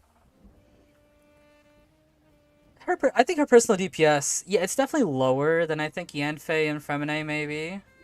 But I think she provides enough utility. To keep her here. Alright, somebody wanted to see the entirety of the list. So, I'll see if I can define each of the tiers and what they mean. Because I think that's a good way to do this. So D kind of represents characters that you can use if you want to. You can definitely use them to clear... Okay, actually, we'll start with F. F means that you cannot use this character no matter what. You cannot clear content with this character. They are that bad. Nobody's in here, though. But that's what it represents. D represents characters that you can use if you want to, but you have to build teams around them, and you can make them work. C is defined by this character has a unique trait about them that other people do not have, but that unique trait is not used too often. C is kind of the ascended version of that, where that unique trait is pretty good, but it may not be used by many people. Which is Lisa's defense decrease, universal defense decrease. B and B plus are kind of defined by, there's a lot of 4-star DPSs that are just kind of 4-star DPSs. It's some supports or sub DPSs that provide a decent chunk of stuff, but it's nothing that's super insane. A minus is defined by characters who are very good with DPS, but they have some restrictions on them. Whether those restrictions mean like they need a certain character to be very good, Or in the case of Eula, those restrictions are more like gameplay related restrictions, where it's just like it's one hit or bust. A is kind of defined by characters who, so far, are really good at DPS, but maybe they might not be good everywhere. Like, Tenari loses a bit of value in group situations. Ayaka, if she misses her big hit, you're kind of screwed in a way. Nilu is you just have one type of build, and again, single target, you're kind of off. Yoimiya, again, single target or bust. A plus is defined by characters who are DPSs, but maybe they have a little bit that kind of can hold them back in a way. I mean, they kind of balance with that. And you have some buffers here that just provide a lot of good stuff. So you got like Kokomi, who's a pretty good healer and a pretty good Hydra applicator. Not too much after that. You got a character like Skara, who does really insane damage. Very easy to use with a bunch of different teammates. But sometimes you might need a shielder, depending on how you play him. You got Linny here, who does insane DPS, but he can be very easily interrupted. S rank is your extremely strong characters, some of the strongest DPSs in the game, some of the strongest sub DPSs in the game, some of the strongest supporters in the game, and S plus is the meta defining insane characters, the characters that are used the most often by the player base. That's how I would define all the tiers. The middle ones can get kind of, I would say like A plus to maybe A minus gets a bit messy on what they mean. Realistically, I would feel like they're very clumped together, but yeah. Okay. So who's the next character you guys want to do? Razor? Okay. Razor is in a weird spot. I think Razor, he is like these guys, but for 4 stars, if that makes sense. I'm not going to put him anywhere for now, because I don't know. But he's like these guys, but in a 4-star DPS situation. But if you can set it up well, he can do well. I don't know, is it here?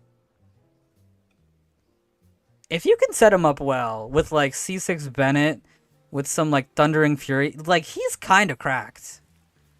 He's kind of cracked. If you can get him, if you can get the build going, it's pretty ridiculous. It is pretty ridiculous. That Thundering Fury plays no games. Thundering Fury, he got buffed by C6 Bennett. He got buffed by Dendro. He got buffed by what else? I don't know. He's always kind of getting these small buffs here and there. His E also has kind of a universal defense shred. B at most, C plus at worst. He's a bit more restrictive, I guess. He's more restrictive than Yanfei, and he doesn't... Yeah, okay. I think he's a bit more restrictive than the DPSs I put here, so I think here is fair. Because you do need some things that are very desirable by other people. He's immune to electro charge? Oh yeah, that is a thing. Yeah, he's... Yeah, Thundering Fury is weird. If you guys are talking about Razor, yeah, he is really good. Yeah, he is really good. But again, yeah, like you said, no one. He's 0.1. Like nobody wants to play him, but he is very insane. If you do the teams that he is good in, he is great. If you do the teams he's good in, he is insane. If you do that C6 Bennett, like Bergian, insane Farina, like if you do like Razor, C6 Bennett, Farina, like Dendro character, like just watch everything explode and everything will absolutely explode, but nobody's really doing that, but you can do it. And it is really strong. It's extremely strong. It's definitely stronger than some of the 4 stars that are in here, but I'm just hard pressed to put him there, but he's good. He's good. Yeah. Okay, Beto. Beto's pretty good. Beto is really good. Beto has some issues, though. Either here or here. Here's the thing with Beto. I'm a big Beto fan myself. Great shield. Great damage. very recharge hungry, and if you're fighting single target, cry. She suffers hard from single target. The damage is good though. As long as there's 2 enemies, it's a pretty strong burst. As long as there's 2 enemies, it's a pretty strong burst. B plus. Yeah.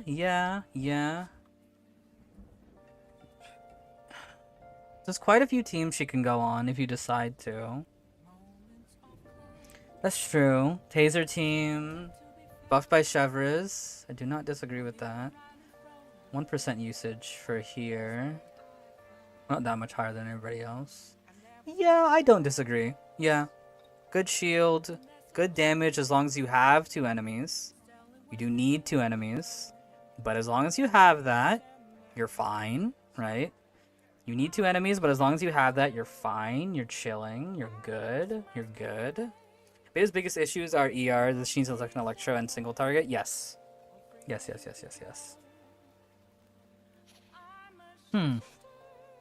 I definitely think you can put her either here or here. But I'm fine with putting her here to buff out this one a bit more.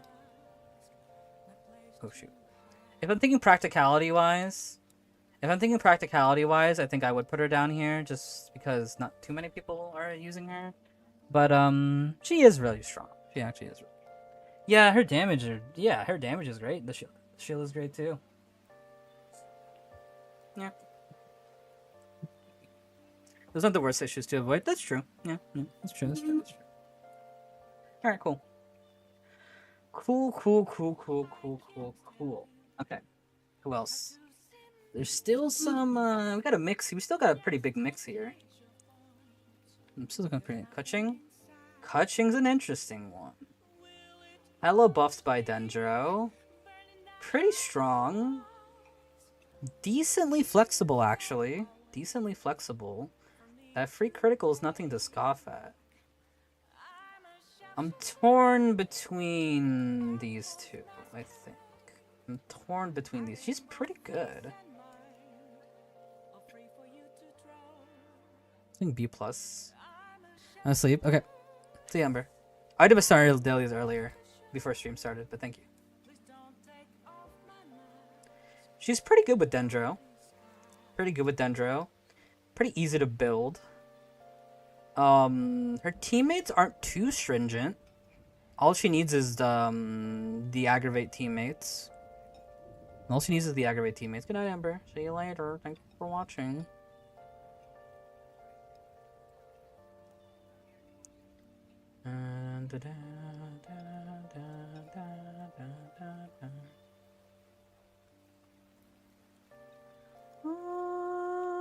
What are the negatives about her?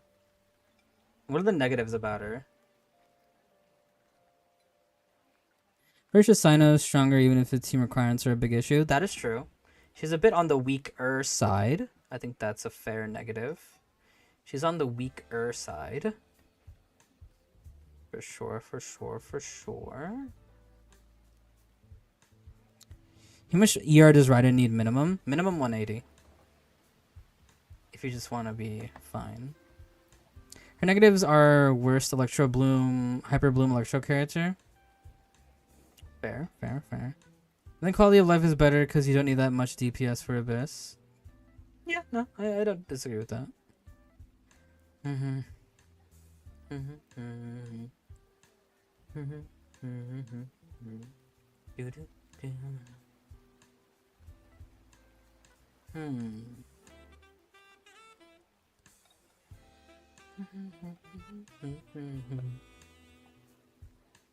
Yeah, I don't know, I feel good about this. She's decently strong. She's got a lot of teammates she can use. Not too hard to build. And that's it. She's definitely weaker than some other people in this category, but she's a lot more versatile than people in this category, so I think it evens out. Her negative would have been more impact if she was still charge attack heavy than yeah. But Dendro has definitely changed that. As long as you know the rotation, you're chilling. Cool. And she does have free critical, so easier to build. Okay, who's next? I feel good about that. Thundering Fury catching. Wow. Just say so many buttons to use. Tartaglia. Tartaglia. He's a very interesting one. My gut reaction, I want to put him here. That's my gut reaction. That's my gut reaction. Strong. Quite a few teams he can use. But very skill punishing. Very skill punishing. Very, very skill punishing. Damage is good.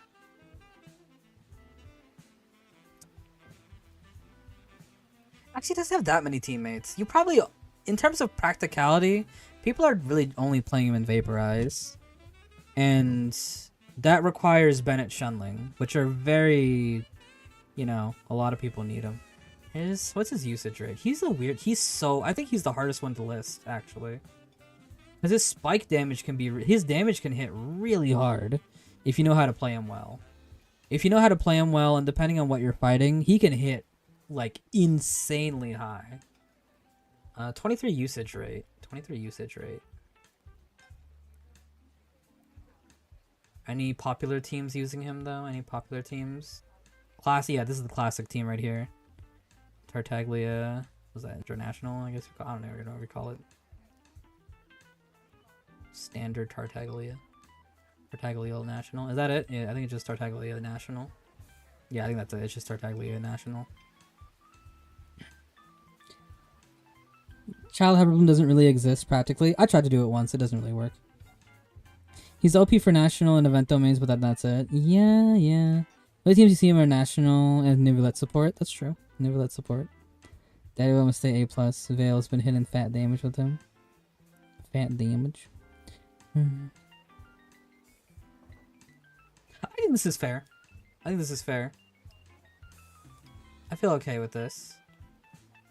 Cause he hits really hard. His teams aren't very broad, but he doesn't need any constellations. He doesn't need any constellations to do well. His gearing is pretty standard. I don't think he needs anything unique in terms of like any annoying things that you specifically like. No, like at best, people aren't really playing him outside of Bennett Shunling, but that's like that can go for a lot of people. One notable team and quite a few people, but everyone's using it, so that's fair. Yeah. I think here is fine. I think the direct comparison with Tartaglia is Ayato, but Ayato has more teams. I think that's what it comes down to for me. That's why I put Ayato over him, is because Ayato just has more teams and he's more flexible. And he's easier to play too. Way to sum it up is that he only really runs National, but National is an easy team to accommodate for. He's arguably the highest damage National variant in C0. All very respectable things. But it could work a little bit negatively against him because the National team includes Bennett Shunling, which could, like, those characters are very, like, if somebody doesn't need Bennett Shunling, that's more of an advantage than somebody that needs to use Bennett Shunling. Like, it's not a big disadvantage that he has to use Bennett Shunling, or the most popular teams use Bennett Shunling. But I think that keeps him where he is. Yeah, what's up, Woman Kisser? How are you? It's not good to lie. Sure. Yato doesn't have National, but he has everything else. Child is literally the opposite of him. It's crazy. Yeah, like, Ayato definitely probably on average, not even on average. I think in terms of potential, Ayato's hitting lower damage, but he's so much easier to play. He has way more teams. So that's why I would put him higher. Wow. Because I know that's going to be the direct comparison. Yeah, we'll put them above each other. But yeah, I think it just comes down to he's really only using National. And the National characters are pretty wanted by other people. But he is the hardest National hitter. Like, I think maybe if we're doing it in between, in the tier itself, maybe you would put him, like, pretty high up there or whatever, but I'm not doing that, because that's too much of a headache. Yeah, if people want to be like, oh, in between the tier. But I think here is good. I like here. National fell off. But it's always old reliable. It's always old reliable. Just because people have more options doesn't mean you can't go back to a good old national. Ain't nothing like a good old national team. It'll do you well. It's never gonna a good old national team is never gonna betray you. It's never gonna betray you. I feel like Shinkyu and Raiden national isn't so much worse that he deserves A+. I mean, he is the best national user. I don't know. He's a weird one though. If I had a Tartaglia main in chat, that'd be nice. But I think I'd be fine. I'm fine with him there. I want a Malden Abyss. I'll play national. What the heck kind of national are you playing? That team is good. What? You crazy? What type of national are you playing? National's good. The fact that he has that one team, but it's still such a high usage rate speaks volumes. Yeah, I mean, yeah, like the numbers don't lie. 23% is nothing to scoff at. 23% is nothing to scoff at. Could also be because he's a fan favorite character. I'm not denying that. Been on speedrun team since its inception. You can't knock it too much. Oh yeah, oh yeah, oh yeah. Not at all. But I think that's why A+ is good. I think that's why I put him A+, right? Yeah, I think that's why A+ is good. All right, who's next? Hey Flora. Who's next? Who's next? Not too many left. I think we've got about 15% left. 23% of people missing crits, I know. Mona! Mona. Mona's a good one. I don't know. She's hard, actually, to determine. She has one strong debuff and some Hydra application. But nobody really uses her. What's the ratio? I need to know the rates for her. Nobody's really using her. Yeah, 4.3. 4.3 on this one. The debuff is pretty big. But people just don't use it. Like, I think that's just what it comes down to. People just don't use it. It's a strong debuff, but it doesn't last very long. And yeah, that's it. I don't know what else to say. Like, she's good for Hydra application, kind of for like Ayaka and things like that. You can use it for Hyper Bloom, but why? Like, compared to Barbara that can heal, like, you can use it for Hyper Bloom, but it's like, why? Yeah, I think she has strong niches, but nobody's really using those niches. Yeah, she's got things and some people like to use it, but not many people realistically are using it. Yeah. There are no Mona teams aside from Freeze and Screenshot Impact, yeah. Our friend's Mona helped me in my Raiden damage. I was able to hit, I think, 300k. Right, I think in a bubble with Mona hitting these insane, helping you hit these insane numbers is good, but that's in a bubble, right? I don't think, if we were talking about perfect scenario for all these characters, it would be a lot different, right? I think that's a different list if we're talking about perfect scenario for everybody. But I think if we're talking about across the board of like universal usage, I think around here is fair. In a weird way, she suffers from the razor problem. Yeah, that sounds about right, honestly. That honestly sounds about right. Yeah. I think she's fine here. I got nothing against that. What teams are people using in Abyss with Mona? What is it? Like spike damage and freeze. That's about it. Maybe somebody's using Hyper Bloom too. So it's nice to think of. It's just spike damage and spike damage, freeze, and maybe Hyper Bloom. That's it.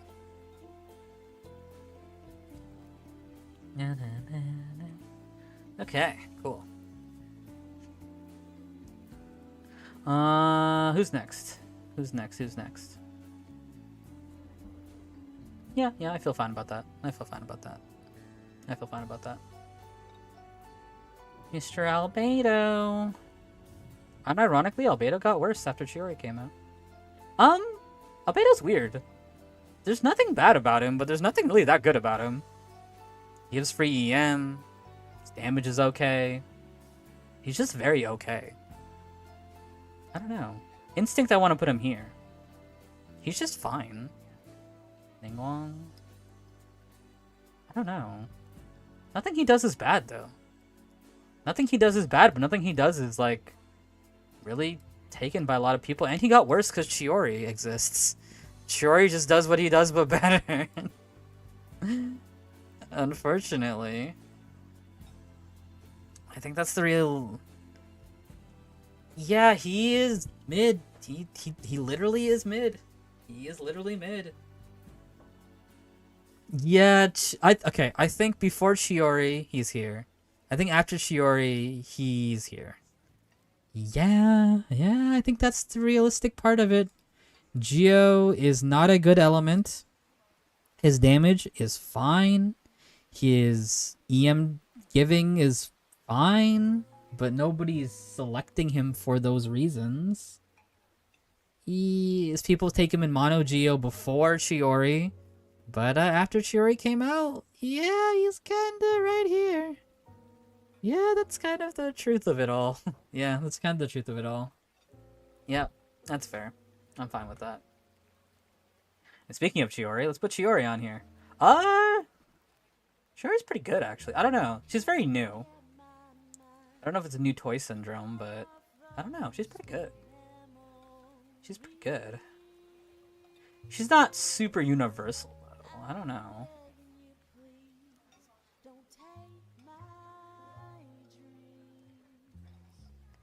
On Reflex, I kind of want to put her here. Maybe here. She hits nicely. Not too hard to build. I don't know if she's preferred by many people. Of course, her usage rate is going to be high. That's like inflated, though. Yeah, 53, but it's inflated. In terms of popular teams, let's see what teams are using her. We got the Mono Geo, of course. We got anything besides a Mono Geo. We got Navia DPS. Mono Geo, Navia DPS. Got what the crap is this team? What? Linny Geo? Oh, what are they cooking? What are they cooking? Navia DPS, yeah, Navia DPS. That's it, yeah. Navia DPS in Mono Geo. I don't know. I don't know what that was. The Chiori Zhongli core is pretty good, yeah. She can be used outside of Mono Geo with Navia. Yes. We'll let them cook, I don't know. Her sub DPS is really strong. Navia doesn't need Chiori? Sure, that's true. You're not wrong about that.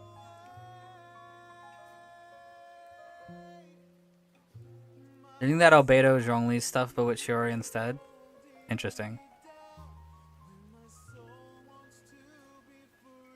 I really need to redeem twice. No, we're just doing something else right now. I saw your redeem, Giga, but we're just not doing it right now. we're doing something else right now. We'll get to it when we're done. Yeah, we'll just get to it when we're done. But I saw it. Chiori's become another flex slot filler. Yeah. But she hits pretty hard. Like, her damage is good. I don't think she's that hard to build. She's a defense scaler. Well, no, she's defense and attack scaling, but, you know. You'd want to stay more towards the defensive side. But, like, she's got some free-to-play options with Harbinger of Dawn, which is pretty easy to use since she'll be off-field most often. I don't know. I feel like right here is how I feel she should be right now. I don't know if it's new toy syndrome. It might be new toy syndrome. Maybe I could see her being decreased. But, yeah. She hits really well. Does good damage. And she's really good in where she's, what is it? In Geo, she's very, very good. She hit. She hitting. Also, if we ever do a maximum potential tier list, she might be S+. If we ever did that might be a fun one to do, is who's the strongest character at maximum potential? Because she could arguably be S+, if we're doing a maximum potential tier list.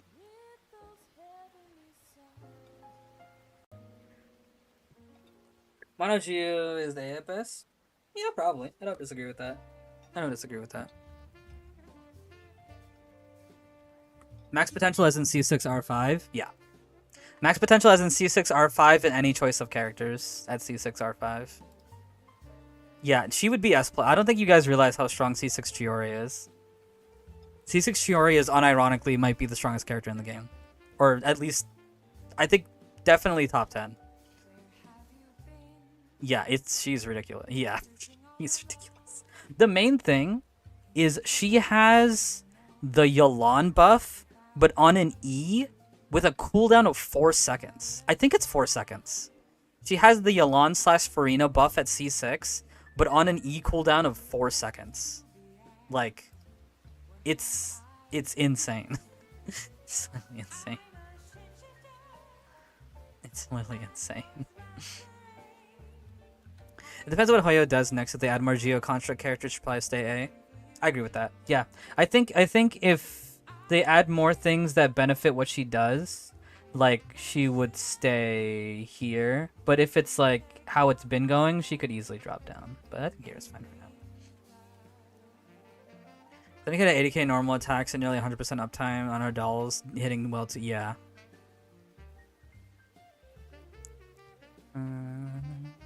If CC doesn't turn the character into a burst DPS into chassis, it depends.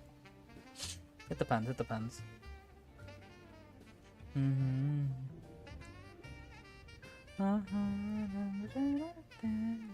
Okay. Who's next?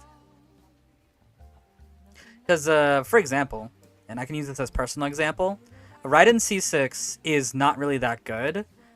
In multiplayer, it's the strongest C6. In multiplayer, it might be a way to set up the strongest damage in the game. Is Raiden C6. It just depends on how it's this imaginary scenario I've always thought about, but can never do, because it's like with everything uninhibited, like every single thing uninhibited, what is the strongest DPS per second you could ever do? And I think that team includes 2 C6 Raidens, because that gives you infinite burst. 2 C6 Raidens on a team gives you infinite burst, because they give her infinite sword, and you can infinitely refresh everybody's burst. So any character that has a burst you can throw out. Stronger than Farina Plunge. Yeah, because Farina Plunge is limited by pressing the plunge button. You have to jump and plunge. Yeah, 2 Raiden C6s can reset each other so that you can have infinite burst. And then the other 2 slots you would use for characters that can spam out a burst. It just depends on what burst you want to spam out. That's the biggest factor there, is what 2 bursts would you spam out to be the strongest combination? While the C6 Raidens are they're also attacking this 2 C6 Raidens are also attacking the enemy, adding their own damage. But I don't know what that answer is. But it's a theoretical I've always set up in my mind. I want to see this. It would be cool, but I would have to find another C6 Raiden, which is kind of hard. Bennett Farina? No, I think there might be a stronger one. Cause like I'm talking like you know how Ayaka, she just throws out her burst. Like as soon as Ayaka throws out her burst, you could get another one. Like that's what I'm talking like that degree. Yo, Call, thank you for the follow. I appreciate it. Like I'm talking about that degree of like Ayaka presses her burst and she can press another one and press another one. But like she's just mashing the button. Like I don't know. I don't know what would be the strongest combination. Chi-Chi. Chi-Chi. I pulled a Chi-Chi at 90 pity. Lost 50-50. What about the cooldown though? That's why you have the 2 C6 Raidens. 2 C6 Raidens gives you infinite burst and infinite cooldown reduction on the burst. I pulled a Chi-Chi. Lost 50-50. S plus in 1.0, yeah. At 90 pennies. Honestly, guys, I know a lot of people like Chi-Chi for the character, but if I'm going by what I've set up for what these tiers mean, I don't think she's doing anything unique. What is she doing unique?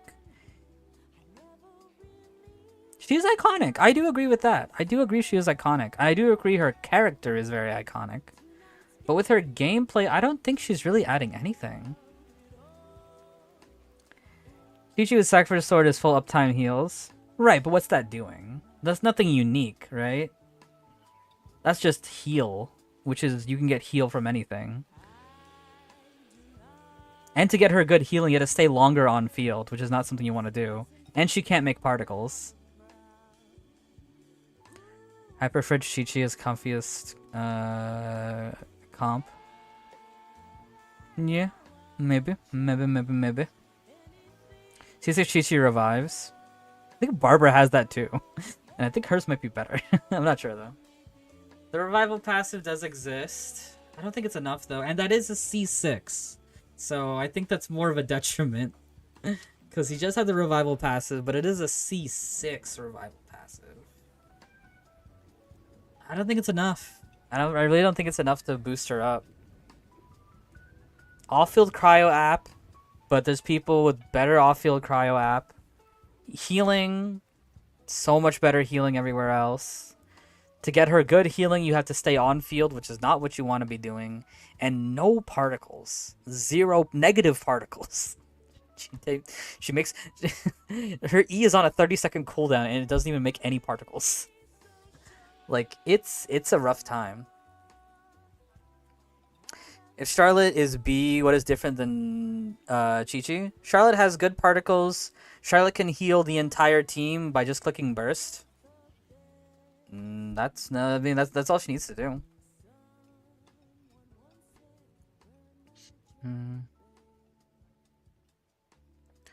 Zombies don't have energy. That's true. You're not wrong. Unlike the other 3 in D, she can at least be good in co-op. This is not a... Yeah, that's not wrong. Yeah. Charlotte has Dragon Slayer. Yeah. Charlotte has Dragon Slayer too. Yeah. Yeah. Yeah. The no energy. Honestly, the no energy really does bring her down by a lot. The no energy really does bring her down by a lot.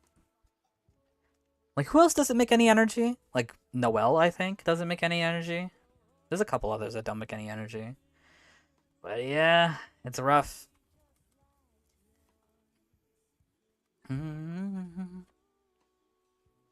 Yeah, okay. Who's the next? I feel fine about that. I feel bad about it. I think Chi-Chi's a cool character, but it ain't enough. It ain't enough. Barbara and Noelle. Barbara. Yunjin. Yunjin's a weird one. Yunjin's a weird one. I like her a lot, though. Yunjin's a weird one.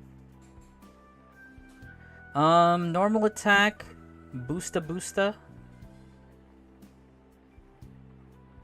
That's how I feel. That's my gut reaction. Normal attack, boosta, which is pretty okay-ish. It sounds. I could have gone home 3 hours ago. Oops.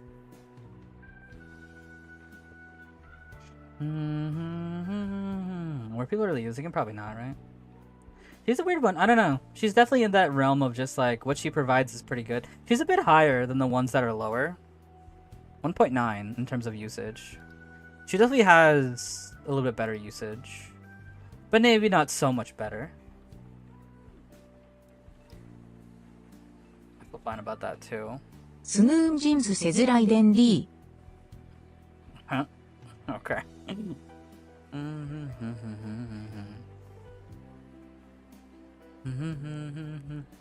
think the just overshadowed by other characters. Yeah, I don't disagree. I do not disagree with that. I do not disagree with that.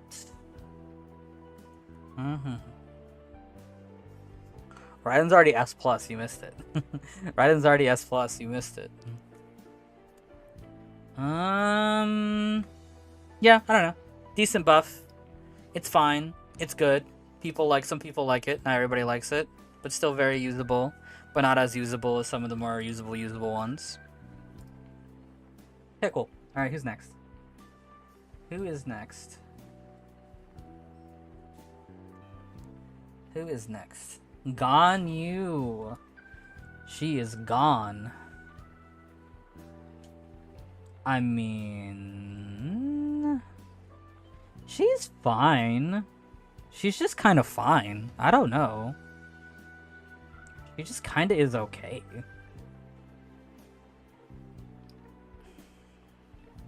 Yeah, she's just fine.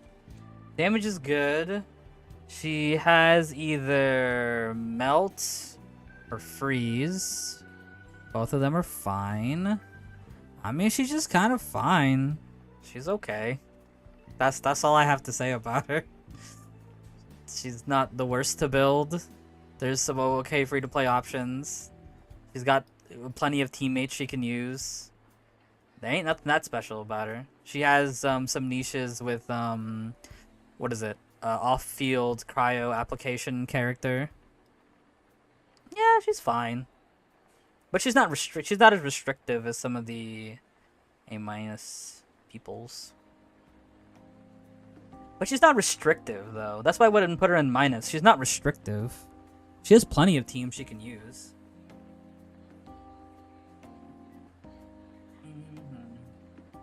And her damage is still good. If you hit a melt shot, that's still good. If you're hitting a melt shot, that's really good. Being restrictive. Like, without Cloud Retainer, D-Look is pretty down. Without Cloud Retainer, Noelle is pretty down. Without specific 5 stars, Sino's down. If you're missing your hits with Eula, she's down. What is it? Ito's teams are pretty restrictive on what teams you can build him with. Xiao is decently restrictive as well. Well, maybe you could put him up. I don't know. We'll come back to Xiao. He's a bit less restrictive than these other guys.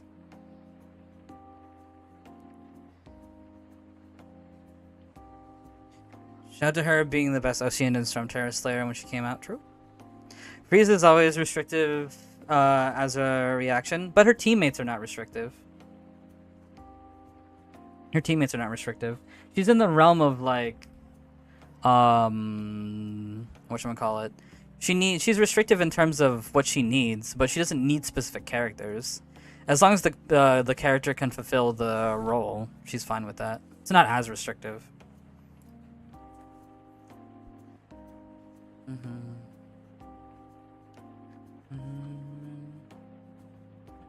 Malganyu can be used anywhere as long as you have Pyro app. Yeah, exactly. Which, there's plenty. There's plenty of Pyro application.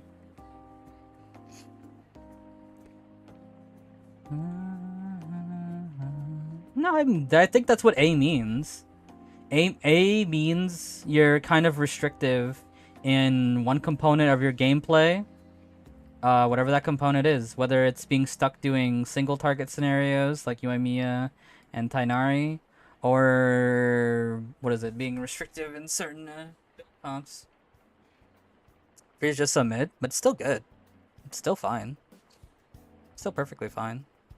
And it's less restrictive than needing certain 5 stars.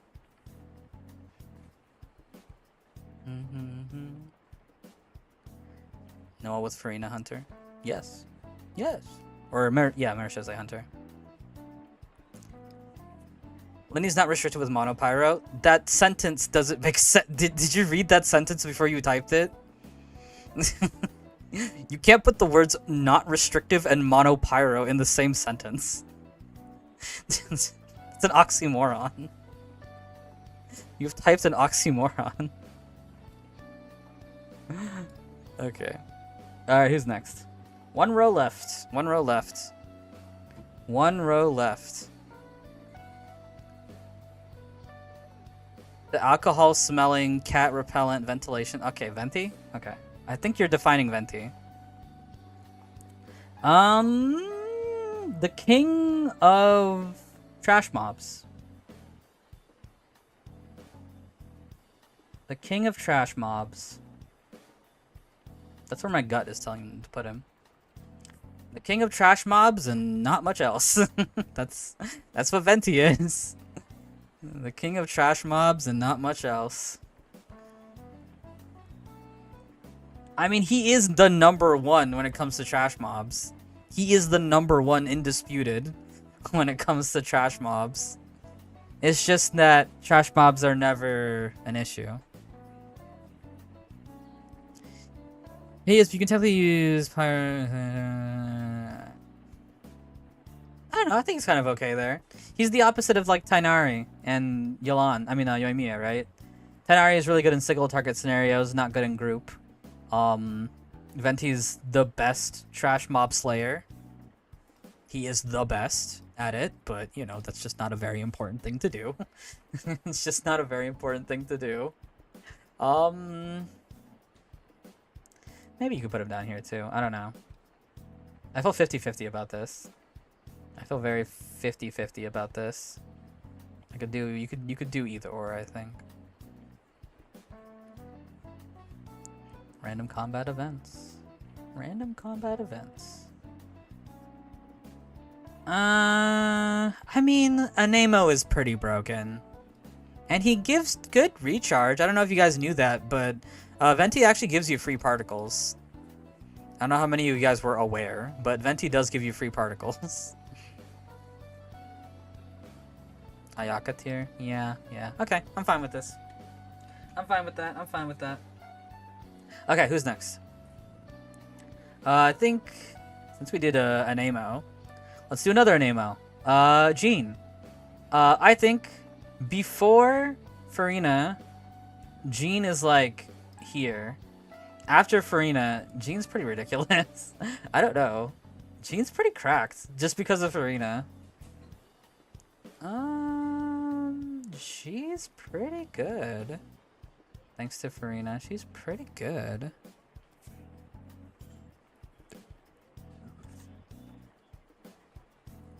Viridescent swirling is crazy. She has Farina. I mean, that's kind of all she has, but that's kind of all you need. She's still really good. And again, Farina just makes her so much better. The Farina buff is very real. And she'll max stack it immediately. And it's very hard to build. And she's really easy to build as well. Maybe A, maybe. I do think in certain thought processes, Cloud Retainer does maybe push her down. Because Cloud Retainer is what Jean is, but she's a Catalyst character. So she can run Dragon Slayer if you need her to run Dragon Slayer, and the plunging thing exists. But Farina does, like, getting max Farina buff immediately and Viridescent swirling at the same time, it's really strong. If we're thinking about raw, how much she's increasing your damage by putting her in a Farina team, that's a lot of damage. That's a lot of damage of getting max Farina buff and swirling the enemy. Yeah, I think here is fine. I think she's lower than Cloud Retainer, but not that much lower. Yeah. And I think she's more universally used, too. Let's take a gander. Yeah, 9%. 9%. Cloud Retainer's at 31, yeah. Yeah, I feel good about that. You're my favorite man. I hate what Shannon did to her. Yeah. She had a moment in the sun for a little bit. Flew too close to the sun. Yeah, and she's a little bit under. Cool. All right, who's next? Who is next? We're running down the numbers here. Give me a second.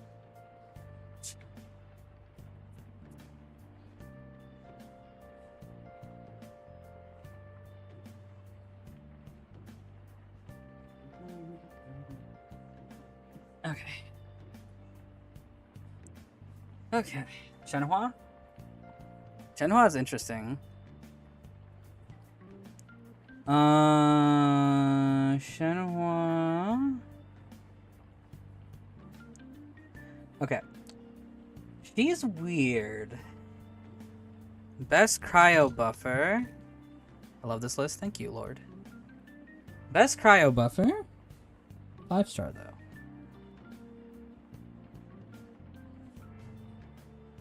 That's where my gut is telling me to put her.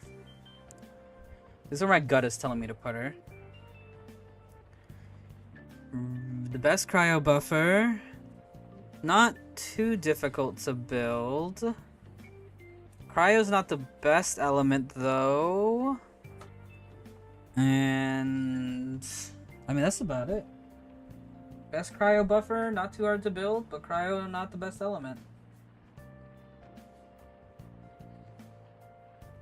Vacuum, but there isn't a whole lot of characters that want her in reality.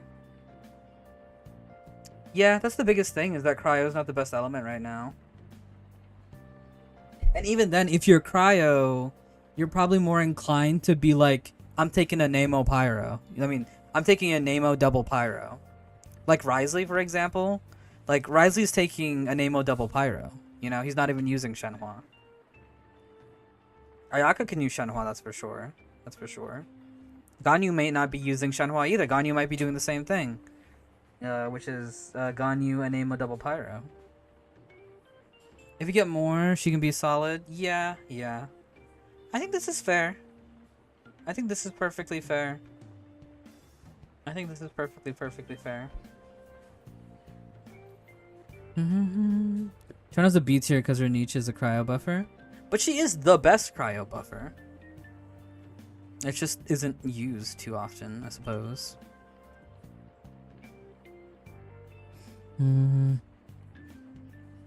Finish and go home. Okay. I'm trying.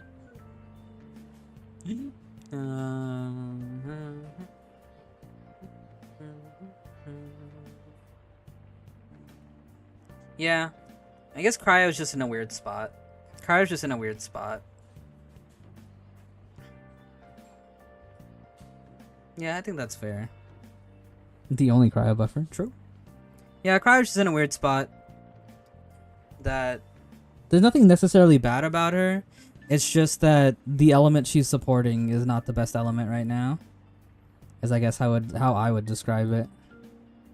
That's how I would describe it. Okay, cool. Who's next? Let's do... Here, let me do the travelers. I'm only gonna do the 2 good travelers. I'm defining this one as Geo. I'm defining this traveler as Geo Traveler. I would put him here. Critical buff is nice. The teams that need Geo always have him as a free-to-play option. That's it. That's all he really needs to do. It's just he is a Geo character and he is fine. And crit is nice to have. That's it. That's pretty much it.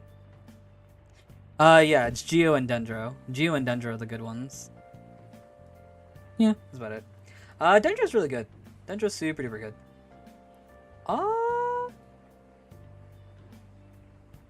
I don't know. This is Dendro, by the way, because she has the flower. Dendro Traveler... They're really good. I don't know.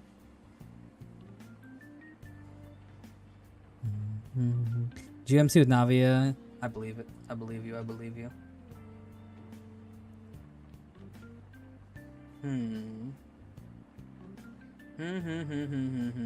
I don't know. My gut instinct is putting me there. My gut instinct is putting me there. They're really good. Very good. Everybody has them. Very powerful. Dendro is a very strong what is it? Very strong reaction.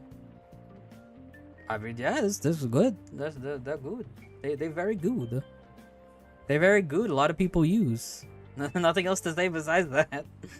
How many people are using them though, realistically? I should know. 1.9, yeah. Okay, not too much. Circle impact for rotation restrictions. Yeah. Well, what do you mean rotation restrictions? I don't think circle impact's that big of a deal, to be honest with you. You can make it work. It's annoying, but it's not too annoying that it really brings it down too much. It's really not that big of a deal. Yeah, the burst is good. It's not too hard to get the burst with her. Color should be in the same tier as Dendro MC. See, I don't think so. I think I played Kole in like Dendro. She feels a lot more restrictive. than Dendro MC. She actually feels a lot more restrictive. Her burst is not as good. Dendro MC's burst is really crazy. Dendro MC's burst is really, really crazy. I think she's better at C6, but I don't know. I mean, we could do them too. Might as well get Kale all up in here. She's fine, but I think if you're looking for a cheap Dendro team, you're taking Dendro MC over Kale. I don't think Cole's bad, but I think you're taking Dendro MC over Kale just because Dendro MC is a bit more user-friendly, I guess. Do the same things but have opposing strengths and weaknesses. Elgi, I guess. That's really specific though.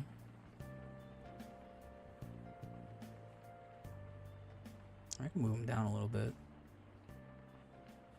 Feel a bit better about that, maybe. I don't know. Like, Dendro MC has easy to use. Kale has more power. I don't know if it's necessarily always more power. I think it's more power if you get constellations for Kale, but I don't know if that has enough weight to push her over.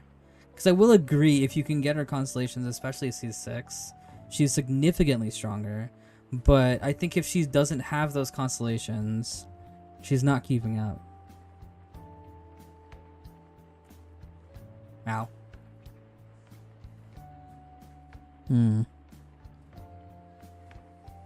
Yeah, I don't know. Maybe I would need to see more of Kale, but personally playing her on an account I was doing Dendro stuff with, I was just getting more usability out of Dendro MC. Just because they were easier to use, and I think the burst lasting for longer, I think is just so much better. And you can miss. That's too, like, you can miss the burst. And like it's not like that hard to miss, but sometimes it will happen and it really sucks.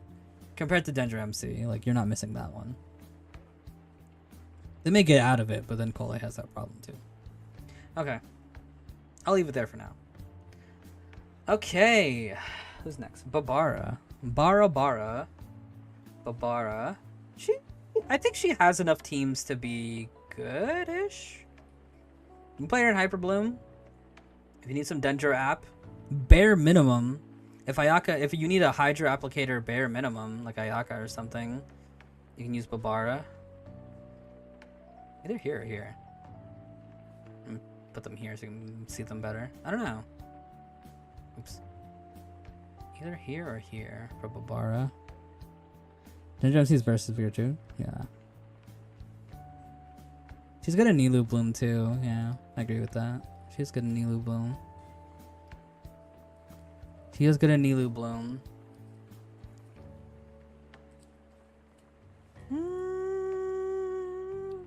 I think she's a catalyst too, so she can use Dragon Slayer as well.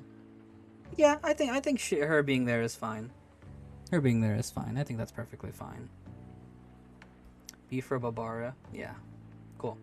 Klee is very okay. Where's Albedo? I'll put Klee and Albedo next to each other. She's very just fine. She got better with Farina. She got the universal Farina buff because she's Pyro. Yeah, she's just fine. I don't think there's anything that special about her.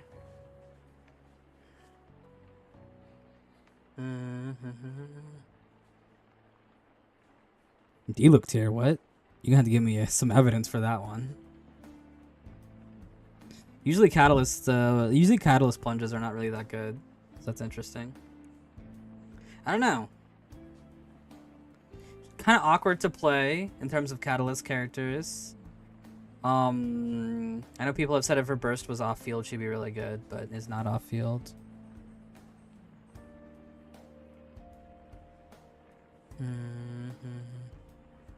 Yeah, I know the team comp, but I need to see it. I need to see it. I don't know. She's just very unspectacular. She's just very unspectacular.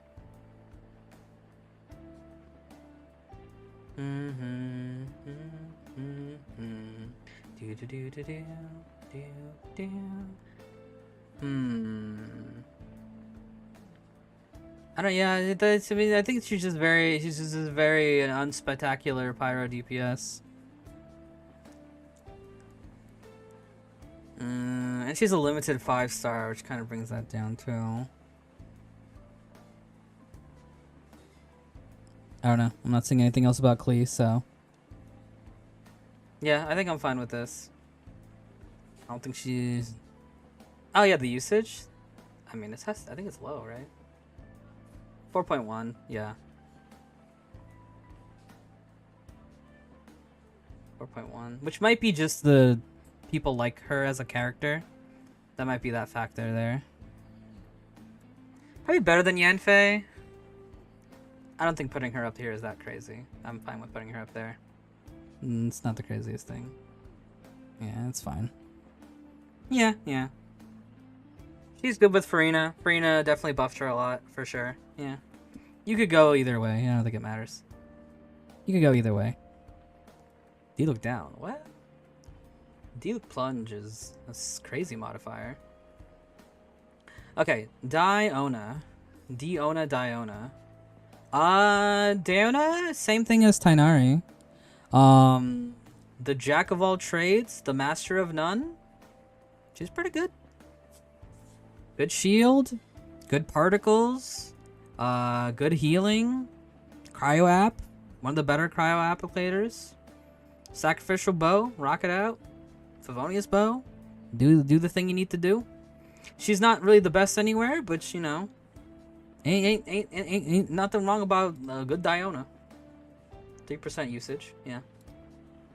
Oh, you guys can't see it. She's 3% usage. Yeah. Ain't nothing wrong with the Diona. Ain't nothing wrong with the Diona. Ain't nothing wrong with the Diona at all. Shield good, healer good. Plenty of weapons to support the team. Could use any artifact set to support the team. She goop. Cryo buys it. Yeah, honestly, Cryo buys it. Okay. Ladies and gentlemen, here's the most restrictive 4-star in my entire life. I have thought about this day in and day out, and I still don't have a universal answer. She is absolutely useless without C6. But if you get C6, she's the most valuable character to an Electro DPS. It is the strangest thing ever. I really don't. I still don't know the answer for myself. How many tiers are there? I need to see what the middle is. 1, 2, 3, 4, 5, 6, 7, 8. 1, 2, 3, 4. Maybe? It's rough. It's really rough. It's really just that fact. That's all it is. Is that C0 to 5, she's useless. And at C6, she is so valuable. She is just valuable. She's the most valuable character to any Electro DPS. Except maybe Cyno or something. And as more Electro DPSs exist, she'll become more valuable. Like if Chiori, not Chiori. If, what is her name? Oh my goodness. If Clorand comes out, and Clorand is Electro DPS, C6 Sarah is going to be really good with her. That's just the inevitable fact. But it's so frustrating. She's such a frustrating character. Man, I don't know. B+ because of Chevres? But without C6, you still wouldn't take her. Without C6, you still wouldn't take her. I mean, yeah, I think B+. That's fair. Right in the middle. Right in the middle. I think right in the middle. That's perfectly fine for me. It's so hard to quantify her, even to this day. Even to this day, it's so hard to quantify her. But I think Schmack in the middle is good. Speaking of, same archetype. Now, here's the thing. I think Goro is still pretty usable without his C6, right? He still has buffs. without C6, right? So I definitely put him above Sarah for that reason. Now the C6 is crazy and you want it if you're playing Geo DPSs that need Goru, but you can play him. You can play him without it. Yeah, so I put him above Sarah for that reason alone. Yeah, you still have Geo buffs.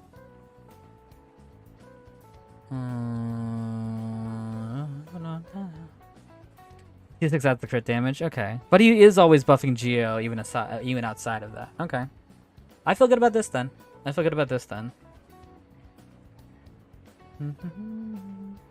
I feel fine about this. Basic necessary buffs are still there. Yeah. B plus, I think, with Sarah? No, I disagree. Because Sarah is only usable at C6. But he's usable outside of C6, but it's nice to play him with C6. You want it C6. Yo, wifey, thank you for the follow. I appreciate it. How you doing?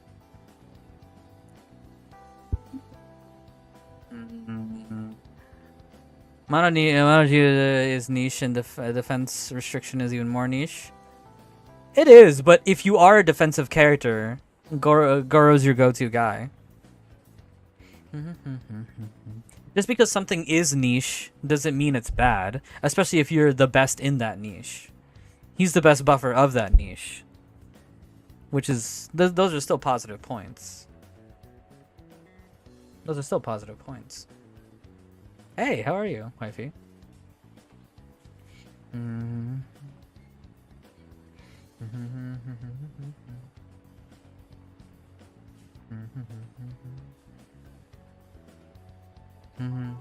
Sarah follows the same rules, but it's less restrictive.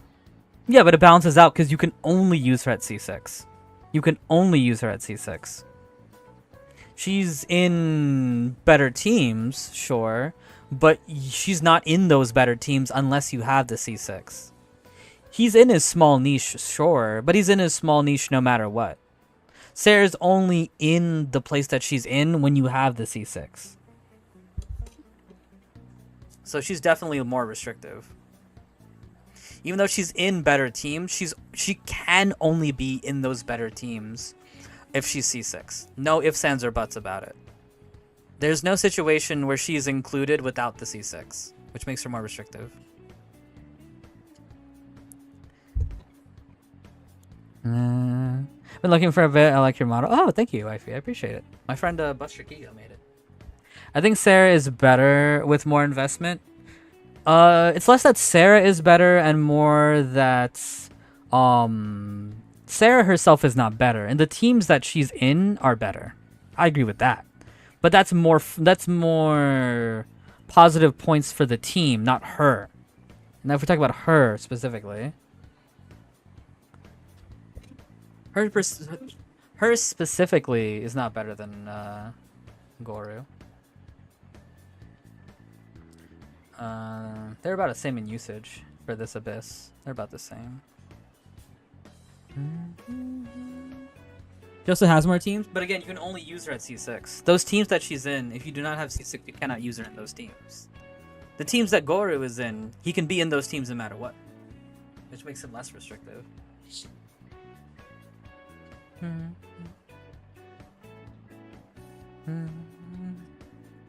I prefer to be called Rosie. Yeah.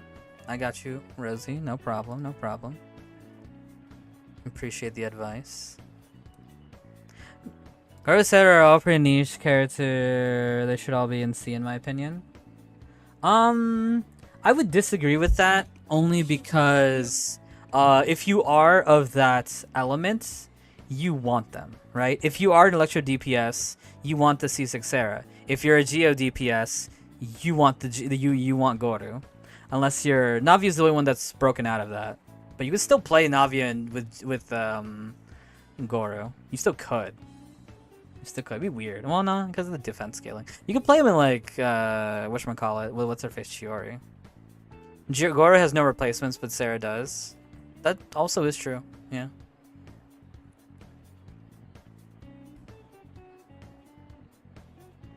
That's why they're niche. Right. They're niche.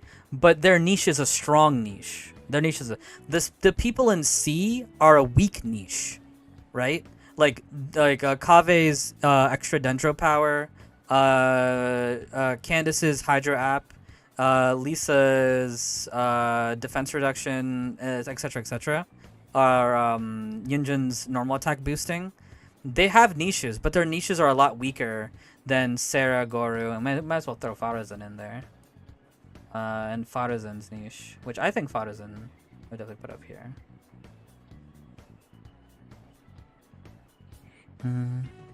Sarah, if Farazan isn't C6, you just build her with more recharge.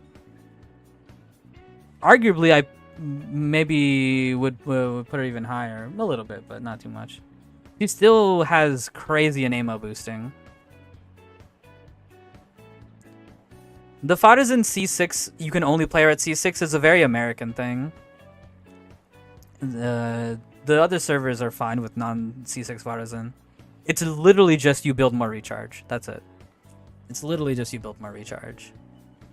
She has insane buffs from before C6. They're ridiculously powerful. They're ridiculously powerful. Just usages on her. Yeah, 13.2. I'm not surprised. Oh wait, my head's hiding it. Hold on. Yeah, 13.2 on her. Even up, yeah, even with this one, she's higher than Goru Sarah. Again, I like Sarah, but she's just so restrictive. She's arguably one of the most restrictive characters in Genshin, because it's C6 or bust. It's really just C6 or bust. That's all it is. It's C6 or bust. You can use them other team. You can't use Fire, Garza, and Sarah other than as buffer. You can use them other teams. You can't use Fire, and Goru, Sarah. Right, but the value that they're giving is a lot higher. They give a higher value. When you use them in their niches, they have a high value, which definitely puts them in this place. And you just did the it's an American thing, but I can't even refute it. Oh yeah, the C6 Farazan, you have to have C6 is just something American content creators were sharing, and then for some reason the Americans adapted it. Everybody else is like, what? Everybody else is like, Farazan, she's crazy. You play a Nemo DPS without Farazan? What? Are you insane? She's insane. I was like, yeah, she has some crazy buffs. She has some crazy buffs for an Nemo. It's frustrating to build her with recharge. I think the main thing is they don't care too much about building, I think. I think this is my game theory. I think American servers are more are more bothered by building than other servers. I think other servers, it's like, oh, we gotta build it. Let's just do it, and then they just do it.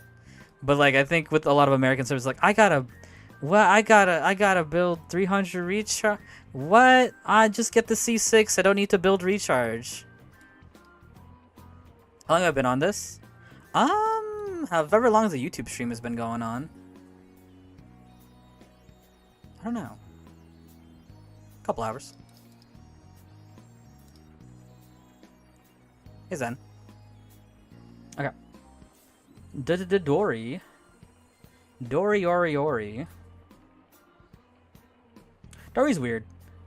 I feel like if Dory came a lot earlier, she would have been seen as a lot better. But the problem with Dory is that the spaces that she helps in is done a lot better by a lot of other characters. But she still does unique things.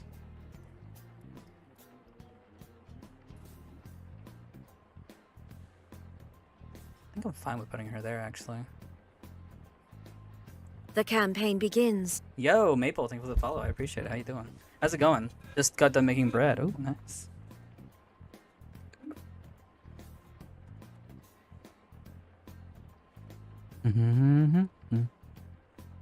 If Farazan's losing 40 CV in ER, how is Sarah losing 60 CV much worse? Because Sarah doesn't do anything aside from that.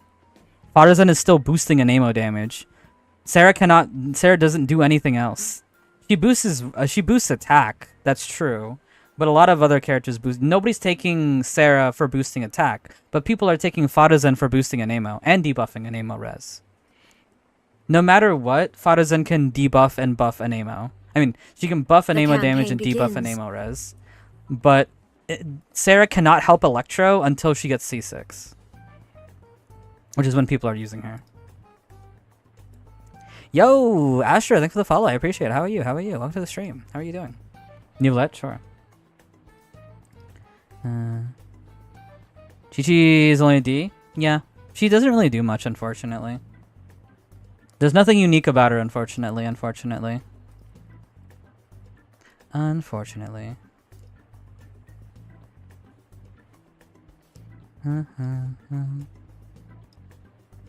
C6 or 2? For what? I did character review? I know. But we're doing something else right now, so you have to wait until after. Doing alright. I just got back 2 days ago into Genshin and been burnt out. Ah, it happens. It happens. Sarah? Oh, yeah. For Sarah, it's either you get C6 or you don't use Sarah. That's all it is. In terms of realistically how people use Sarah, it's either C6 or you don't use Sarah.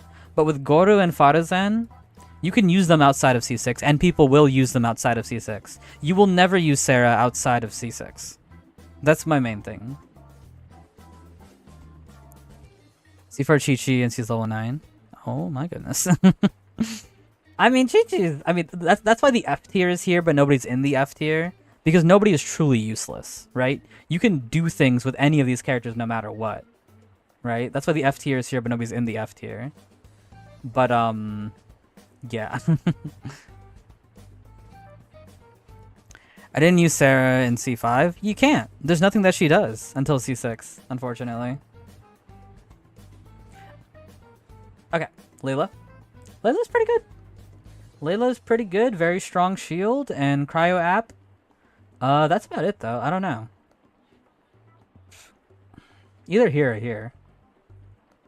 Very strong shield and cryo app. That's really it. Layla's cool.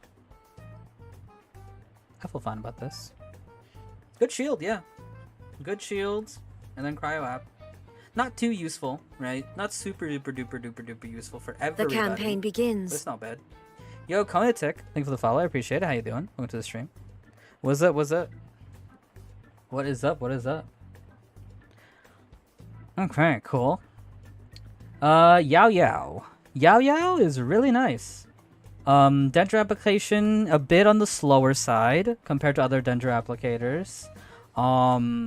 Healing is nice. Very good. Can do any artifact set to help your team. Can do any weapon to help your team. Doesn't need any stats. Doesn't need any stats. Don't need recharge. If you have HP, you heal more, but you don't need it. Pretty good character. Pretty good character. Pretty good character. Pretty good character.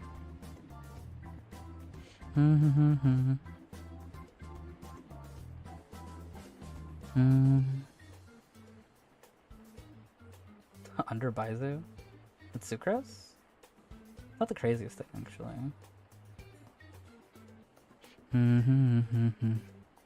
I think her taking too much rotation time is what pushes her down. What? You throw Goba and then you... I mean, Goba. You throw Yugoi and then you leave. That's it. What is it? Her application is slower than Dendro MC. But again, you can put any artifact set on her to help your team. You can put any weapon on her, and she needs no stats. She needs 0 stats. Not 0, but there's no stat that she needs. So extremely easy to build. She's a weird one. Depends on how much Dendro your team needs. Yeah. But in terms of rotation, all you do is throw out Yugoi and leave.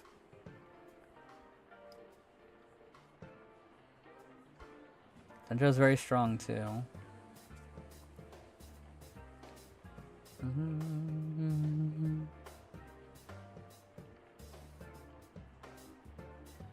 Yeah, it was good.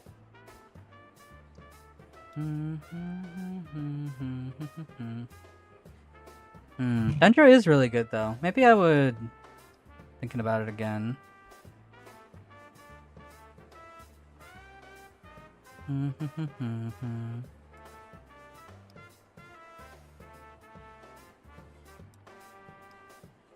I don't know.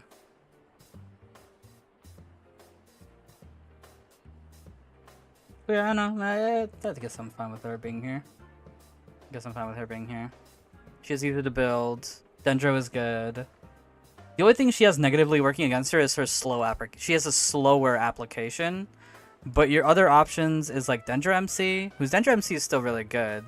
But again, you get more healing out of Yao Yao. You get more universal supporting because she doesn't need anything. She can kind of do anything she wants. But that said, Rosario escape. What? Dia. Now Dia is interesting. If we're talking about DPS Dia, she doesn't really provide much, but she does have her niches. With 2 really good characters. She has her niches with Linny, and then she has her niches with Nivillette. And it's mainly her niche with Nivillette that I would put her higher than maybe other people would.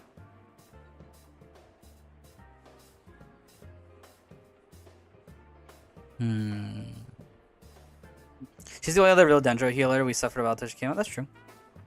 B+. I actually feel good about that. I feel good about B+, actually. DPS Dia is not the best. She has a lot of issues, but her with Linny is really good because Linny does need interruption resistance and he wants Pyro. And her with C0 Nivillette is unironically one of his best teammates.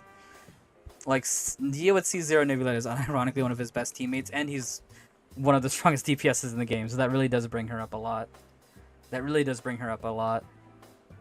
Than she would be otherwise. I think this is fair. Her friends call it a copium character.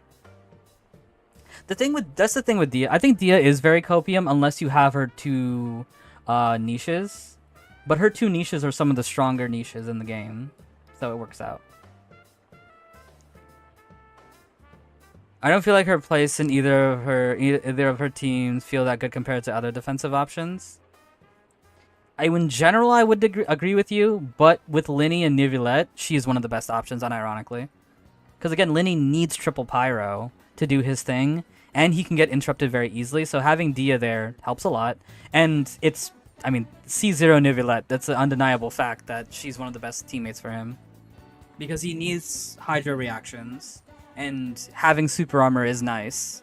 And if you're talking about the strongest C0 Nivillette team, it is technically Nivillette, Dia, Raiden, and Nahida.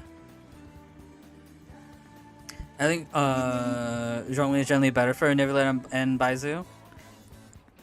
It depends. It depends. Again, if we're talking about the strongest team does include Dia at C0. That is the strongest team for Nivillette. And then, I mean, yeah, I do think Zhongli is really good too, unironically.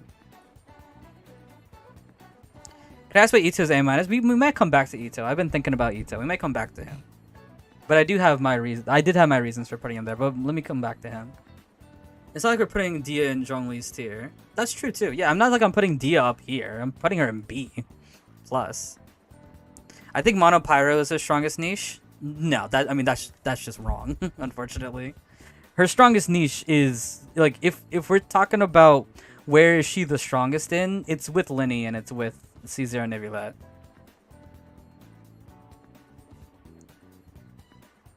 That's where she's having her most impact. And both of those teams are really good. Yeah, Linny Monopyro, yeah. But she's still really good with C0. Again, like I said, she's the strongest partner for... She makes the strongest team for C0 Nivillette. It's C0 Nivillette, Dia, Raiden, and Nahida. That is the strongest C0 Nivillette team. That is the strongest C0 Nivillette team.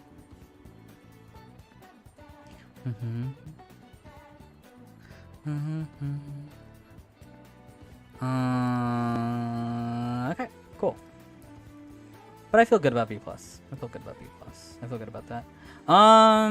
Chevriz. Overload Chevriz is actually quite strong. It's weird though. Sometimes to meet its peak, you do need constellations, but without constellations, it's still decently strong. It's not. Yeah, it's not like meta crazy defining, but it is still very, very strong.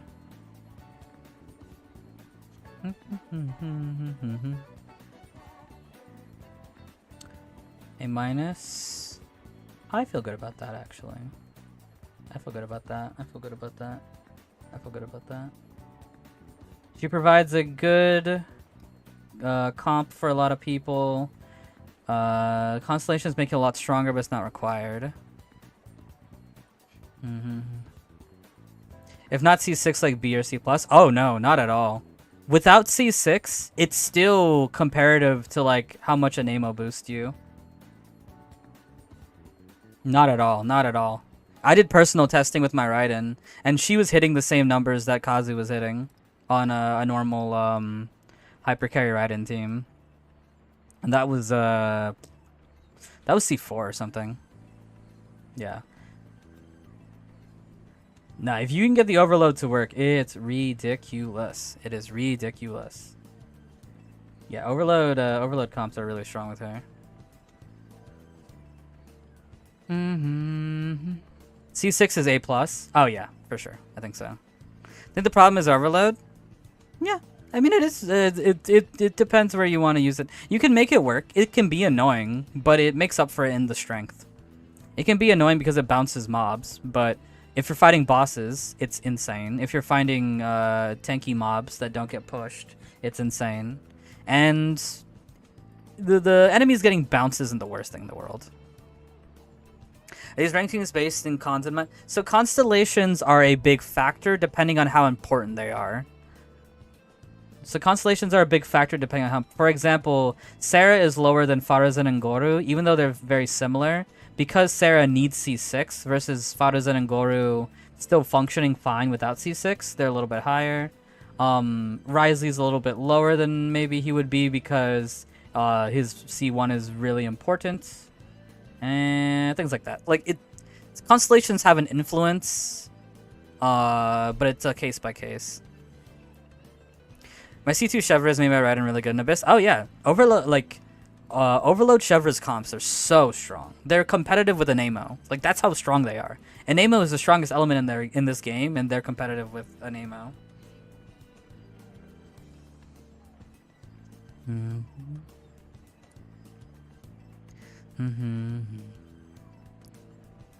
Nah, it's not. Overload is not that big of a deal. People definitely overplay Overload. It's not that big of a deal. Enemies get bounced and it's annoying, but realistically, like, it's a little bit annoying, but the damage makes up for it. Again, and against bosses, it's not an issue. Against tanky mobs, it's not an issue. They barely get bounced. It's only against fodder stuff that it gets bounced, and fodder stuff is not even difficult anyway. It's not even that big of a deal, and it makes up for it in the damage. Because I played it plenty. I love Jinkyu, Bennett, and Shaolin being S2, the hidden 5-star characters. Oh, yeah. Alright, yeah. Let's do a rundown. Alright. Everything is done and dusted. Let's get a nice little rundown and see if I need to change anything. Okay. S, I think S plus is perfect. I think I feel great about S plus the most. Yeah, Raiden's good. Yeah, I guess to do since the people are here now. Okay. Raiden, so many good team comps. Very powerful. The strongest, what is it, DPS that can like buff the team. Usable at C0. Usable, like, is even stronger with constellations. Great free-to-play weapons. Good in international. You can play EM Raiden. You can play Overload Raiden. You can play Hypercarry Raiden. You can play Hyper Bloom Raiden. You can play Hydro Supremacy Raiden. There are so many good Raiden teams, and as bursts get better, she gets better. Insane. Farina, meta changer, insane. One of the strongest buffs in the game. Super strong DPS. Like, she's pushed up other people in this list because of how good she is. Yelan, super insane. So much power. So much damage, so much good application. Hydra is one of the best sub DPS elements. Insane. Shinkyu, very similar. These two are very interchangeable. Shinkyu has a bit faster application. He's a bit more defensive. He has a little bit of healing. But still, same thing. Hydra application is powerful. Their damage is powerful. He can fit onto a bunch of teams. Very universal, very easy to use, very free to play. Insane. Bennett, same thing. Super universal. Can buff so many people in this game. Very easy to use. One of the best skills in the game in terms of energy recharge. Very flexible, very easy to use. Just build recharge, maybe a little bit of HP. Super insane buff, crazy. Kazuha, absolutely ridiculous. Gathering is on point. Anemo is one of the best elements in the game. Can apply it to so much, to so many people. The best gathering in the game. Like the only bad part about Kazuha is like maybe sometimes like some other choices might be better, but it's never a bad choice to go Kazuha. It's never a bad choice to go your boy Kazuha. And he has some nice buffing weapons too to help the team. A little bit harder to build. Than some of the other ones, but not too bad. Nahida, insane. Dendro is one of the most insane elements, and Nahida makes it more insane. Insanely strong debuff, insanely strong sub DPS. You can also just make her an EM buffer if you want to. You have that choice. It's super insane, super powerful. Nivelet, the only DPS only character in S+, because he is defining on his own. So free to play. So many teams. Some of the most teams, I would say, actually. Some of the most viable teams in this game. You can play Freeze Nivelet. You can play Vaporize Nivelet. You can play Hyperbloom Nivelet. You can play sub DPS, like just a bunch of sub DPS with Nivelet. It doesn't matter what reaction you're doing. He scales with HP. He ascends with critical rate. So easy to build. His strongest weapon is a healer weapon from other characters. Prototype Amber. Like, insane. Absolutely insane. Nivelet was a mistake. He's insane. Ridiculous. The Zhongle Dongle. I think depending on what you're asking, he can be down here for sure. Universal Shred to everything, including Dendro. I skipped Shunling. We'll come back. Universal Shred, including Dendro. The strongest shield in the game. Very nice super armor. Your combos will not be interrupted. Very easy to use. Very nice to play. The issue that Zhongli has is that there are better people you can take than Zhongli. Like, there's no issues with Zhongli. It's just that you might get more power from other characters. Is counts Dendro? Yes. He shreds everything, including Dendro. I think he and what's the set called? Deepwood. It's Zhongli and Deepwood are the only things that shred Dendro. Nothing else can shred Dendro, I think. And maybe some constellations can. But in generic terms, only Deepwood and Zhongli can shred Dendro. Nahida C2, there you go. Nahida C2, thank you. But the reason why he would be not here but here is because so many people use him. Because this list is asking the question in terms of how many people are using these characters in terms of their usability, right? It's going based on usability. That's why he's a lot higher up here. Oh, is it not Nahida C2? Whatever. I think there's a constellation that has it. I just don't know which one. Also, what's up, Melanchi? Shunling. Shunling is insane. She has a lot of damage. She has no internal cooldown on her Pyro application. Pyro is really freaking good. She's really strong. The only issue that she has and why she might be here in some days is because it is really hard to build her. She's the arguably the hardest character to build in this entire game. She's the hardest character to build in this game. You need criticals, EM, attack, and recharge most importantly. Pyro Tornado was a mistake.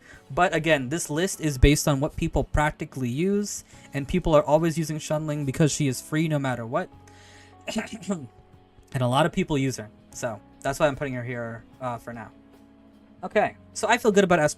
I don't think I'm going to change S+. I don't think anything will go up to S+. I don't think anything will move down past S+. I think S+, lock it in. S+ is locked in. I feel great about it. Okay. S neutral. We got S neutral.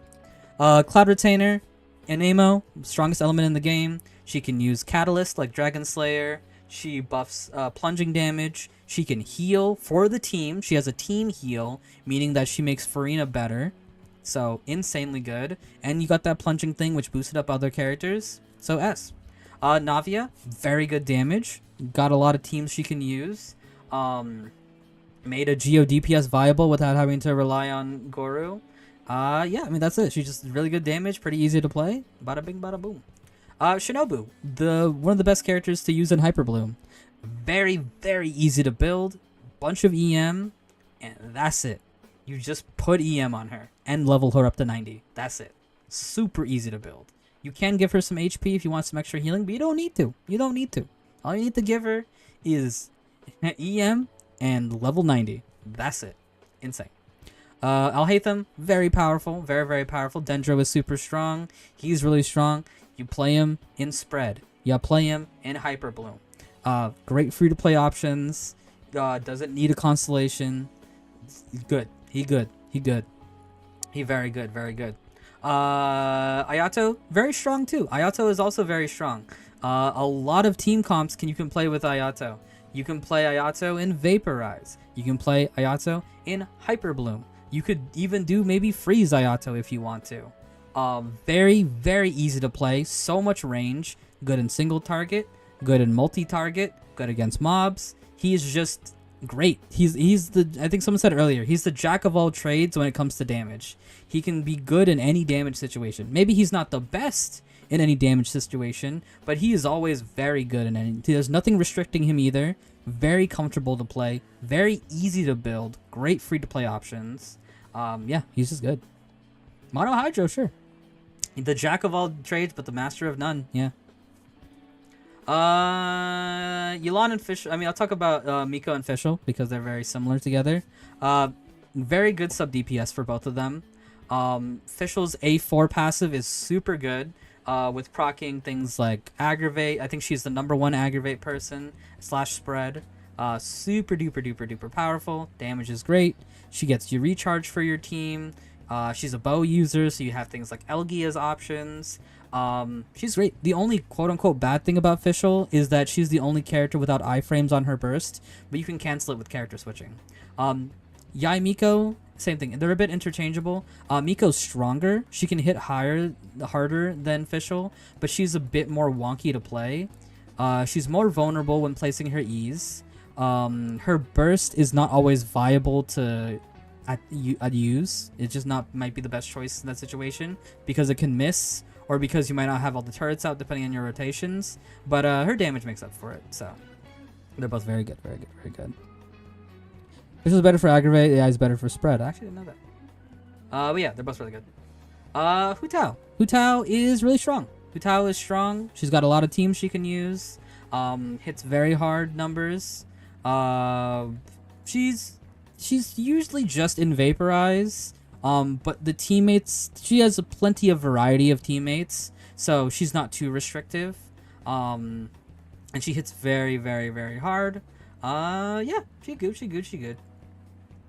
She's very good. Well, Miko, because you can get them more easier and she's C4. That's true. I do not disagree with that. Fischl's not the hardest character to get, though. Sometimes they throw her out pretty often. Baizu. Baizu is also Ayato. The jack of all trades, but the master of none.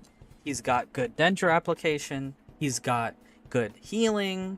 He has a shield. It wants to break, so it's not the best shield for shielding purposes, but he has a shield. All these things are good. All these things are powerful. Is he a better applicator than Nahida? No, definitely not. But Dendro is still broken. Dendro is still super broken, so it's still really good. So yeah, I think this is a perfectly suitable place for him. He's very powerful and very usable. He good. Okay. Moving into the A pluses. We got Sucrose here. Sucrose, Anemo, is great. She has a tiny bit of gathering. She has a lot of EM sharing, which is very nice. She's good on a bunch of teams. Usually you're taking Kazuha instead of her if you have the option of Kazuha, but she's never a bad choice. We got Linny here. Insane damage, absolutely insane damage. You are very restricted to a certain team comp, unfortunately, though. Not the hardest team comp to do, but he's very interruptible, which can be an issue with him. But when he hits hard. When he hits very, very hard. So that's, I think, a suitable place for him being right here. Good old Rio Risley. Good cryo damage. Decently easy to play, not too bad to play the Ryo Thesley. Bunch of teams he can use, plenty of teams he can use. You can use Mono Cryo. We can use him in Melt, which is his most popular team. You can use him in Freeze if you want to. You can use him in Hyper Bloom if you want to. He doesn't interrupt Hyper Bloom and he does good personal damage. You can play him in Hyper Bloom if you want to. Not super restrictive, but his C1 is a good question to ask yourself if you want to get or not, which I think holds him back a little bit. There's a lot that C1 locks behind. You can still play him at C0. He's perfectly fine at CO. At C0. But his damage is still great. His damage is still great, and he has a bunch of teams. So, yeah. But he good. Skara is really strong. An AoE DPS is interesting, and it's still very strong. The difficulties with Skara is people do have difficulties with staying alive with Skara. Some people recommend shield. You don't need to take a shield, in my opinion. I've played Skara, Farazan, Bennett, Shunling for a bunch. You can do it perfectly fine. You can dodge with him. All you gotta do is hit the dash button. You'll be fine. Maybe you might lose some damage, but it's okay. You'll be fine. You can survive. But yeah, you do have that factor. You definitely have that factor. He's good though. He's good. Damage is good. Nemo good. Tartaglia, one of the strongest characters for National. Arguably, I think the strongest National character. But he's a bit difficult to play. You have to be worried about your cooldowns. And National is a popular team, and the components of National are used by a lot of different people. So, that's kind of what puts him here, at least in my opinion, is he has this one really good team that is really easy to build. He's really easy to build, but he can be a little bit difficult to play, and those characters he's using are wanted by other people.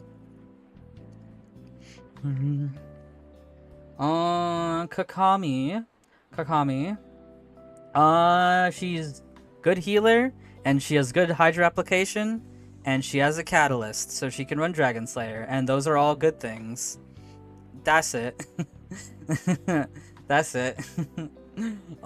Jean is a Nemo, and that's good. She can heal the entire team at once, which can auto stack Farina, and that's good.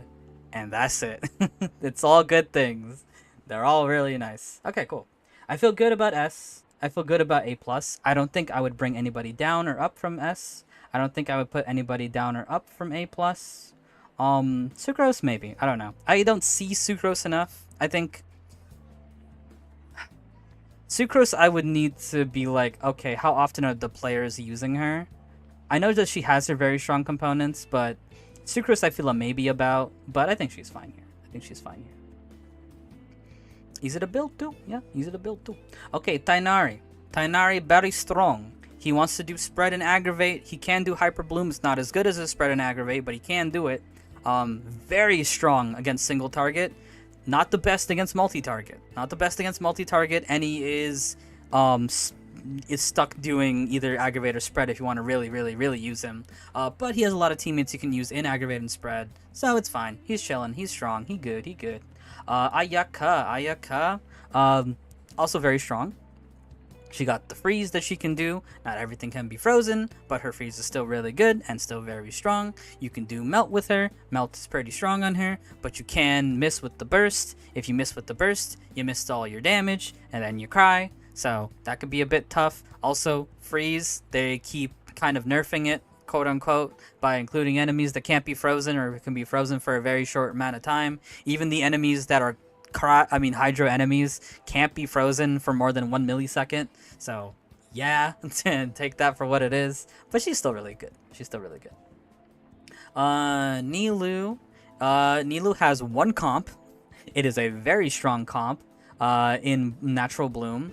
That's all she has, is just Natural Bloom, but it is really strong. But it can get screwed over by Dendro immune enemies like Spectres, which this Abyss has a lot of Spectres. And and single target. She kind of suffers pretty hard from single target unless you have certain team comps like the Elan team comp.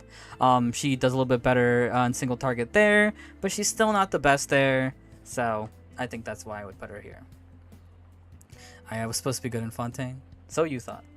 Yoimiya, very similar to Tainari in my opinion, she is very strong, but very, very single target. There's a couple different teams you can do now. You got the Overload now.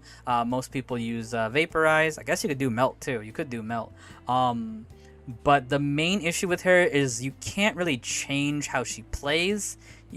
She's just doing the one combo. You can't do dash interrupts unless something to do with, maybe Overload that changes. But the main issue is that single target, that's it. That's all she's doing. She's chilling like that. Okay, Chiori. Chiori might be new toy syndrome. I don't deny that. Chiori might be new toy syndrome. But she hits really hard. She's pretty easy to play. And she's pretty easy to build. Prototype, was it Harbinger of Dawn? Chill it out. Bada boom, bada bing, easy peasy lemon squeezy. You're good, you're done, easy. But it depends where the game goes. I think if the game makes more characters that are beneficial to her, she can stay here. But I think if they keep ignoring Geo like they have until Navi and Chiori came out, I would put her down. But for now, new toy syndrome, she's staying up here. Yao Yao. Yao Yao good. Dendro is really good. Her application is fine. Her healing is amazing. She can put any artifact set to help the team. She can put any weapon to help the team. You don't need to build a specific stat for her. She is not bound by a stat at all. She is just do whichever you want. She's not as crazy as Baizu or Nahida, but those are 5 stars. Like, of course she wouldn't be. And yeah, Dendro healing is good. Yeah, she's fine. She's good. Ganyu. Ganyu is fine. That's it. Melt is still good. That's it. Melt is still good. You could do freeze, I guess. You can kind of use her off field as like cryo applicator if you want to. Yeah, she's just fine. There's nothing much else to say. Range is good. The builds are decently varied. Cool. Venti, he is the master of mobs. He's the master of trash mobs. He is the best character at killing trash mobs. He gives good recharge to your team. Swirls are pretty strong. But that's it. He's the master of trash mobs, and then that's it. So cool. I feel good about A. I think I feel good about A overall. I think maybe Chiori might move. I think maybe Yao Yao may move, depending. That's about it. Yeah, everything. And maybe Venti might move, depending. But okay, not that he would move down. But I feel okay about that. Now A minus, I feel the weirdest about. Starting with Ito, I need to think about Ito again, because I do think. So the main reason I put Ito down here is his teams are very restrictive. Mono Geo is a very restrictive type of team. Begins. Oh, thanks for the follow. Who followed? Eggplant of Time, thank you for the follow. I appreciate it. Thank you. His teams are very restrictive. This is a viability tier list? Yeah, I guess you could call it that. Or it's like, yeah, what people use, like usability, viability, things like that. Yeah, Ito I feel weird about. Because he is very strict on his team. It's Mono Geo or bust. And so that would mean you auto-include Goru. That means you're auto-including somebody like Zhongli, or Chiori, or Albedo, and that's pretty strict. But he is very strong. He is very, very strong. Maybe A minus now. I would maybe put Venti in A minus. I'm actually gonna put him down there. I'm actually gonna put him down there. Yeah, I'll put him down there. Man, I don't know. What's his usability? Let me take a look. 13. 13's pretty good. But this was his Abyss, so that could be boosted. It's a weird one. On the right team, he's going to be bonkers, but it is so restrictive. That's what's... Like, it's so strong. It is so strong, but it's so restrictive. And that's... you're going to include minimum one, like, 5-star Geo with him. And that's pretty restrictive. I don't know. I think even if it is restrictive, he does hit really hard, and he's good single or multi-target. I think there's enough positives that I could bring him up. Because single target or multi-target, he's still killing. Okay, but I think he could be either or. I think he could be either or, depending. I don't know if there's any Ito mains, but they could probably help me, but he could be either or, but I'm gonna put him here for now. Chiori. Chiori's the overload build is really freaking strong. It's so strong it can be competitive with an Amo, which is crazy because an Amo is one of the strongest buffing elements. But her overload teams are very powerful. You have a lot of choices. The only downside with Chevra's is that you might need constellations. Her constellations are very useful, and you might need quite a few, and so I can't put her super high, so I think here is good. When Venti can Venti, nobody else wins, but Venti can't Venti. He just doesn't do anything. Yeah, he doesn't do anything. Yeah, I agree with that. But yeah, Chiori's insane. Chiori. Oh my gosh, my brain turned off. Chevra's is great. Chevra's is great. They made Ito for your quad Geo team without beta. Yeah. That's that was the only issue with Ito, is that he's very strong, but very restrictive. Fadazen. Fadazen, don't let people tell you can't play Fadazen without C6. Don't listen to them. Just build more recharge. That's all it is. Fadazen is insane. She buffs an Amo by a lot. She debuffs an Amo resistance by a lot. She is the cornerstone of an Amo DPS team. Is it annoying to build more recharge without C6? Yes, but do it. Is it annoying? Yes, but you must do it. Just do it. Just build her with more recharge. She is ridiculous. She is ridiculously powerful for an Amo DPSs. Very vital to an Amo DPSs.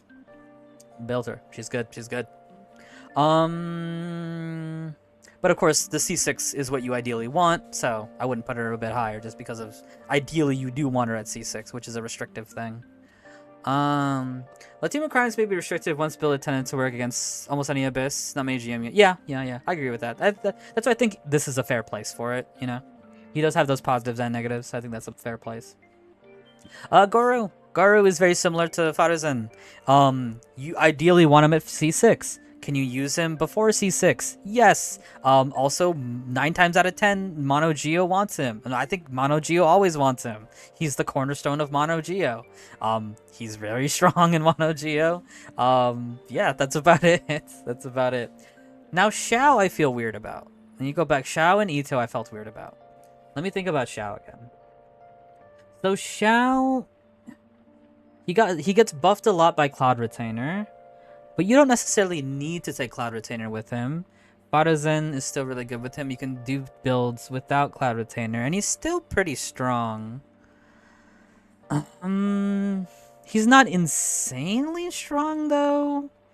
He's fine in groups. He's fine in single target. I think I don't know. I really need a Xiao main to tell me how good or not good he is. But he really wasn't making many waves without Cloud Retainer, at least based on my memory. Because even Ito was making waves. It's just like, oh, you just had to play Mono Geo. I didn't really hear much about Xiao until Cloud Retainer came back. Fell asleep, I'm glad to see you put their tag. Hey, what's up, Juniper? Jupiter? Her tag. Yeah, Tartaglia is good. Tartaglia is good. I think for now I put Xiao here. I think if people are smarter about Xiao and they can tell me why I should put Xiao higher or lower, they can tell me and I'd be willing to listen. I just don't know too much. Maybe him and Ganyu should swap. But I know how good Ganyu is. And I know Ganyu's strong. Even if she's boring, I know she's strong. I know Ganyu is strong. I just don't know his condition without Cloud Retainer too much. I know he's very strong with Cloud Retainer, but that's why I put him here. I don't know. I need to talk to a Xiao main. A Xiao main needs to contact me. Okay, Noelle. Noelle is really good with Farina. Farina is one of the best characters in the game, so you have a tendency to probably have her. Range is great. You can swap in and out between her, and she keeps her burst. Not many people do that. She hits decently well. Very comfortable to play. I do think it depends. I think chat convinced me to definitely put her up here. I think me personally, I would put her down here because maybe I just haven't seen more examples of her doing well. But it's not that big. Oh shoot, it's not that big of a deal if she's up here to me. Yeah, she really needs Farina, but if she has Farina, she's very strong. And similarly, in D-Luke's case, D-Luke with Cloud Retainer is really strong. Pyro is a great offensive DPS element. With Cloud Retainer, he is bonkers, and that's about it. He is bonkers with Cloud Retainer. Yeah, and Pyro DPS is really strong because Farina sub DPS is really strong. That's about it. That's about it. It's weird to see him with Far. It is weird. It is weird. It is weird. Okay. We already talked about Venti. I just put him lower because mobs. Who cares? Sino. Sino is in a similar sense. He is very good if you can make him work, kind of in like a Mono Geo sense or in a Cloud Retainer sense. But those things he needs are like your Nahidas, like your Baizus, things like that. Apparently you can play Overload with him. I have not seen Overload with him, so maybe that would skew my opinion. But I think he's very good if you can make him work, but making him work does take a bit of effort, and so I think that's why I would put him here. Speaking of making things work, we got Eula. Eula is the queen of missing your burst, but if it hits, it is very powerful. Physical does not get much love, but she's the best physical character.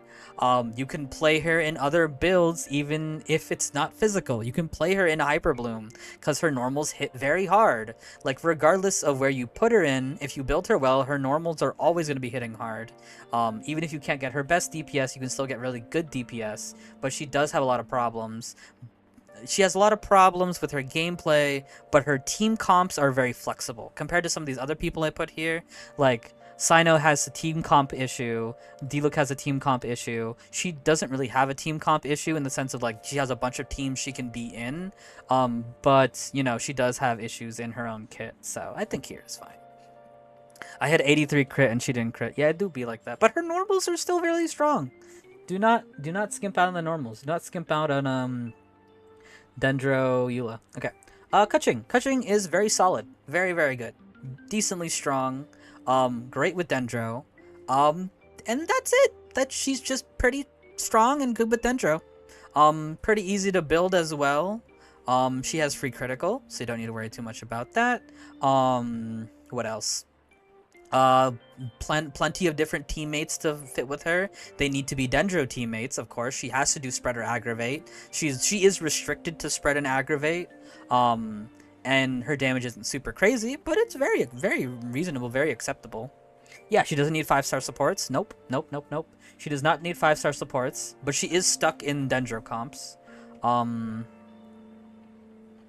Yeah, I think I'm fine with her being here. I think if there was a hard, like, crazy Kuching main that made the Kuching main's website, maybe they would convince me to put her up here. But I feel good about her putting her down here. Not down here, but you know, it's still A-. A- is still good. This is not a bad thing. Okay, Shenhua. Shenhua is number 1, right? Number 1. Words escape me right now. She is number 1 cryo buffer. Number 1 cryo buffer. Not too hard to build. She also has some physical buffing as well. But the people that she's buffing are not normally being used.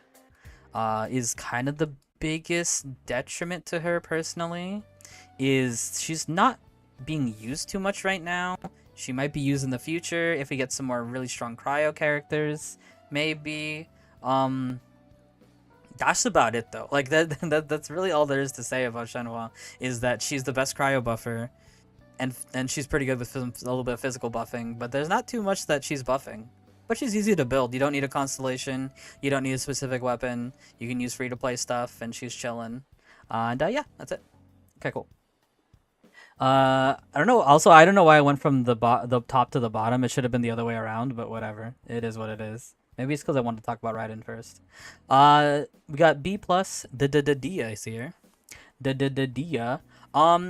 Dia, if you play her as DPS, she is not the best. If you play her as a sub DPS, she has her niches. Her best niches are with Linny, Mono Pyro, and Nivelet C0, which those two are some of the strongest characters in the game. Linny needs having interruption resistance is great on Linny. He is very fragile, so he very much appreciates that, and he wants to be triple Pyro anyway, so Nice teammate there. Very, very nice teammate there. C0 Neuvillette, one of the strongest characters in the game, even at C0.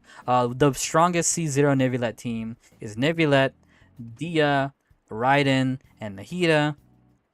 Great choice. Great choice for Neuvillette. Maybe not one of the best choices for him once he hits the C1. And maybe not as comfortable potentially as like Zhongli or whatever, right? But you know, you can use your range. You can use your whatchamacallit, dodging skills to be fine with Neuvillette, and the pyro application is great. So Dia's good. She's fine. She's fine. Right in the middle, I think. Right in the middle. Dia, why? I just said why.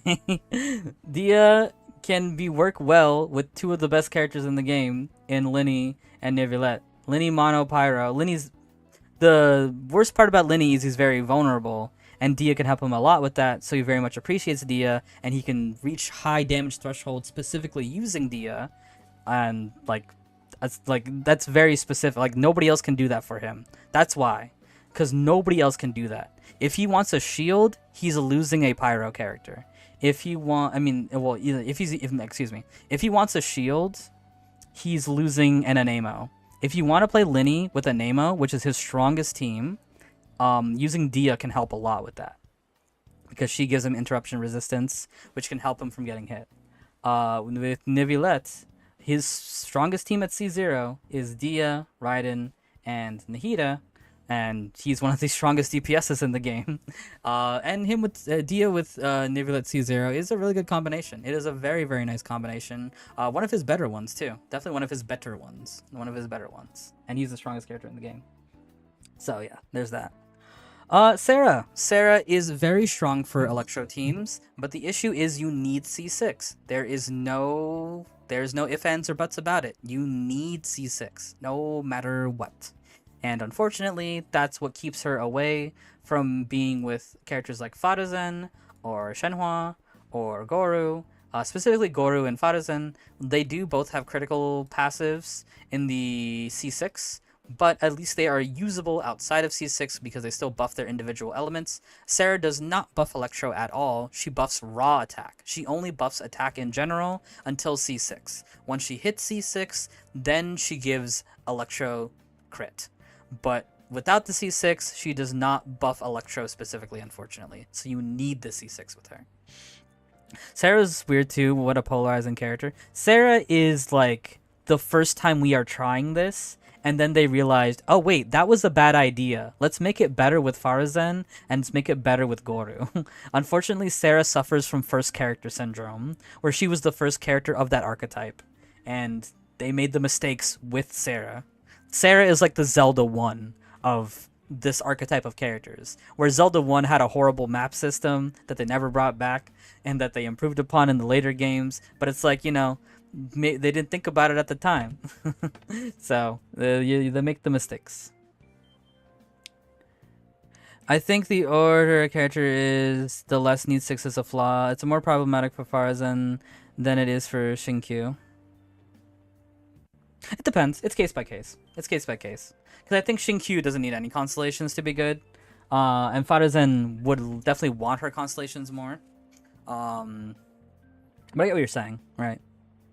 But it is also a factor to consider that there are still people getting into this game every day. So just because a character is older and more people had opportunities to get them, I wouldn't say that's a hard and fast thing. Just because people are still constantly downloading and playing this game for the first time.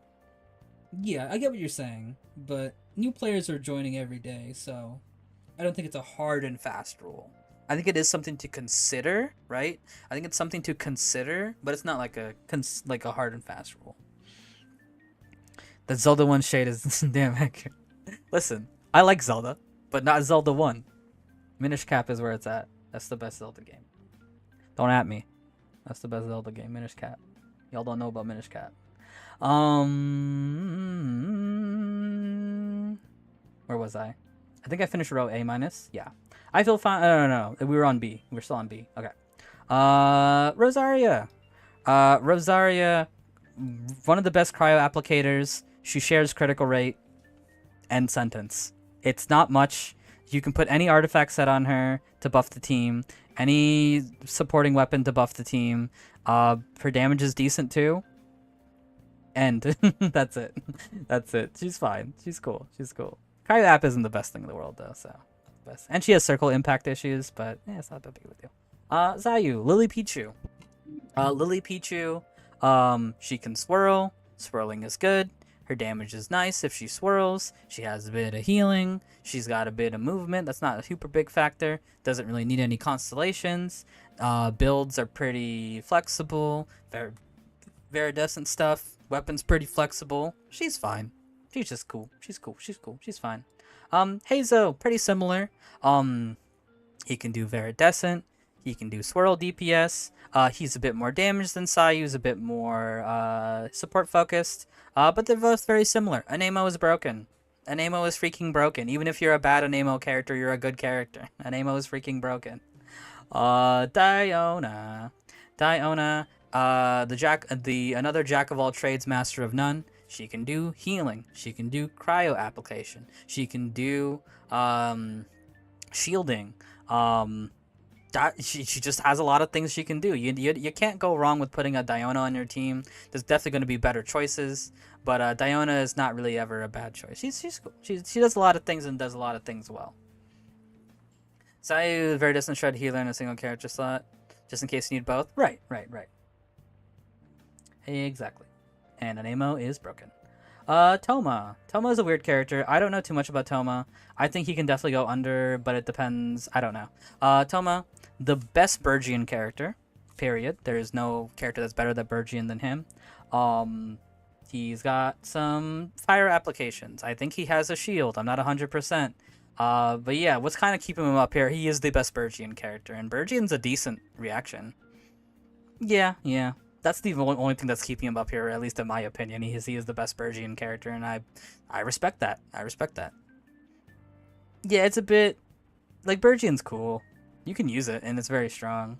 But yeah, he's here for now. I think he can very easily go under, very easily. But he's fine for there for now, at least in my opinion. We got Klee.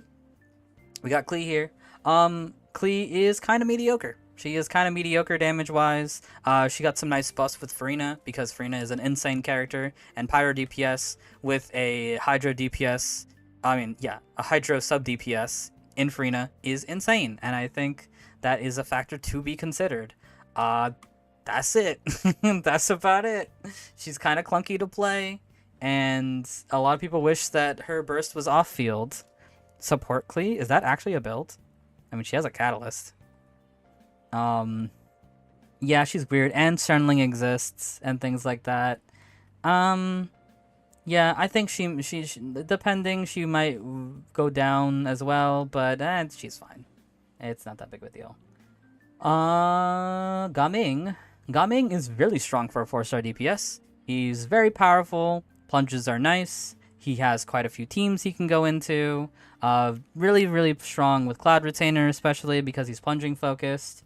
Yeah, he's just really strong. He's just good and he's strong. That's about it. Maybe if you want to organize it in the tier, maybe he would be like a little bit higher up. But I'm not organizing mid tier because that's too much of a headache. But he good.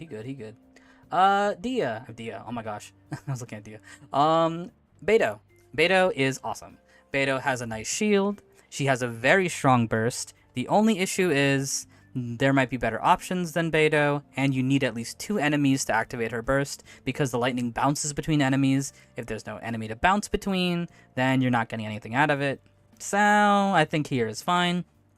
Very strong burst. Sometimes can be difficult to build her, because you need to build her with a lot of recharge. She does not gain particles very easily. You need to get perfect counters. So, you're probably battering her most of the times, and she needs damage while having a little bit more like recharge stats, so a little bit more difficult to build. But she's great. Yeah, shield's good, and I don't know how good Overload is with her. I've never tested it, but maybe she's good with Overload. I don't know. Overload's always an option. Has the same issue as Venti, where it's not good against bosses. Yeah, unless it's like a duo boss, right? Unless it's like a like a triple Kenki, right? Triple Kenki situation, she's killing it. But that's few and far between, right? Yeah. And here we got Dendro Traveler. This is representing Dendro Traveler because she got the flower. Dendro is good. Dendro Traveler is available to everybody. Not too hard to build. Good Dendro application. Very good E skill. Very great burst. Decently strong. Best Traveler. Fantastic. Fantastic. Fantastic. Depending, maybe I might put them up here on some days because of how good Dendro is. But yeah, I think this is a suitable place for her. This is a suitable place. Alright, breaking it down to B here. Yanfei. Yanfei is a perfectly acceptable 4-star Pyro DPS. You can also play Tank Fei with her shield. That's it. Yeah, she's pretty good. She's pretty good. But I don't think anything super crazy or she provides anything very unique like Sarah C6 or something like that. So I think she's fine here. Layla, second strongest shield in the game. Decent cryo application. There you go. She does those two jobs pretty well, and that's it. Fremine. Fremine is a very solid physical and cryo DPS. His numbers are actually quite good. You don't necessarily need constellations, but constellations make him stronger. But 4-star DPSs in general are not the strongest. But he's fine. He's fine. He's fine. Yeah. Kaya. Kaya, arguably one of the better cryo applicators. Damage can be pretty good. Really hard to get constellations on him. But, yeah, he's pretty solid. I don't know, chat was convincing me to put him up here. I think me personally, I would put him down here. I don't know. Maybe I would, honestly. His cryo application is good. His damage is good. But, I don't know. I guess maybe, I think I would have to see more examples of Kaya before I would put him up there personally. I think I just need to see more examples of it. But he can do his job really well if you let him do his job. Especially if Cryo can get better. If Cryo gets better with time, Kaya will get better. Mika. Mika is a physical buffer. Physical's not very good. He also has weird things about him. Apparently, if you switch off the character you switch to with Mika, you lose his physical buffing buff. And that's really weird because Eula wants to switch off to activate her burst. So, why? Okay. Next is he also buffs attack speed, so that's pretty cool. And he also heals a little bit, so that's cool. Pole armor is not the best supporting weapon, but it's not the worst supporting weapon. It's just kind of fine, so he's just kind of fine. Albedo. Albedo has decent sub DPS, and he can buff EM a little bit. And that's a little bit of things, but it's not the best things, and so he's here. I think that's perfectly acceptable for him to be here. Barbara, great free-to-play option if you want to do Bloom stuff, or Hyper Bloom stuff. Or some maybe if you need the bare minimum for Ayaka freeze and things like that. She is there if you do not have the better options, but she is always there for you, which is good. Lynette. Lynette, Anemo is broken. She can apply Anemo pretty nicely. Her burst is decent. Her taunt is decent. She is decent. She's just pretty decent. That's about it. Anemo is broken. Moving on.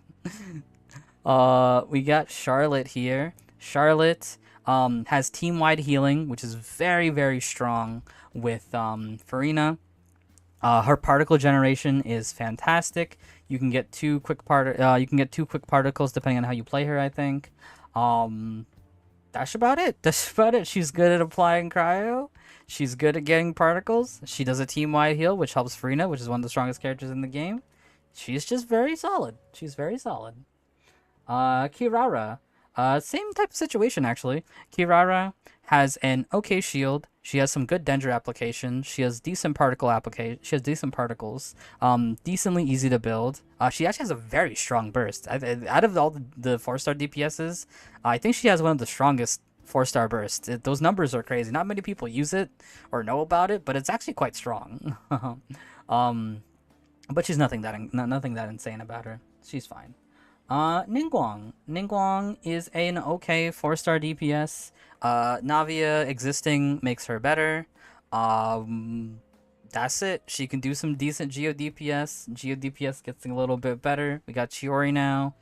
Maybe she could go down, but she's decent. She's decent. And she can buff Geo. That's pretty cool. Mona. Mona is a bit on the mediocre side. She has a very strong debuff. That debuff does not last very long. It takes a while to get that debuff back. That's it. That's all she's really doing. Sometimes you can use her for Hydra application for things like Ayaka, but not all the time, and that's why she's here. She's just kind of fine. She's just kind of fine, and yeah, it's just the thing that she's fine at doesn't last very long. We got Colette here. Colette, Dendro is great. She's okay at applying Dendro, but it's not as good as Dendro MC, and definitely not as good as Yao Yao. She can be a bit more offensive for, like, I think spread maybe, but she may need some constellations for that. That's why I personally put her underneath Dendro Traveler. But I don't know, maybe if I see more examples of Colette, I would maybe put her higher, but I think here is fine for Colette. I think here is perfectly fine for Colette. Yeah, that's the B tier. That's all the B tiers, and we're still at B. B is still a good number, by the way. Letter, whatever. C plus. We got Lisa here. Lisa has a tiny little niche. She has universal defense shred with her burst. Her burst is a decent electro burst, and that's it. It's just kind of decent. Those two things are decent. That's it. That's all she really is doing. Kaya already talked about. Off-field cryo application is nice, and if cryo gets better, he would get better. But I think here is fine. Razor is weird. Razor can be very strong, but you need specific things to make him strong, like C6 Bennett, like a good Dendro applicator like Farina, like a good Hydro, like Farina. I mean, yeah, Dendro Navia. I mean, Dendro Nahida, Hydro Farina. I think you can make it work. Where is female MC? She's Dendro MC right here. She represents Dendro MC. We might as well talk about him. This is Geo MC. Geo MC, sometimes you need a Geo, and he's a perfectly acceptable Geo character. He has free critical when he activates his burst, and he's pretty flexible and easy to play, and that's pretty decent. That's pretty fine. My laptop died halfway through the stream. I didn't know. Oh, okay, no problem. Yeah, so the Travelers, Lumine represents Dendro Traveler, and Geo represents, male Traveler represents Geo. If I put Electro and Hydro in slots, it would be either C, I think. I think C, and maybe Electro would be C+, but they're nothing of note that I wouldn't say anything about them. They're nothing of note that I would say anything about them. Yeah. So, Razor's weird. If you have very specific combinations of characters, you can make him very strong, but they are very specific combinations like C6 Bennett and Farina Nahida, but they're not super uncommon, so you could definitely make it work, but people are not doing that too often, so not many people know Razor's potential, but he definitely has potential unleashed. Yunjin buffs normal attacks. It's neat. Not everybody wants her, even the characters that do normal attacks, like, Ayato. She's fine with, like, things like Ayato, but he doesn't necessarily use her, so she's down here. What she does is fine, it's just that not many people are using her. So, yeah. Maybe she could go up here. Maybe, but it's just really not many people are using her. We got Dory. Dory's kind of in the same situation. What she does can be good. Healing is good. Giving recharge to teammates are good. It's just that other characters do that better. Raiden, Fischl, Miko, etc. are better at giving recharge. There are significantly better healers than her. She's Claymore, which is not the best supporting weapon. And that's it. That's about it. It's just that there's just so many better options than Dory, but she still provides healing and recharge, which are two very decent things. So she's here. We got Kaveh. Kaveh makes stronger blooms. He even amplifies Nilu's blooms. The only problem is he's really freaking slow. Why did they make this character Claymore? If he was Catalyst, unironically, he would be great. Because he makes blooms stronger. Why is he Claymore? Why did they make him Claymore? That is the most Catalyst type of attribute I've ever heard, and then they made him Claymore. They ruined him by making him Claymore. Yeah, that's it. He can do a very niche thing, and it is a useful thing, but he's Claymore, so it's not that useful. Chongyun. Chongyun has cryo application, and he has attack speed. and those things are positive things. Nobody really uses it, but those are two positive things. So here he is. That's it.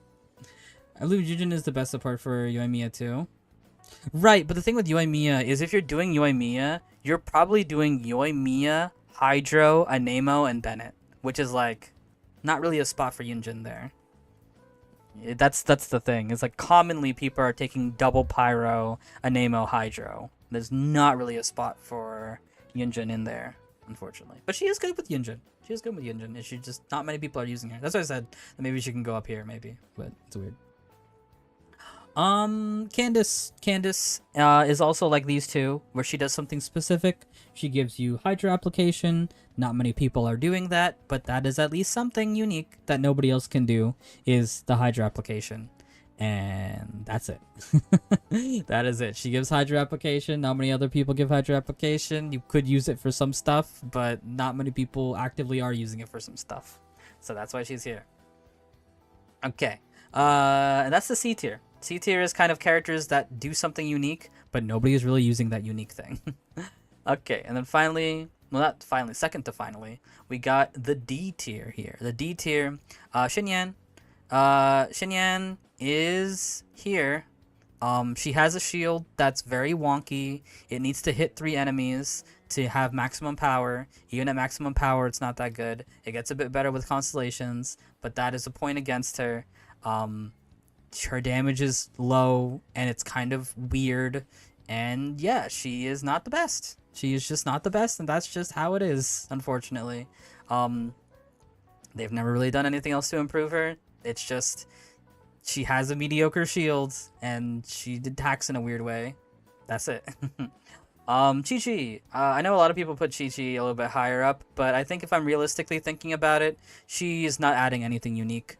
And she cannot make particles. I think that's the biggest detriment, in my opinion, is you are using up a slot to put Chi-Chi there, and she doesn't do anything over at another character, like let's say Diona, for example, and she makes 0 particles. 0 particles. There are much better healers than her.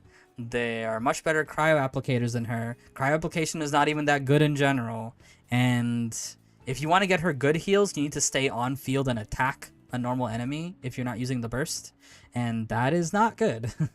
So unfortunately, yeah, she ain't that good. Amber, prototype Amber. She's not that good either, unfortunately.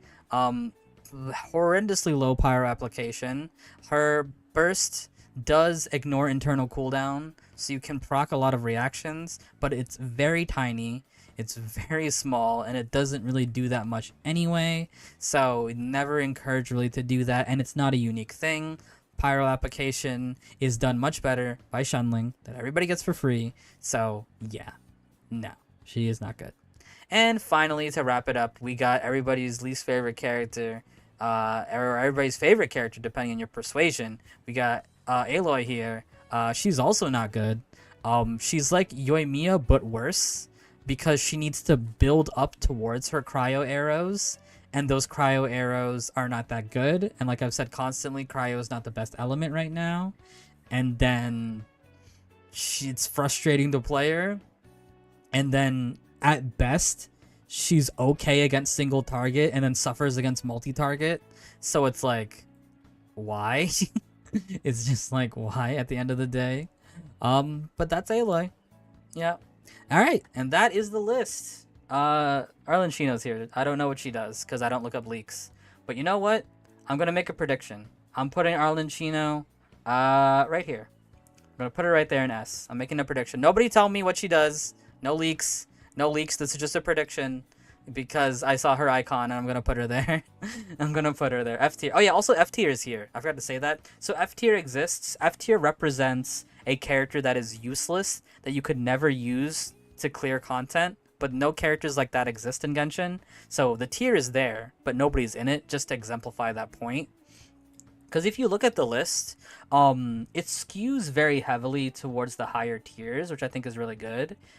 Because it's just like, S, and when you really think about it, S got divided, but if this was going to be a normal tier list, right, S would be together and all the A's would be together. So you could also consider S as one big clump, an A through A minus as one big clump as well. So most of the characters are skewing towards the top, which is what Genshin is. Genshin is a game where most of these characters are very viable. Like, out of all the characters, I would say everybody on this screen right now is extremely viable, and people play them constantly. I think everybody underneath the screen is like, sometimes people will play them, but it depends on their persuasion, right? And then the bottom is like, people still can play them. You can if you want to, but it's the choice that you are making for yourself to do that. But yeah, I think that exemplifies Genshin in the best way. Is like, you can really play anybody. Everybody is like really strong. The people towards the top are like insanely strong, especially the S pluses. The S pluses define this game's metas and things like that, in a really insane way. But you can use so many characters. I think at the end of the day, is the argument I'm trying to make is that there are so many characters in this game, and there are so many good characters in this game, and you really do have your campaign pick begins. on like what you want to build, which is great. Yo, just Smiley, thank you for the follow. I appreciate it. Thank you. But yeah, there you go. That is my tier list for version 4.5. Thank you for participating. I appreciate it. And we'll see what happens in 4.6. Maybe Arlen Sheena will be right here. Or here. Or maybe all the way down here. Dude, people would like explode if she was that bad. Could you imagine if she was like a bad character? People would freaking people would like go crazy if she was a bad character. It's crazy. Anyway, yeah, that was cool. I wish there was a difficult endgame co-op content event. I agree with that. Hey, listen, make a suggestion for it. I don't know. I do want more co-op content. As for Beauty Pog, true. Alright, cool. Good stuff. That took really long.